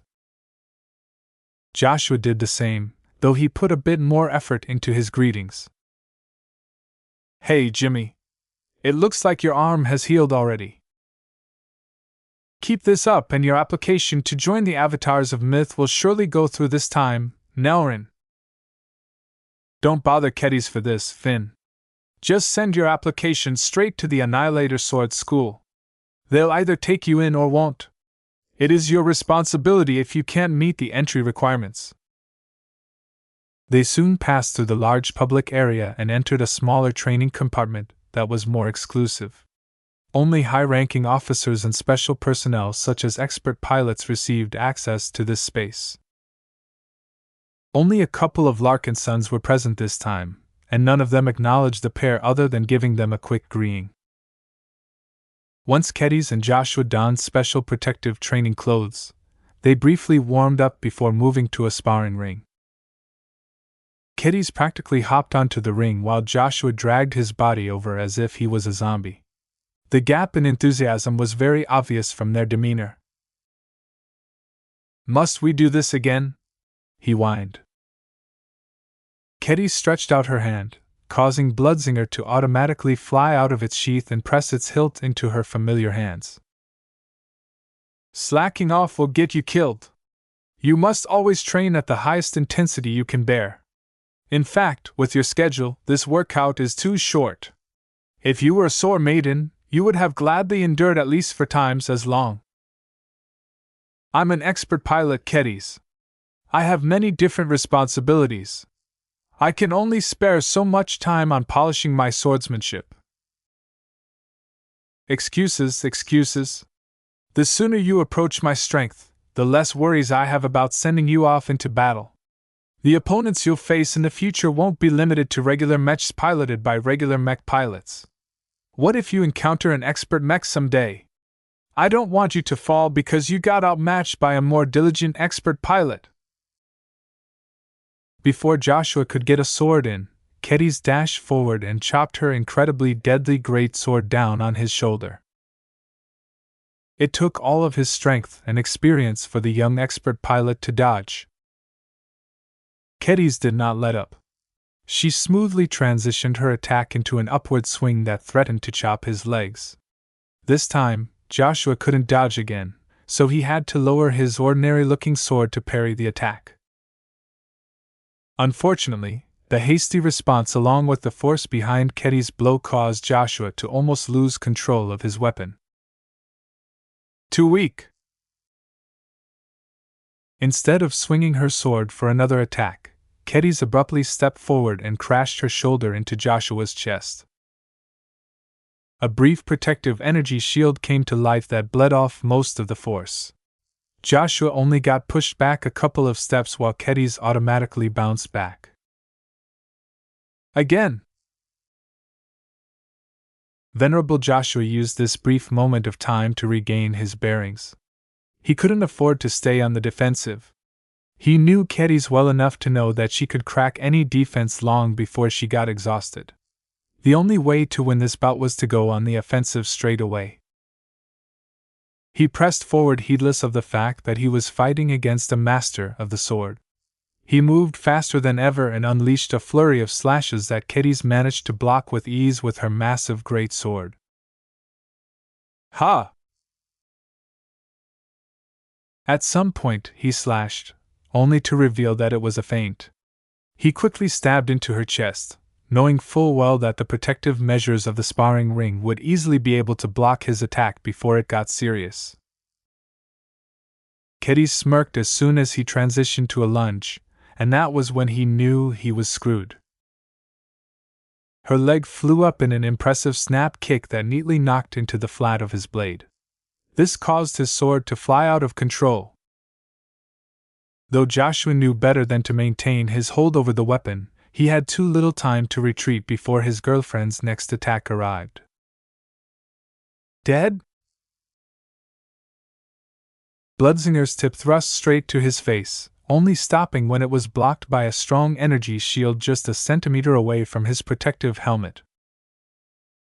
Venerable Joshua truly felt that he was dead before the energy shield bailed him out.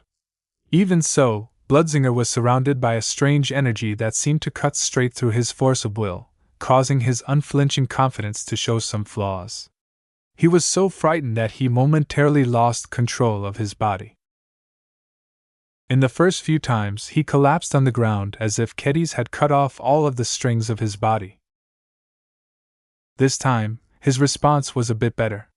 He soon regained his awareness and forcibly pushed his body back in a rather undignified roll that nonetheless allowed him to distance himself from the she-devil. He scrambled to pick up his discarded sword and raised himself back up to his feet before entering a battle-ready stance. His force of will had already reasserted itself as well, allowing him to put on a brave face. Kedis tooted and lowered her great sword. This action marked the end of their first bout. Your progress is too slow. You should have lasted longer against me by now. Venerable Joshua looked a little helpless. I'm already doing the best I can. I specialize in piloting mechs, not fighting with swords. That's not a valid excuse. The battlefield won't care if you failed to keep up your practice. No matter what mech you pilot or what weapons it carries, you can always fit a sword somewhere. Mastering this weapon will give you great benefits, so you better keep up with my training. They spent an entire hour on the sparring ring. Since Kedis had to condense Joshua's training as much as possible, she did not slack off but attacked in increasingly more brutal fashions. Her bloodzinger aimed at Joshua's limbs, stabbed into his heart, and chopped on top of his head. If not for the fact that the sparring ring was equipped with an excellent shield generator, her attacks could have cut him to pieces. The advantages he enjoyed as an expert pilot did not avail him much. Even if his reaction speed and body reflexes had surpassed human limitations, he was only able to unleash his true strength in combination with an expert mech. At the end of the intensive training session, Joshua collapsed to the ground yet again. He breathed deeply as he emptied an entire bottle of high-energy nutrient water. Can you stop aiming at my vitals all the time? The shield generator has been activated so many times that I'm afraid it will glitch at some point. Kitty snorted as she let go of Bloodsinger, allowing it to float freely. That won't happen. I personally installed it. I also make sure to inspect it at least twice a week. Besides, my control over my own attacks is so great that I can definitely pull back if the shield malfunctions. You don't need to worry about this. You just focus on getting accustomed to dueling against higher skilled opponents who won't hesitate to go for the throat.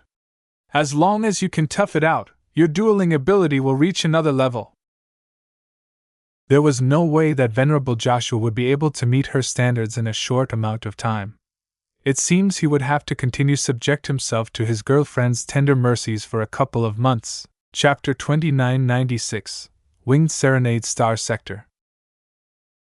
The expeditionary fleet had almost reached the border of majestic Teal. Weeks of uninterrupted travel without making any stops allowed the Golden Skull Alliance to make swift progress.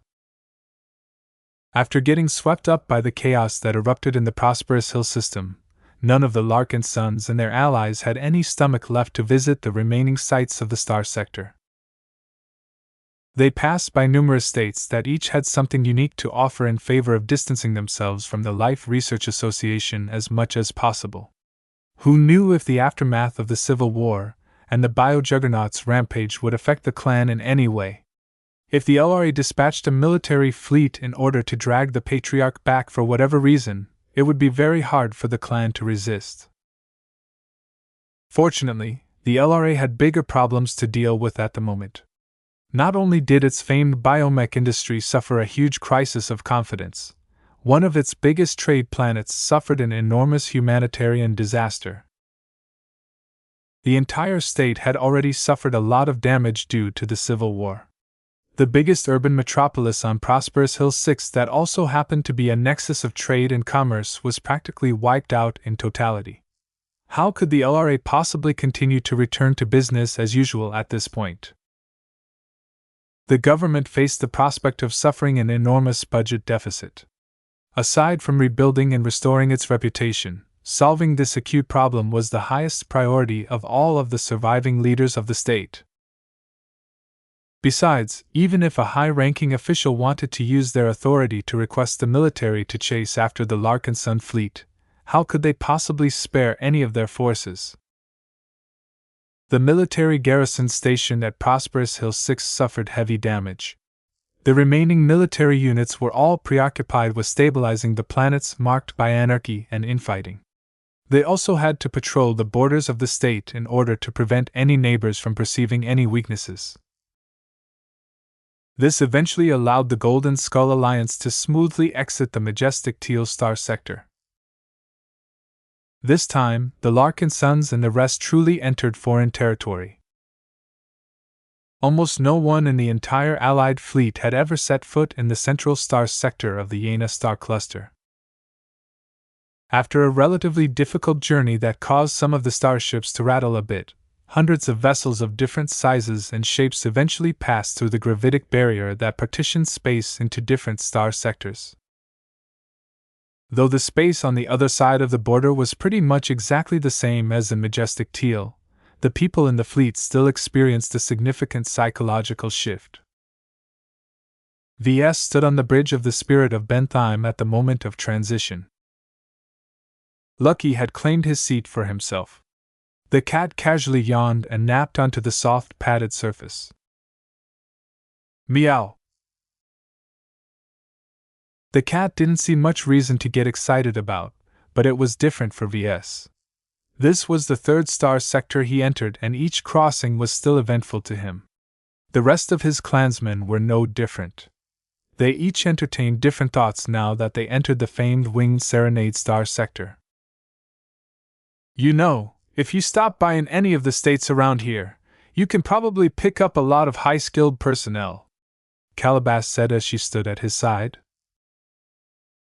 An 8-legged exhibition scurried around the wide deck of the bridge. He looked astounded at all of the elegant decorations and the amount of bridge operators on duty. Squeak!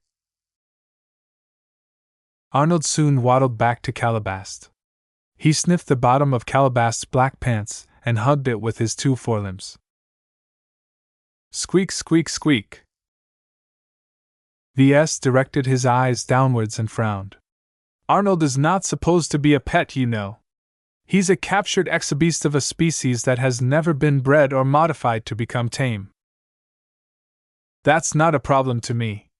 Arnold is smart enough to understand me, and that's enough. I know how to tame pets. Calabast smirked. Well, don't blame me if Arnold bites you or something. You know, he's supposed to be my test subject. I plan to perform all kinds of interesting experiments on him. He has powers that no average life form possesses. Performing studies on him will certainly progress my design philosophy. If that's the case, you can borrow Arnold whenever you want. He's adorable, but he's no Lucky. I won't complain if you can strengthen his powers and make him useful in battle. Though Arnold had become preoccupied with chewing Calabast's pants, he wasn't completely unattentive. In the past, he constantly had to monitor his surroundings in order to stay alive.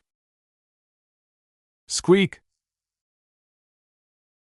Ves smiled at the chubby mammal. Don't worry, Arnold.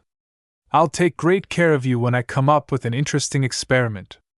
It's too bad that I am way too busy with working on my design projects at the moment.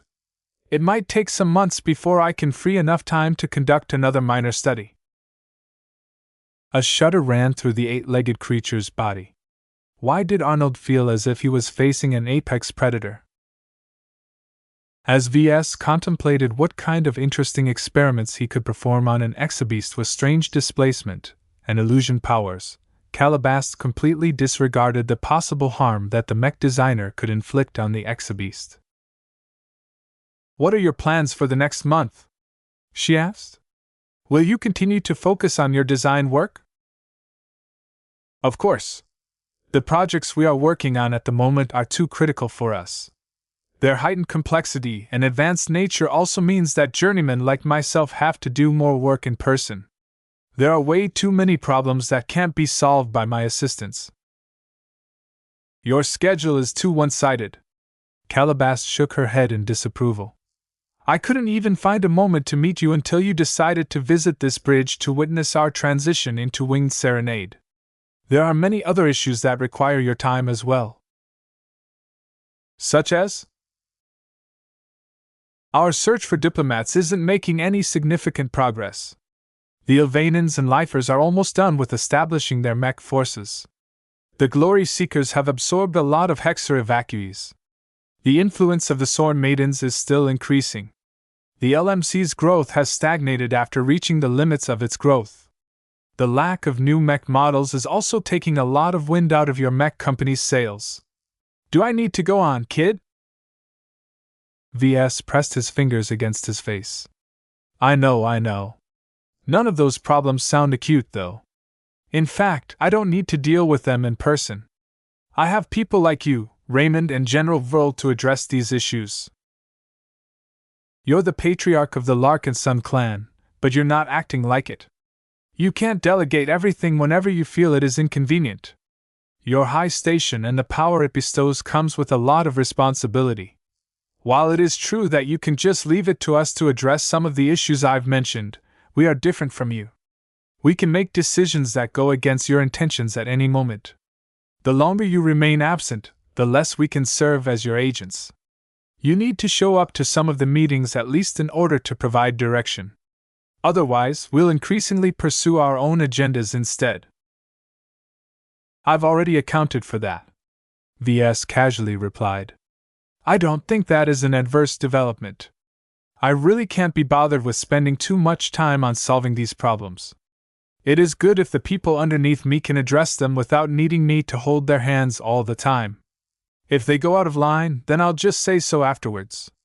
Maybe I should appoint a vice leader in order to act on my behalf. Ves was the patriarch but also the head designer of the Larkinson clan.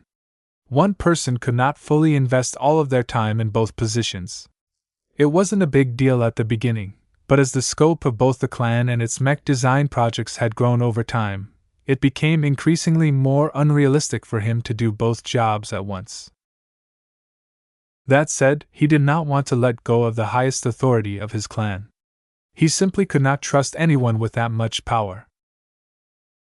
Calabast was already aware of his tendencies, so she did not press him further. This was also a deliberate approach on her part.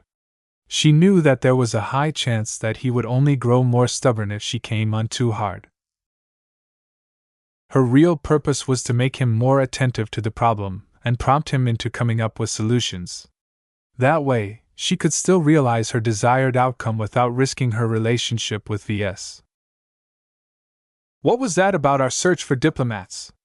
Ves asked after a few moments of silence. "Winged Serenade is the administrative center of our native star cluster. Even if we are still in a remote part of human space, there are so many enormous organizations in human space that the amount of branch offices they've established in this star sector is astounding. That doesn't factor in all of the native organizations that have emerged from this star sector that interact regularly with these transgalactic organizations. I can imagine it's quite a challenge for all of these people and organizations to maintain relations with others," Ves said. "Indeed. If there is any place where you can find diplomats, it's here. Winged Serenade hosts an entire industry of professionals whose main jobs entail making new friends, negotiating favorable business deals, persuading powerful states to trade their exclusive goods, and so on. There are even entire dynasties centered around raising and educating highly competent diplomats." Ves grew more interested. While his original goal was to just fly through this star sector without pause, he was willing to make a brief stop if that was what it took to acquire a talent that the Larkinson clan was sorely lacking. "Have we found any qualified and interested applicants?" "We have found some potential diplomats who can be persuaded to join our clan, but they have all requested to meet you in person." His mood quickly soured. "They want me to visit them instead of the other way around?" "These diplomats are highly valued by everyone, Ves. They're not your average career relations manager." "I don't sense much sincerity from them." Ves frowned and crossed his arms. "I don't feel like visiting another planet at the moment. Not after surviving Prosperous Hill 6. If these supposedly impressive diplomats don't want to go out and visit our fleet, then forget about it. They apparently don't want to expend much effort to join our clan. I don't need any half-hearted clansmen. Keep searching for diplomats, but don't bother me with this issue until one of them is willing to visit our fleet." "You won't make a lot of new friends with that approach."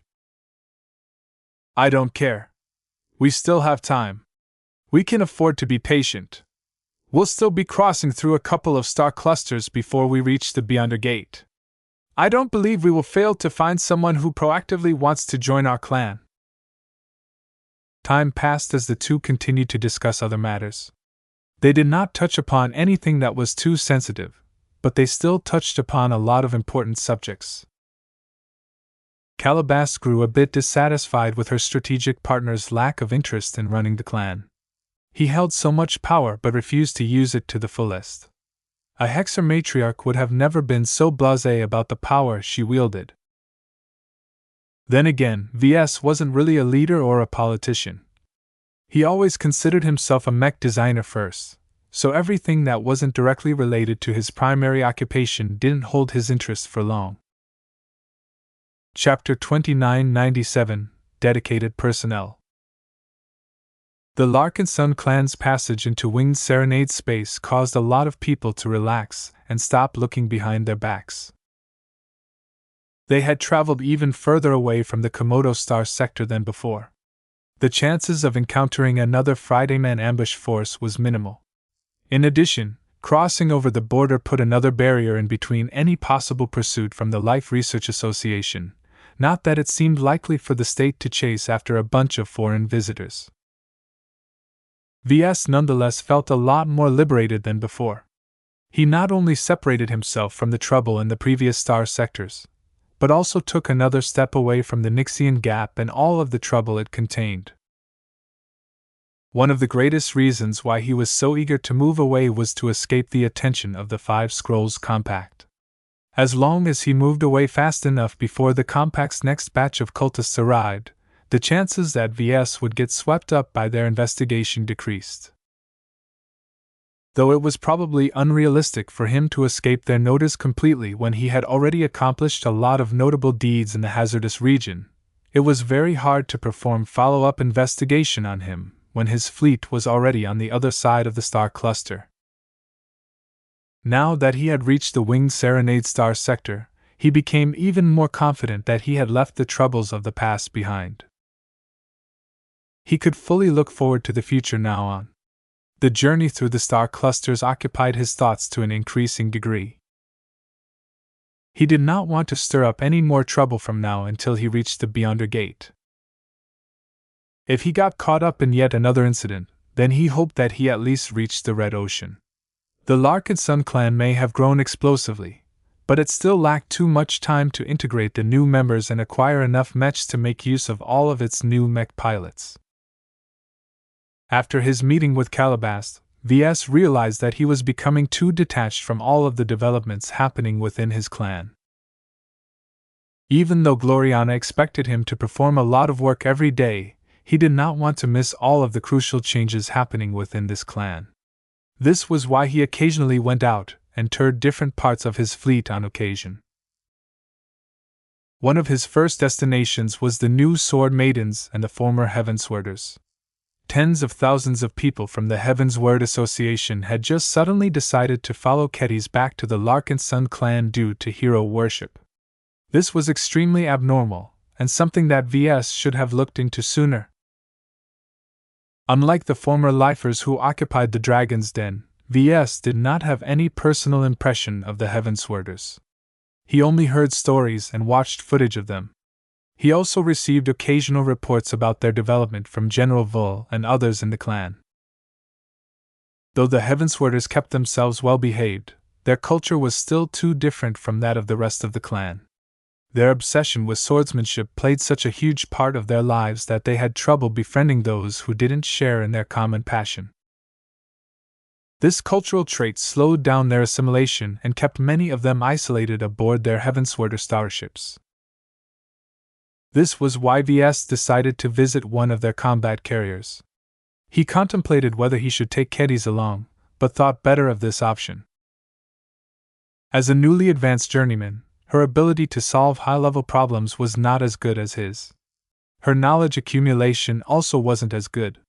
She was forced to spend much of her time studying more advanced textbooks in order to acquire the knowledge to work on second-class mech designs. Besides, I don't want to turn all of those Heavenswarders into fanboys and fangirls, he muttered. He knew how the Heavenswarders behaved in her presence. They became so starry-eyed that Kedis could even command them to strip their clothes without receiving any objection. This was not what Ves wanted to encounter. He wanted to witness the Heavenswarders in their most regular condition. Ironically enough, the extremely high status of Kedis played in his favor. His student was such a great authority figure to them that these clansmen didn't really look up to Ves that much. The greeting party he received when his shuttle docked in the hangar bay only consisted of a handful of personnel. An old man along with a few serious-looking guards armed with prominent swords stood a small distance away from the landing site. Patriarch Larkinson, welcome aboard the Winter Mercy. Please forgive our lack of preparations for your reception.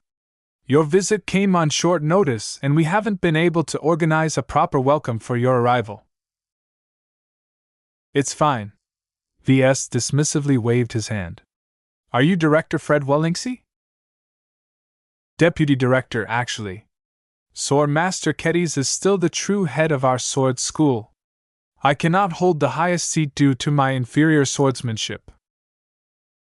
Ves briefly frowned. He already knew that Fred was the actual person who ran this organization within his clan. Kedis did not possess any inherent administration and management abilities. Even if her recent advancement gave her the confidence to take charge, that did not solve the fact that she didn't have the time to run all of the affairs of her sword school.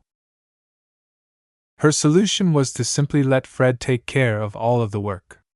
She was much like him in that regard, so he didn't have much grounds to criticize this arrangement. Are those the swordsman mechs of your former state? Why, yes. Would you like to take a closer look? Yes. They are quite intriguing to me. I can see their quality is not low. When Ves, Fred and their bodyguards moved in front of the feet of one of the large sword-wielding machines, they all paused for a moment. Ves observed every single detail he could see with his eyes. He also expanded his spiritual senses and tried to get a glimpse of the character of the mech. Though the swordsman mech was dead to his senses, he could still perceive hints of dedication from their mech pilots. A faint intensity that reminded him of Keddy's lingered in the cockpit area far above his head. What he had just sensed told him quite a lot about the mech and the mech pilots assigned to it. When Ves swept his senses to the adjacent mechs parked in the hangar bay, he saw that their situation was not different. I've heard a lot of praises about the mech pilots from your former state. They're very enthusiastic and always put in a lot of effort in training. That is natural. Fred beamed with pride. We wouldn't be Heavenswarders if we did not take our training seriously. Swordsmanship is everything to us. Anyone who slacks off not only profanes the sword school they belong to, but also profanes our very tradition.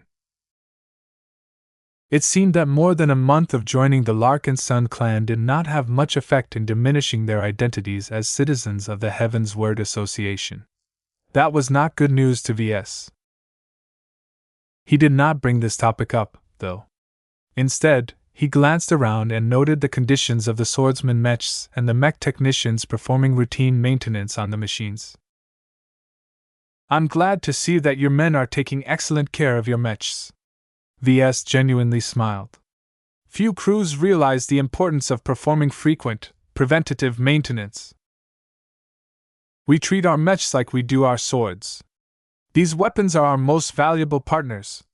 We cannot allow them to falter in battle due to negligence. Any swordsman who leaves a single stain of corrosion on his blade will get beaten up by his fellow peers. Any mech pilot who notices that a fault hasn't been fixed will beat up the mech technicians who failed to do their jobs. And that is allowed? Fred firmly nodded.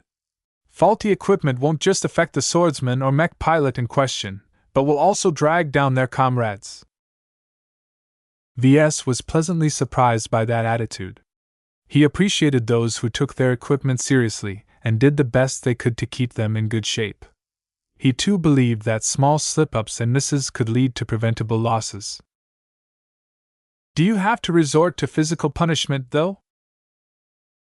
Getting your arm cut off or your teeth knocked out is not a big deal, Patriarch.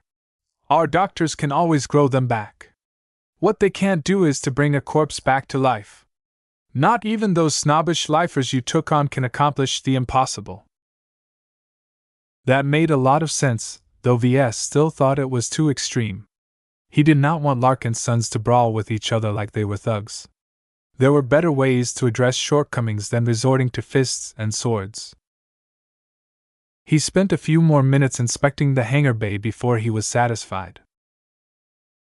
Let's tour the rest of this fine ship. I am curious how you Heavenswarders are faring in our fleet. How have you adapted to life in space? The small group moved out of the hangar bay and moved through the corridors of the sizable combat carrier. The interior design had only been partially converted to the Larkinson clan's aesthetic standards. While Ves saw plenty of banners and markings of the Golden Cat and so on, he also spotted a large amount of traditional Heavensward Association symbols such as a sword with wings and so on. The crew of the Winter Mercy hadn't tried very hard to wipe away the traces of their past lives. We're a tough bunch, Patriarch. Hardly any of us have suffered from any major discomfort. We all knew what we signed up for, and we faced plenty of harsh circumstances during our most intensive training periods. That sounds good. They eventually moved into a large training hall. While Ves had visited his fair share of physical training venues, none of that prepared him for the sheer energy displayed by the disciples of the Annihilator Sword School. Ha! 80 sword disciples simultaneously hacked their sabers down. Ha! Those same disciples swept their sabers from left to right. Ha! The young swordmen simultaneously lunged forward and hacked their blades at an imaginary target. There were sparring rings to the side which pitted swordsmen against other swordmen. Fortunately, they all wore protective equipment as well as practice blades, but the sheer physical exchanges were so intensive that not even Ves could cope with all of the aggression. How many of them are mech pilots?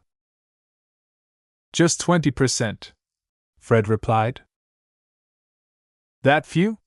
Ves looked puzzled. The deputy director looked at the patriarch more seriously.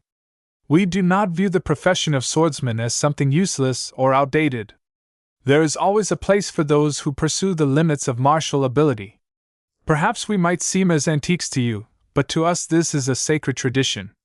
Our entry into the Larkinson clan hasn't changed that.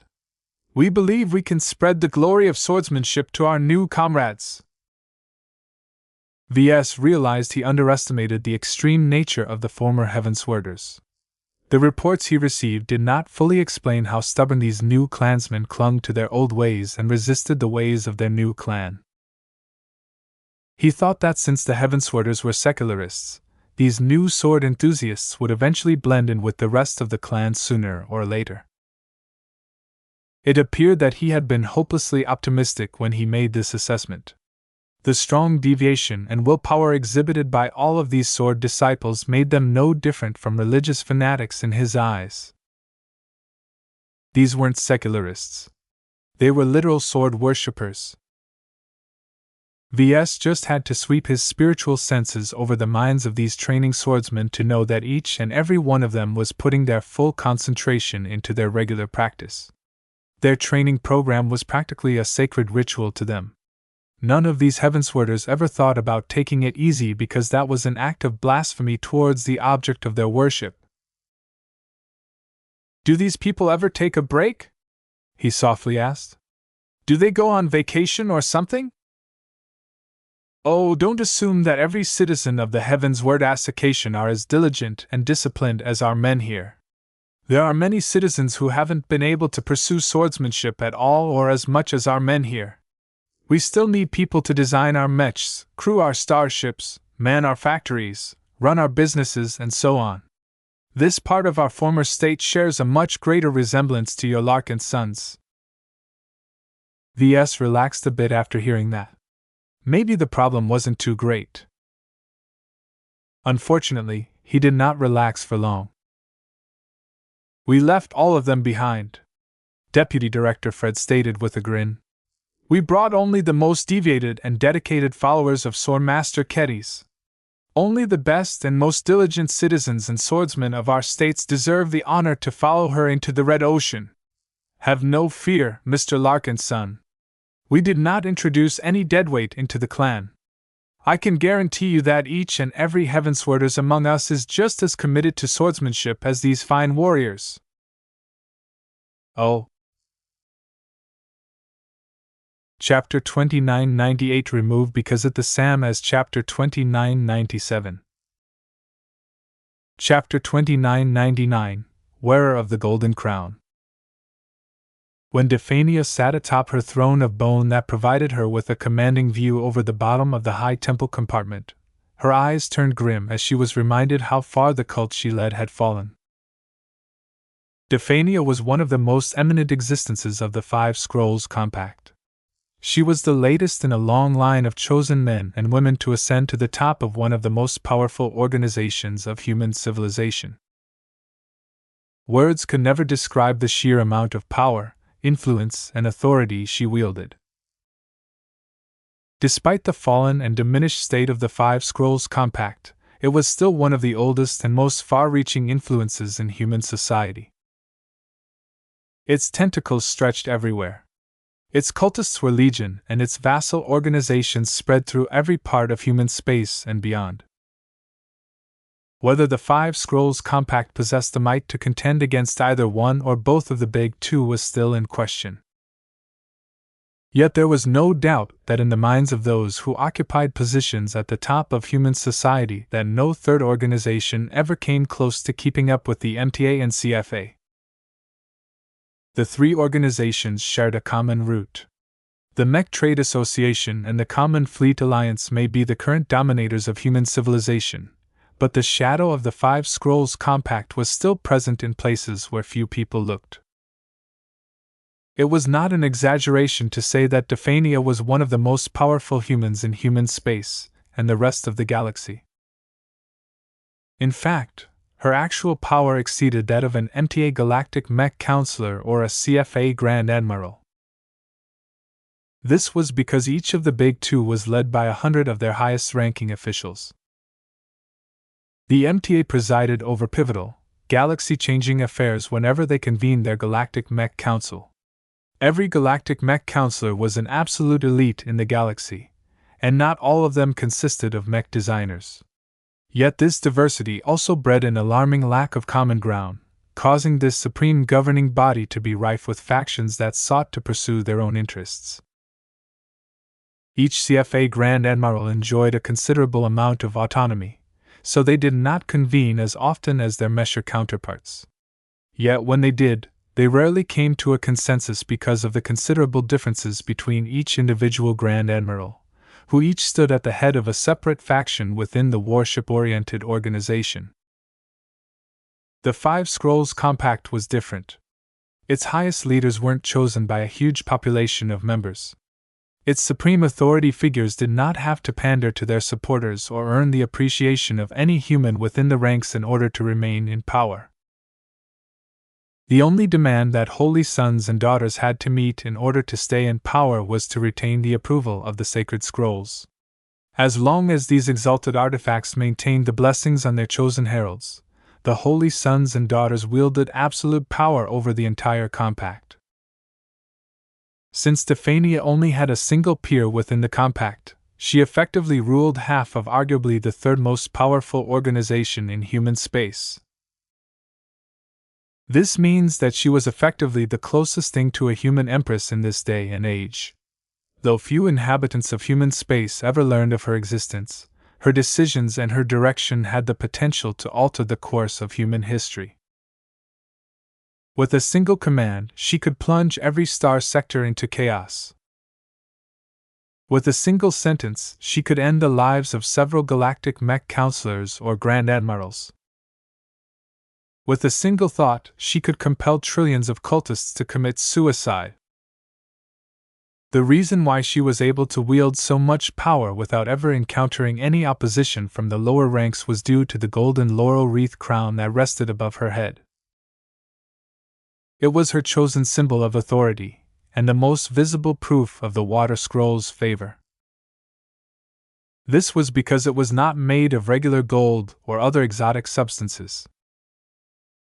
If anyone looked closely enough at the crown, they would notice that it was actually liquid. Near invisible flows of gold swirled while simultaneously maintaining the shape of a perfect laurel wreath. This was the blood of an immortal god. When Dephania ascended to her supreme calling a few years ago, the sacred scroll bestowed the holy blood to her in the most central hall of the ruined temple. It was a tradition for each holy son or daughter selected by the Water Scroll to shape the large drops of sacred blood in whatever form they wished.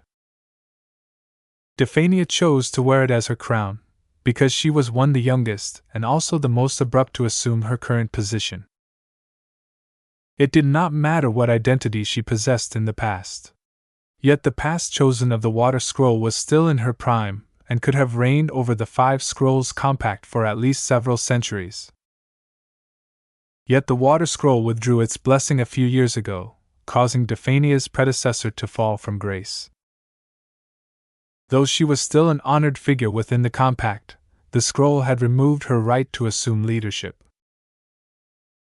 These days, Holy Mother Alesia entered the deepest halls of the ruined temple and lived in seclusion, cutting herself off from all of her former subordinates, allies, and power base. Defania's mood grew grimmer, though her stony expression did not reveal a glimpse of her fluctuations. Her soft blue corona made it even more difficult for the gray-robed dignitaries standing before her throne to notice her very human-like concerns. The blessings of the sacred scrolls came and went without warning. They could vault even the most humblest of cultists without warning, yet withdraw the holy blood that signified their authority a few months later. Fortunately, the sacred scrolls were not that erratic in the long span of history of the compact. As long as the holy son or daughter acted in accordance with the intentions of the sacred scrolls, they were able to retain their eminent positions for at least a century. Defania had no intention of becoming the youngest holy mother in the history of the compact. To that end, she needed to show her initiative, brilliance, and competence like any new CEO that just took over a company. Yet, in a relatively calm and stable galaxy where the light of the Big Two shone across all of human space, how could she make her mark and stabilize her position without risking a backlash? Her attention turned to one of the most important goals of the compact in this day and age. The loss of multiple sacred scrolls wounded the foundation of the cult, and directly caused it to relinquish its throne to the upstart MTA and CFA. Returning just one of the sacred scrolls would strengthen the compact by 50%, and would definitely earn her the approval of not just the water scroll, but the other ones as well.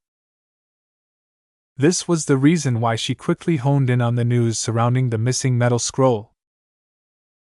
She had made its retrieval her sacred purpose.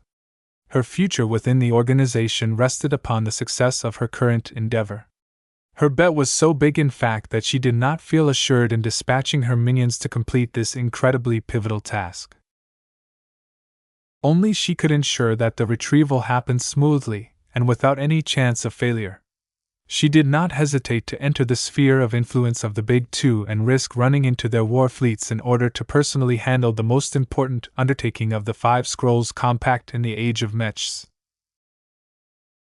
Temple Protector Kravitz. She spoke, her voice thrumming with soul-shaking authority. A ripple spread through the bodies of the gray-robed high officials. They all lowered their heads aside from one of them. The man who answered by this name and title stepped forward and slammed his fist against his chest. Even though this man possessed enormous might, and could easily extinguish all life in a star system, the Temple Protector adopted an utterly submissive posture in front of the woman that only lived a fraction of his years. There was no dissatisfaction nor discontent in his mind and soul. She was the voice of the Water Scroll while he was not. It was that simple to him and everyone else in the High Temple. "Have you succeeded in finding the location of the failure?" Defania asked in an imperious tone. "We have achieved some results, Your Holiness. Since we have come close enough to peer past the distortion of time and space, my team and I have succeeded in locking in the coordinates of Temple Protector Dista," Kravitz shouted, his low voice booming throughout the massive hall. Defania's mouth curled into a humorless smirk. "Then can we jump to his position and question him why he has failed to perform his holy mission?" Her right-hand man did not dare to provide anything less than a satisfactory answer, but the truth was that he had nothing better to say. He shook, which Defania could clearly perceive even if she closed her glowing eyes. "Speak!" "The coordinates that we have locked in are still within the outer range of the hazardous region in the remote star sector, Your Holiness. Jumping in rashly can easily lead to casualties among our supplicants and structural damage to our great vessel." "Are you doubting the ability of our great flagship and my ability to navigate the currents of the universe?" "I do not dare, Your Holiness. You are the wearer of the golden crown. You are the voice of the immortal gods. I have never questioned your ability to bring our great vessel to the target destination. It is just that a considerable amount of insignificant lives may be lost. The violent fluctuations of a direct jump will most certainly cause our great vessel to fall into momentary disorder. Dephania dismissively waved her hand. The poor and pathetic lives of slaves and supplicants are inconsequential to the compact. It is their honor to die in this sacred journey. We have crossed hundreds of thousands of light years in the span of just a couple of months. That is already too long. Each day that passes brings us further and further away from the heretic who holds our missing sacred scroll. Do I need to remind you of our priorities? Temple Protector Kravitz shook again. Your Holiness, we will do our utmost to punish the thieves and return the metal scroll to its rightful place in our great temple. However, our powers might not be enough to lead us directly into the Nixian Gap. We humbly request you demonstrate your blessed might and deliver our vessel to our chosen destination. A heavy silence ensued after the man said his piece. If not for his exquisite control over his own body, buckets of sweat would have poured from his body. Dephania pinned the Temple Protector with a stony stare. The man in question had lived for centuries and faced all sorts of beasts and horrors. Yet the attention he received from one of the sacred speakers caused him to lose all thoughts of resistance. If not for the fact that our current mission takes precedence, I would have crushed your body, devoured your blood, and shred your soul into pieces for your incompetence. Forgive us, Your Holiness! The Holy Daughter let out a disgusted sound. I shall spare for now, if only because I still need a dog to handle our affairs at our destination in my stead. Let us get on with it then. Hand me the coordinates. The Temple Protector did not dare to delay and concentrated his mind. He transmitted an invisible signal from his head that bumped into the soft blue corona of the Holy Daughter. Dephania did not even have to lower her guard. She directly extracted the coordinates from the air and already began to activate something hidden in her vast and powerful mind. Her red-robed body began to rise to her feet. The black-robed supplicant that acted as her footrest did not dare to grunt even as her weight caused his spine to snap. The blood-winged Holy Daughter strode forward, her heels slamming into the backs of one supplicant after another. She strode down the carpet of bodies until she reached a position that opened up a hole. The supplicants who laid there in order to act as human carpets plunged into the hole and dropped into the depths of the pyramid temple without a scream. Their fate was anyone's guess, but no one cared about their insignificant lives. A head-sized orb of gray that was enveloped by glowing blue runes rose from the pit.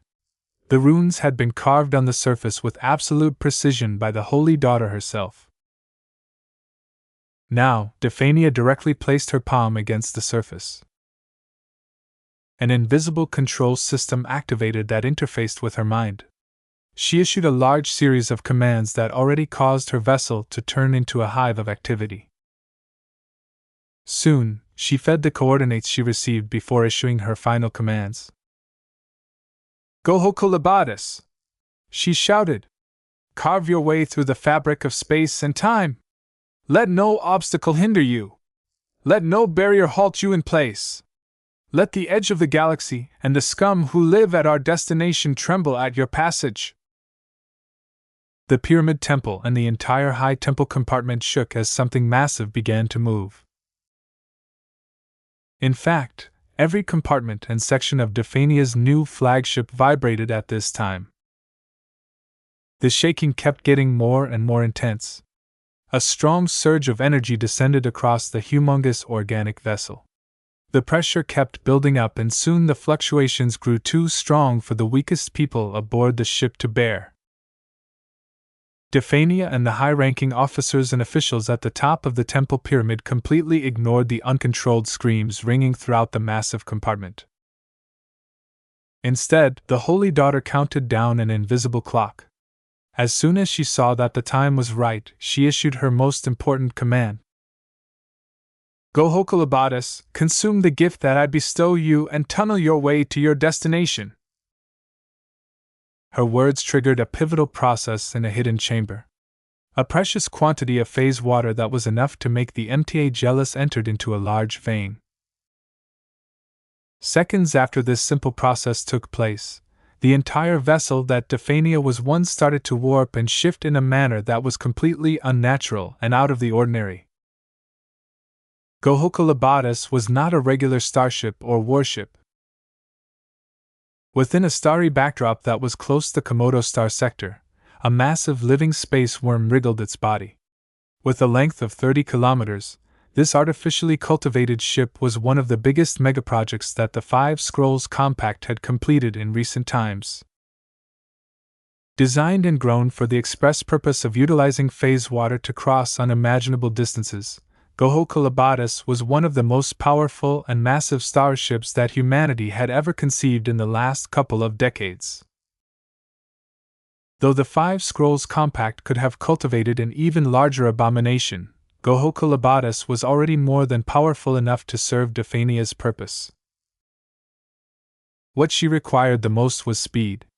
She had to travel from the galactic center to the outer reaches of the galactic rim in the most expedient manner possible. She could not let the trail of the metal scroll run cold due to any delays in reaching her destination. Gohokalabadis did not disappoint. After consuming enough phase water, the giant worm gained enough power to breach through space. The gigantic worm disappeared. Its entire, 30-kilometer length seemed to dip into a space crack. Moments later, the head of the giant worm re-emerged in a vastly different region of space. Thousands of floating asteroids crushed into nothing as the massive worm emerged out of an unstable-looking space portal and emerged into the dark and anomalous region that was known as the Nixian Gap. We have arrived! Chapter 3000 Holy Mother. Gohokalabadis had succeeded in tunneling its way into the Nixian Gap. The gigantic space worm that could crush CFA battleships with its body and devour entire mech regiments worth of Age Mechs had entered a region of space that was infamous for making entire war fleets disappear. Despite the considerable risks, the wearer of the golden crown and the lady drenched in blood did not show any concern. She immediately sensed the differences in a realm beyond the material one. It was kind of hard for people with her sensitivity to miss the enormous vortex swirling throughout the entire Nixian Gap. Yet she quickly dismissed the anomalous features. She had witnessed similar, and even greater anomalies in the past. In fact, the Five Scrolls Compact possessed the greatest degree of understanding towards their properties and behavior. These natural and ancient scars in space were often reflections of past traumas. The alien empires that reigned over the Milky Way in prior eons did not live in peace with each other. They waged terrible wars that could easily put humanity's age of conquest to shame. The galaxy was old. Sentient life already emerged an incredibly long time ago. Even if the sands of time had already eradicated many of the traces of these primordial aliens, that did not stop the Compact from uncovering the hidden ruins and extraordinary traces of these past civilizations. What a dark little hole! Dephania muttered in contempt as she figured out the lay of the land, as it were. It is a disgrace for the sacred metal scroll to pass through this sordid region. What are those traitors thinking? No one responded to her outbursts. Temple Protector Kravitz and the other gray-robed officials remained still and kept their heads bent as the wearer of the golden crown continued to interface with the gray control orb.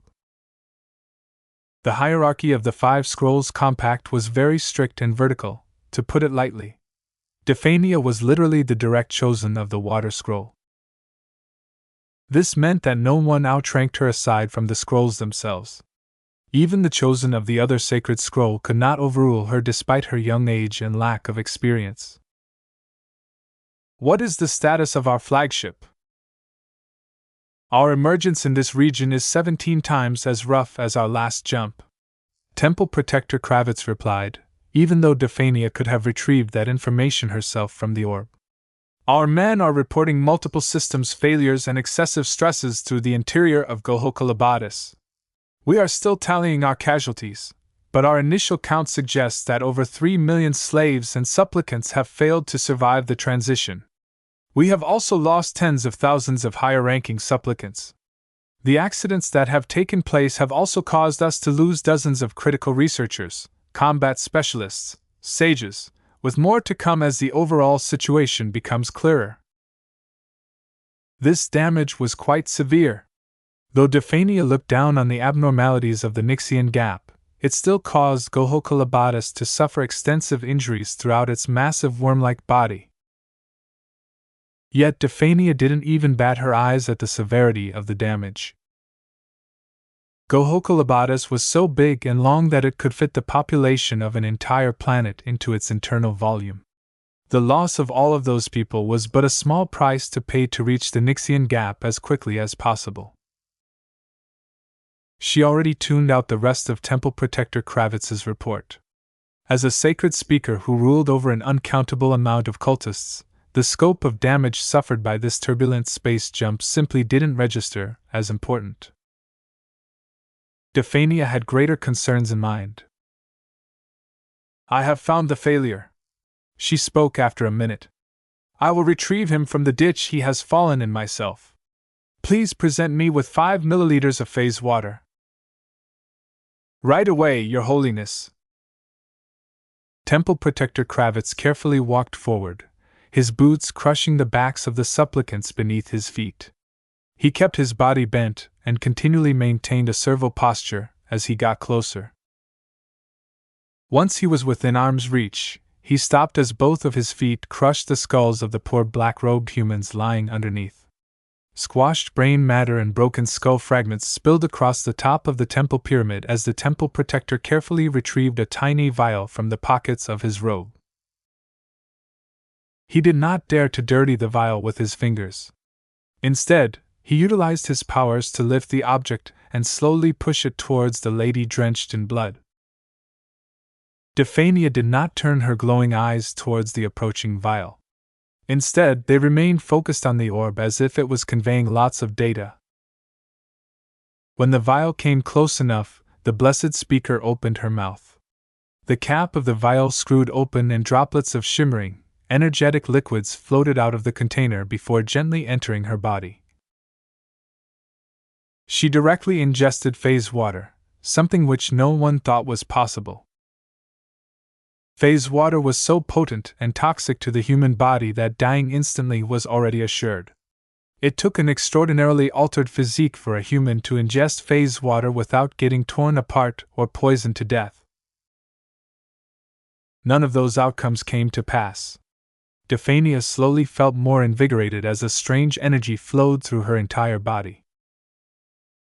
Her white hair flowed more vigorously behind her back as if it had completely escaped the influence of gravity.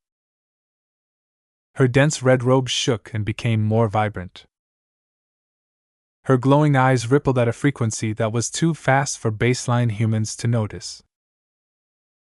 Dephania cleverly and skillfully harnessed the power that flowed through her body. She manipulated it into a special pattern that caused a small patch of space next to Gohokalabatis to shimmer. A shaky portal opened up. Even though the Nixian gap tried its best to squash this portal, the golden crown above the Holy Daughter's head shone brighter as it blessed her endeavor. The portal that emerged beside the compact flagship finally stabilized to the point where it was safe for passage. Seconds later, a wretched body soared from the portal. As soon as it emerged, Dephania quickly halted her intensive act, causing the portal to fade out of existence. "Retrieve the failure and bring him before my throne." "As you command, Your Holiness!" Temple Protector Kravitz shouted and bumped his fist against his chest. The man descended upon the steps made out of human bodies in order to bring his former colleague back in person. It wasn't until Kravitz reached the bottom of the 999 steps that he dared to use his powers to blink out of the high temple section and reappear out into space. His robed body did not experience any of the effects of naked exposure into space. His flesh remained pale and healthy, and his body heat was still stable. The temple protector over to a disgusting body that looks no different from a dehydrated corpse. Even though it made absolutely no sense for a human body that was exposed to space to look this way, it didn't matter. Kravitz could clearly sense the life clinging to existence inside the hollowed body. You had one job, Aramid. You took several decades to travel from the ruined temple to this little hole at the edge of the galaxy, only to fall and stumble at the end. Even though sound did not propagate in a vacuum, Kravitz communicated at a level beyond sound pressure. A faint, tortuous fluctuation transmitted from the mangled body. Its once magnificent robes that temple protectors wore to convey the full majesty of their power and status to outsiders had long eroded into a blackened mess. Your excuses will not avail you. If you wish to defend yourself, then plead your case in front of the new holy daughter of the water scroll yourself. Pure panic radiated from the mangled body all of a sudden. There were even signs that the consciousness locked within the boy wanted to commit suicide, but Temple Protector Kravitz expertly waved his hand, transmitting a powerful fluctuation that locked the body and its consciousness into near stasis. If the fallen figure was still in his prime, he could have resisted this invisible imprisonment with ease. It was too bad that he had expended nearly his entire strength to survive the ravages of the higher dimensions. After a brief moment of concentration, Kravitz and his package blinked back into the interior of Gohokalabadis. The gigantic space worm did not allow anyone to teleport inside its body at random, but Kravitz had transmitted the right signal for him to pass through. He emerged right back at the bottom of the temple pyramid. After he quickly ascended above the steps, his faster pace causing his boots to squash nearly every person he stepped upon, he reached the top and quickly paused in front of Defania and the gray orb. Kravitz waved his hand, causing a few black-robed supplicants to fling from the surface and soar past the top of the pyramid before falling to their deaths below. The man dropped the ruined body that he retrieved from space onto the floor. Failures like him deserve to eat the dirt on the bone metal surface. Defania finally pulled her attention away from her control orb. She turned around and beheld the ugly body with a glare that could cut through battleship hulls. The body locked in near stasis shuddered, but no matter how much the confined consciousness wanted to die, Kravitz would never allow that to happen. Do you know your failure? Defania asked. Do you understand how much you failed my predecessor? Do you have any idea of how much you damaged the compact? She shouted, her sharp voice causing the entire High Temple section to amplify her fury. What is that? Defania frowned. Speak clearer, you failure. She frowned deeper. Though she wanted to wipe off this stain from existence, she needed some answers first. Release him from his bondage. I can take over from here. As you wish, Your Holiness. From the moment Kravitz released his control, a much more powerful but gentle hold pinned the barely living individual's body and soul in place. Defania took a faint breath before breathing out. A misty plume escaped her mouth. Under her exquisite control, her saliva descended upon the ruined body and began to heal and rejuvenate the mummified body. In a matter of seconds, the body seemed to inflate and return to glory, though only barely, as Defania did not bother to put too much effort into restoring the fallen compact member. That should be enough for you to answer my question. Now tell me, what has happened? Why did you fall? Your Holiness. No excuses. I want answers. The eyes of the half-revived body shook even harder. It was as if he was still under heavy pressure. He shakily lifted his restored arm and slowly pointed it towards Temple Protector Kravitz. It's a TTT trap. This was the first time since her ascension to her supreme position that Defania became stumped. What nonsense are you talking about, you failure? What is wrong with Kravitz? Though she thought that the delirious failure of a temple protector had lost all sense of his awareness, a part of her still felt a thread of uncertainty. She turned her sight away from the rescued body and stared into the eyes of her right-hand man. The confident gaze and the bold smirk on the face of her most diligent and dependable lackey looked completely out of place for a cultist who was in the presence of a sacred speaker. "Welcome to the Nixian Gap," a female voice uttered from Kravitz's throat. An instant later, the half-restored body detonated, unleashing an explosion that was so powerful and violent that the entire pyramid temple blasted into pieces and caused the entire high temple compartment to become awash with death. Yet all of this devastation was just the start of what was about to come. Gohokulabadis violently shook and vibrated as it sensed extreme danger. It even attempted to fly away from this patch of space, yet the damage it incurred due to its hasty and ill-advised space jump prevented it from jumping away or accelerating ahead in a short amount of time. Its organs, its systems, and its crew had not yet fully recovered from all of the damage. This proved to be a fatal consequence, as hundreds of asteroids around its lengthy body began to shine in ominous black. Buried within these asteroids were large, rough chunks of dense black material that would have made Ves drool with greed. The energies locked within tons and tons of unending alloy began to get excited all of a sudden. Several events happened in rapid succession. First, the distance between the realms abruptly narrowed. The huge vortex along with the ocean of locked and undying souls became visible to the naked eye as they flowed throughout the entire zone, including the body of Gohokulabadis. Second, as these souls passed through the bulk of the living vessel, they inexplicably became extinguished. Yet the chains that locked them in eternal torment did not disappear. Instead, they connected to the bodies, minds, and souls of the people residing within this 30-kilometer space worm. Screams echoed throughout every single section as millions of slaves, supplicants, and even more powerful cultists lost control of themselves while simultaneously losing whatever strength they possessed.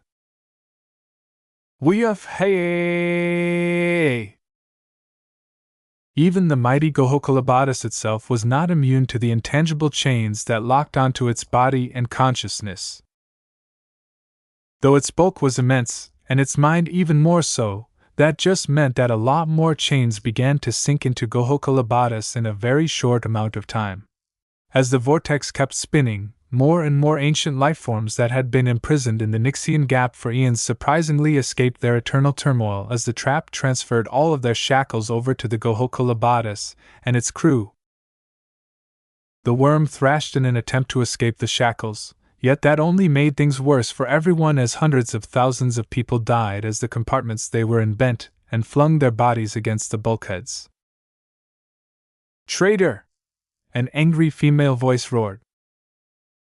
As the smoke and devastation of the initial explosion faded, a glowing blue form floated in the middle of the area that was once the top of the temple pyramid. Dephania looked completely spotless and unaffected. The shackles that managed to imprison the power and control of every gray-robed figure that survived the explosion did not manage to get past the blue corona that surrounded her body. Her glowing eyes pinned the body of Temple Protector Kravitz. "Where is the metal scroll?" "Wouldn't you like to know?" Kravitz smirked while replying in a female tone. "Impudence!" Dephania did not treat her adversary lightly.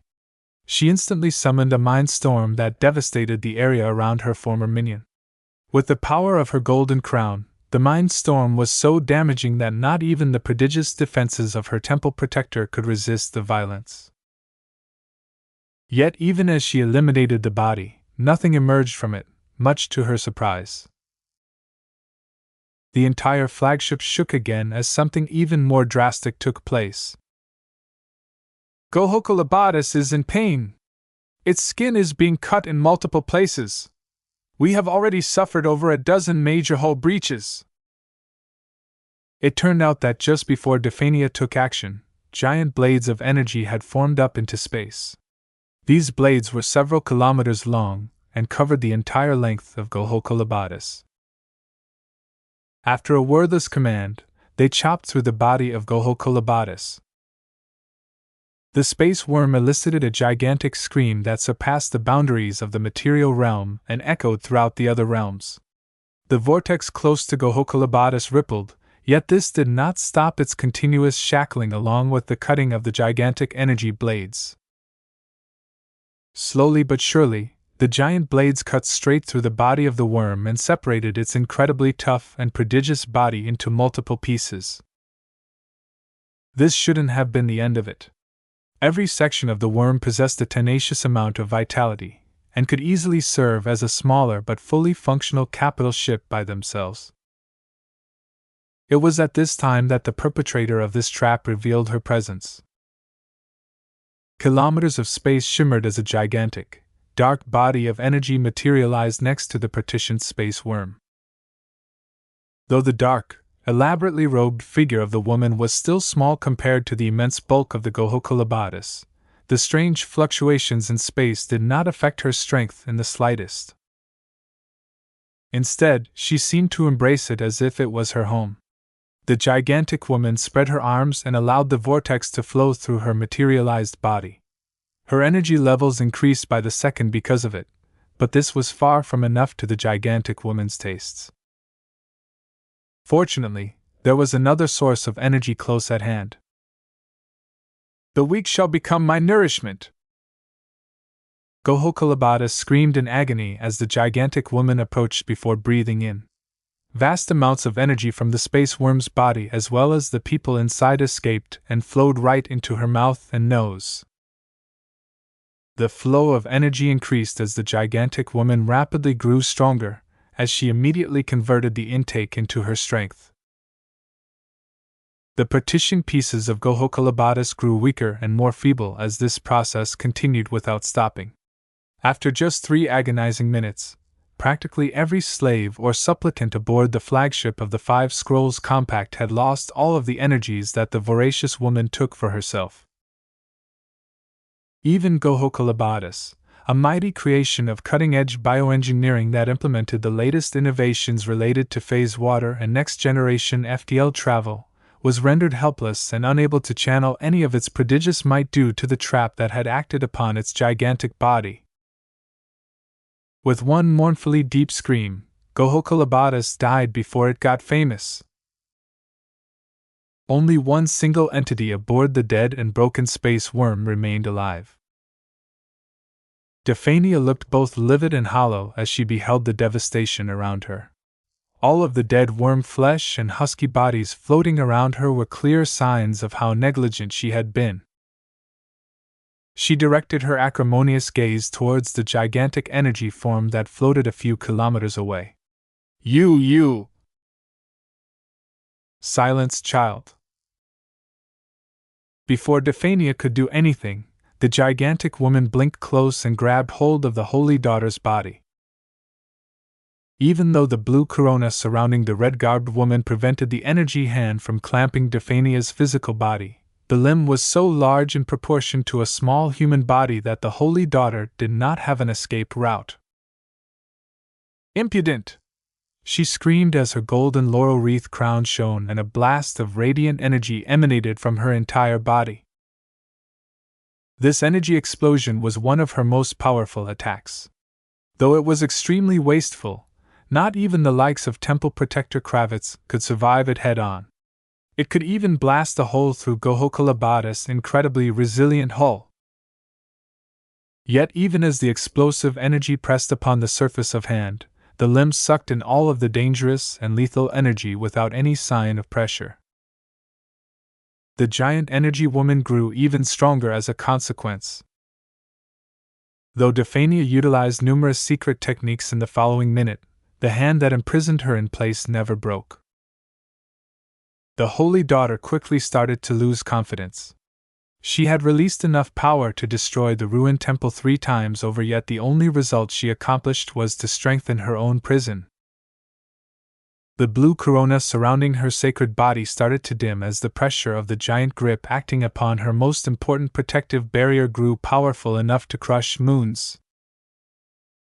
Even if Dephania was one of the most individually powerful existences in the entire galaxy, the mastermind who set a trap for her and her men was utterly crushing her to a degree that beggared her belief. How? Why are you so strong, traitor? The gigantic woman grinned. To be honest, you and your interesting space worm could have easily squashed me like a bug if you caught me anywhere else in space. I wouldn't have even stood a chance against your slavish temple protector in an even battle. You refused to answer for your sins. You had the temerity to set a trap. This is not how everything is supposed to happen. I am too strong. Ha ha ha ha ha ha. The dark woman laughed.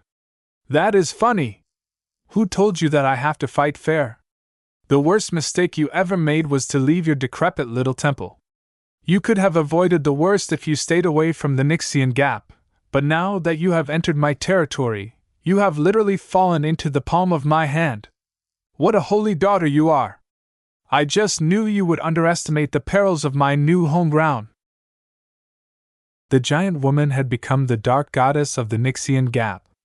She not only assimilated much of the gathered power locked within this ancient region, but also mastered a portion of the secrets buried within the relics of the past.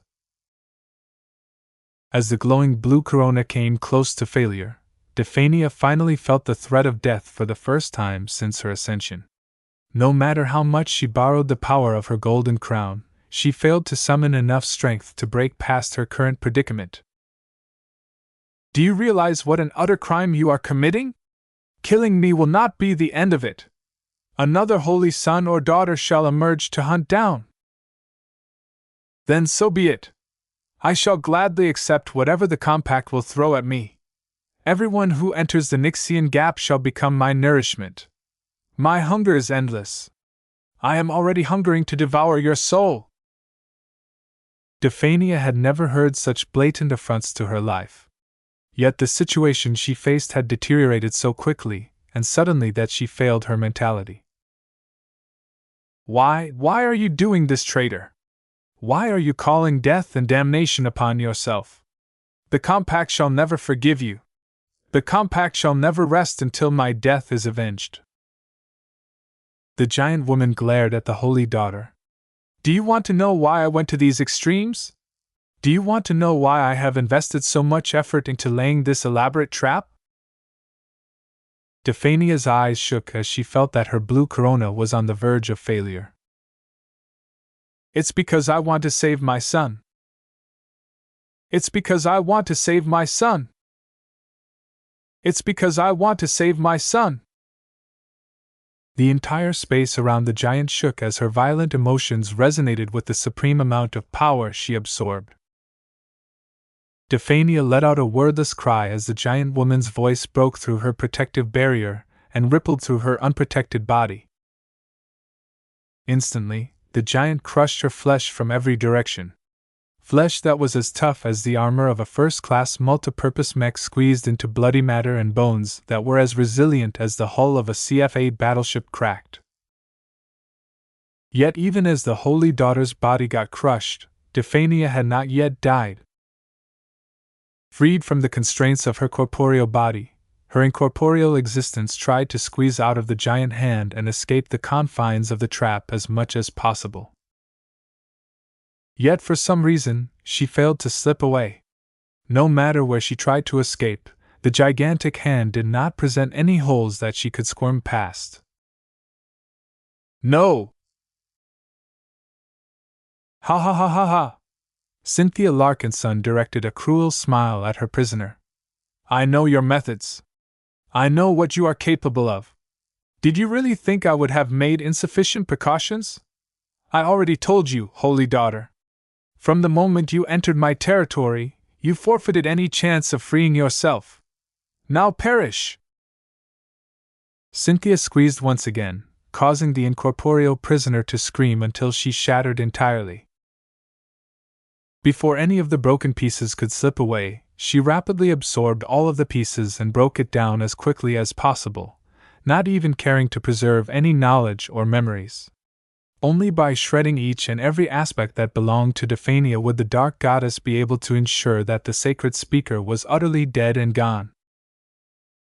Once she had completed a deed that would assuredly ripple throughout human space and upend human civilization in ways that she did not care to contemplate, she slowly opened her giant hand to reveal a golden laurel wreath crown that thrummed with power. Though the crown rapidly tried to escape, Cynthia already enacted a solution. A thread of power pierced through the center of the crown and caused the solidified blood to still. Its connection to the water scroll and its defiant consciousness seemed to have faltered all of a sudden, though there were signs that it could easily regain its rebellious nature. Though holding on to this crown was incredibly dangerous, and would almost certainly invite furious reprisal from the Five Scrolls Compact, Cynthia could not afford to let go of this priceless treasure. For the sake of diverting the attention of the cult she used to be a part of, she had to attract as much of the Compact's animosity as possible. Only by attracting her former compatriots into the quagmire of the Nixian Gap would she be able to give her precious son the opportunity to live his life free from persecution. I just want to save my son. I just want to save my son. I just want to save my son.